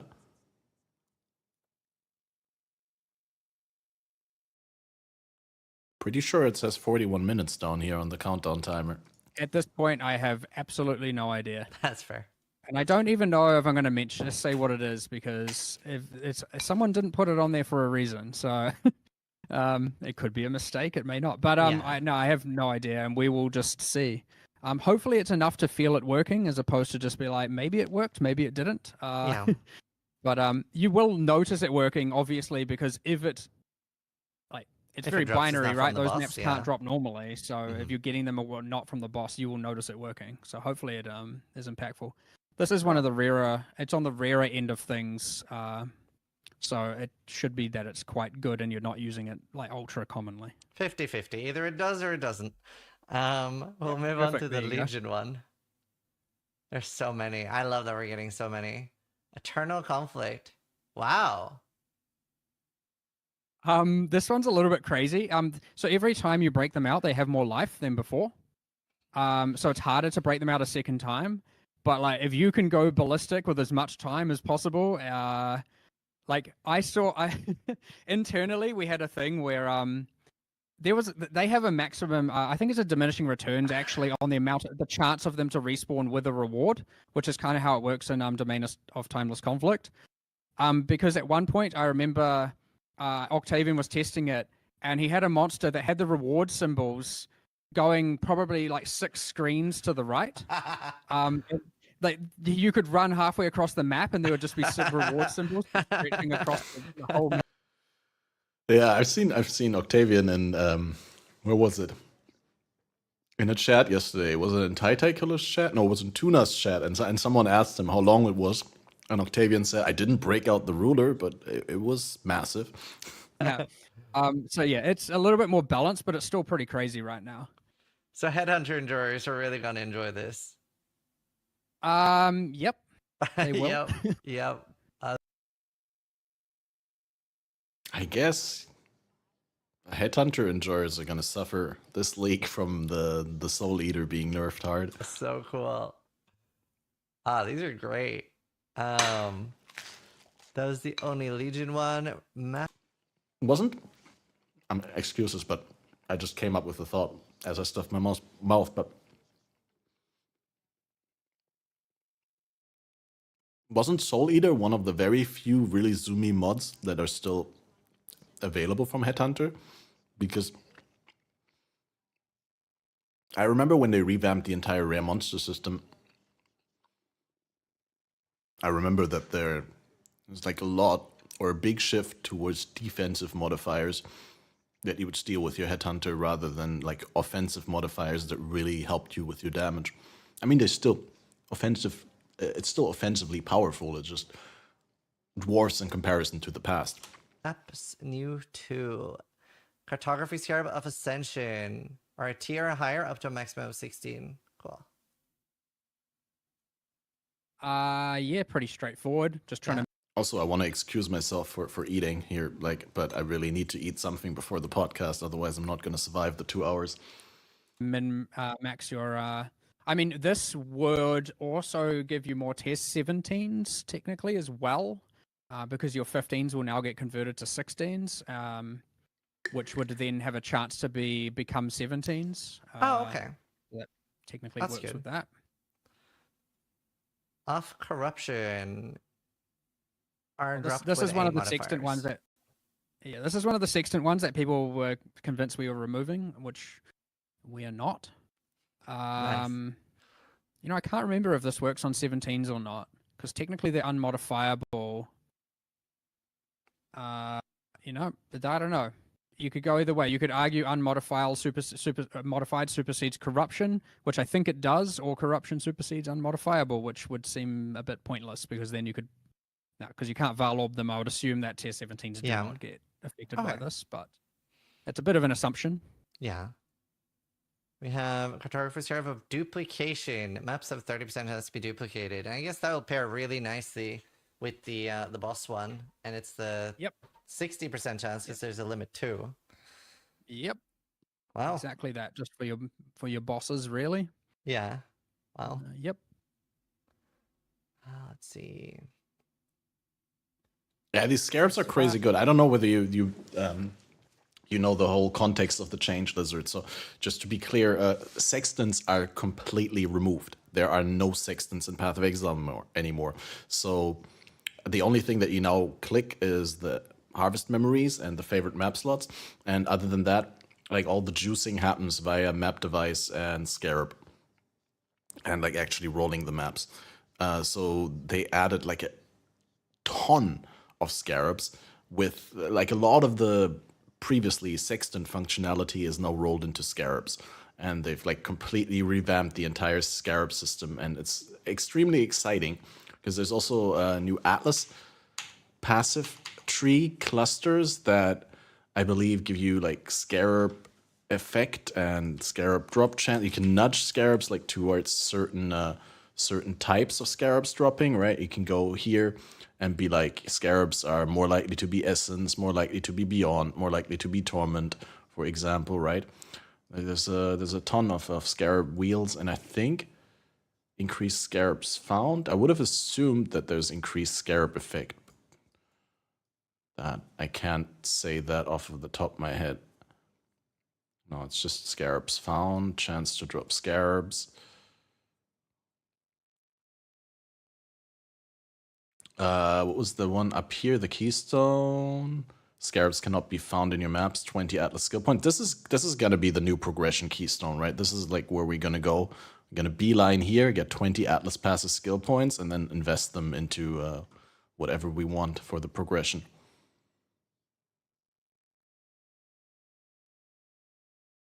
That's actually something to talk about in the podcast, obviously. Do hope it will be like a Scarab Pinata maps. Well, we get probably a solid amount. I would be surprised if you get like so many that you're always generating more scarabs than what you would run. But with like how many there are, there needs to be a significant amount of them dropping so that you know, end up having the ones that you want to use as well. So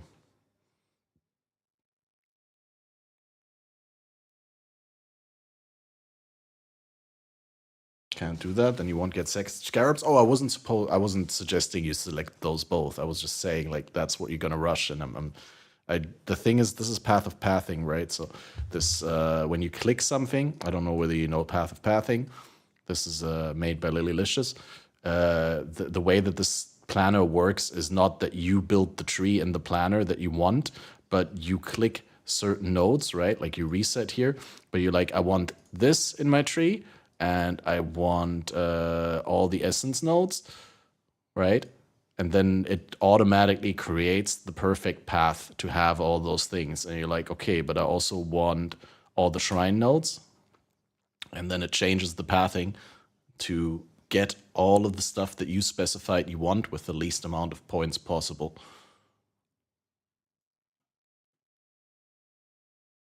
We know when the second tree unlocks, not that I know. Well, we've speculated about it on Faded. I think it's crucial that it's somewhere in the middle of the progression, right? Because it has to be before you want to refund your progression tree. Because otherwise you'd just be refunding your progression tree. And like the idea is that you can do your progression, and at a certain point you unlock that, and then you can decide, I need upgrades, and then you can like build a second tree with which you farm upgrades or currency or whatever you need. Yeah, we don't know for sure, but like obviously speculation is worthwhile in the sense that it produces some insight into like what would be smart or like correct, or what would be in line with how they did things in the past. And I'd be highly surprised if I mean, the last Atlas passive tree, the third one, is probably very, very late in the game. I think the second one will be somewhere between 50 and 60 completion. Of course, we don't know whether it's based on completion. We don't know at all like what it's tied to, whether it's like a Exarch kill, Eater kill, Shaper kill, Maven kill, just 50 map completion. Who knows, right? But yeah, I would assume that the second tree should be around that point of time when you get the. Maybe it's right after you beat both Eater and Exarch, right? For the first time, after you do the two quests. I think that's somewhat the latest point where I would think it's reasonable. But yeah, I don't know. All speculation. 5. All right. Scarab Miscellaneous 1. Monstrous Lineage. Magic pack size 40%. Okay. Yeah, so we tried to, aside from having them all just like adjacent to leagues, we also wanted a like bunch that just kind of can intersect with a bunch of different leagues and buff them, and this is kind of one of those. There's one coming up a bit later that you want to remember this one. So remember magic pack size, and Third after Maven or Uber Elder, though? Something like that. Like, I think the third one is going to be really late. That's going to be like a prestige unlock, like a chase thing, right? But the second one is a quality of life thing that should be fairly accessible to anyone who makes it into the Atlas. Like, just reasonably, right? I mean, we know GGG aren't always reasonable, but I think with this specific change, I think it's reasonable to expect that. and you'll see one of the ones coming up later, and you'll associate them for sure. Okay. But obviously, this holds its own regardless. So yes, it's pretty good. Scarab of Adversaries. 4 additional packs with mirrored monsters. And this does not make you immune to Reflect. So what I'm pretty sure these will also be imprisoned in essences, by the way, just thinking about that earlier one. I think this is an example of it probably will work. So there's a way. What did Right. you ask, sorry? This doesn't give us Reflect immunity. No, it does not. I mean, it would say it if it does, so no, it Yeah. does not. I'm gonna miss that Again, section. as people like to, well, as I've said recently, deal with it. Is kind of my response to that one. I will. What you can do. I'll try my best. Scarab Miscellaneous 5. Scarab of Stability. Oh. Does this mean you I'd can say have this more is than more of 6 a- people in your map? No, there is still a limit on the number of people within a map, and that is kept at 6. But this is, I guess, like you'd run your tier 17. You don't want to really risk it. This is what you run with it, really. I mean, you can run it on others as well, but I wouldn't expect to have this one on hand all the time. But yeah, so hopefully, I mean, you could still only get 6, but at least if you're thinking like, no, I don't know if I'm going to be able to kill this, you can use this with it to try and kind of give yourself some extra chances. I paid for 12 portals and I'm gonna use them. Yep. Or just get more loot out, I guess, which Yeah. I don't know if that's a problem necessarily that will present itself very frequently, but We have a ritual one next. Selectiveness. Rerolling has no cost the first 2 times, and I love rerolling favors 1 additional time. Nice. Wow. straightforward, limited to 2 again. So technically, it could be the first 4 rerolls, and you can reroll 2 additional times technically as well. Wow. Yeah, limit 2. I love the limit thing was such a good idea. That's huge. I agree. It came in quite late in the process, actually. Like it was. I don't know, probably a good 2 weeks of them being in a spot where we were doing first testing before we actually discussed doing that. So yeah, but it was a great addition, and it was kind of so obvious as well. And yet again, none of us really saw it until quite a bit in. So yeah, Very cool. 20 strong boxes, and I'm guessing Monstrous Treasure is still in the game, so you can have like 50, 60 strong boxes in a map now? yes, it is. If you go forward one more, there is another. Is the monstrous Or treasure Monstrous equivalent. Treasure is a scarab, right? So yes, you can use them. Technically, you use 3 of the ambush, so plus 15 on top of the containment one. Oh. Oh, but I haven't actually checked out the new Atlas, but do we still have the special, the like shaping of the skies? For the special map crops there, or are they gone? I actually didn't check. We kept, I think. Yeah, I agree, Sinal. And not just excited for this league, but just in general excited for the direction of Path of Exile. It's an exciting time. Mark taking over and becoming the game director and like being the what's the word I'm looking for? The ultimate decider on things. And I just really like the idea of reevaluating like what beliefs and what ideals they hold on to and which ones they're able to maybe reinterpret or change their stance on.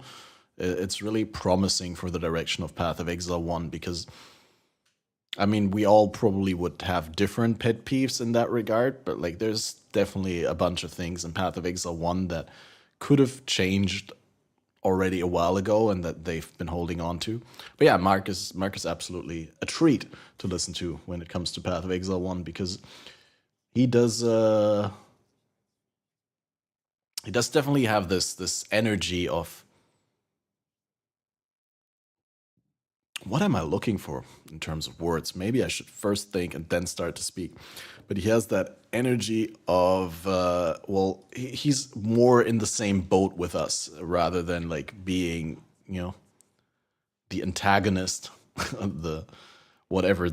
It feels like he suffers with us when the game is bad, and he celebrates with us when the game is good, because he himself plays a shit ton, and that's great.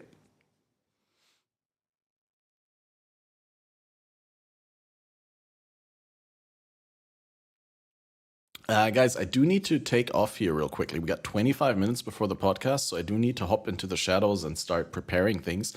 I am going to bring up, we're going to let this run while I set it up, but I'm going to have like a, just a stream with stuff running in the background until right before we start. I think we removed Monstrous Treasure from that Oh. because it's a scarab now. Yeah. Authoritative through experience. Yeah, but like, even if he didn't have the experience, it's just I guess the experience plays a large role, but like, I think it's more the confidence and the place from which he speaks rather than actually having had that experience. Like, he could have 1,000 or 2,000 hours in the game, and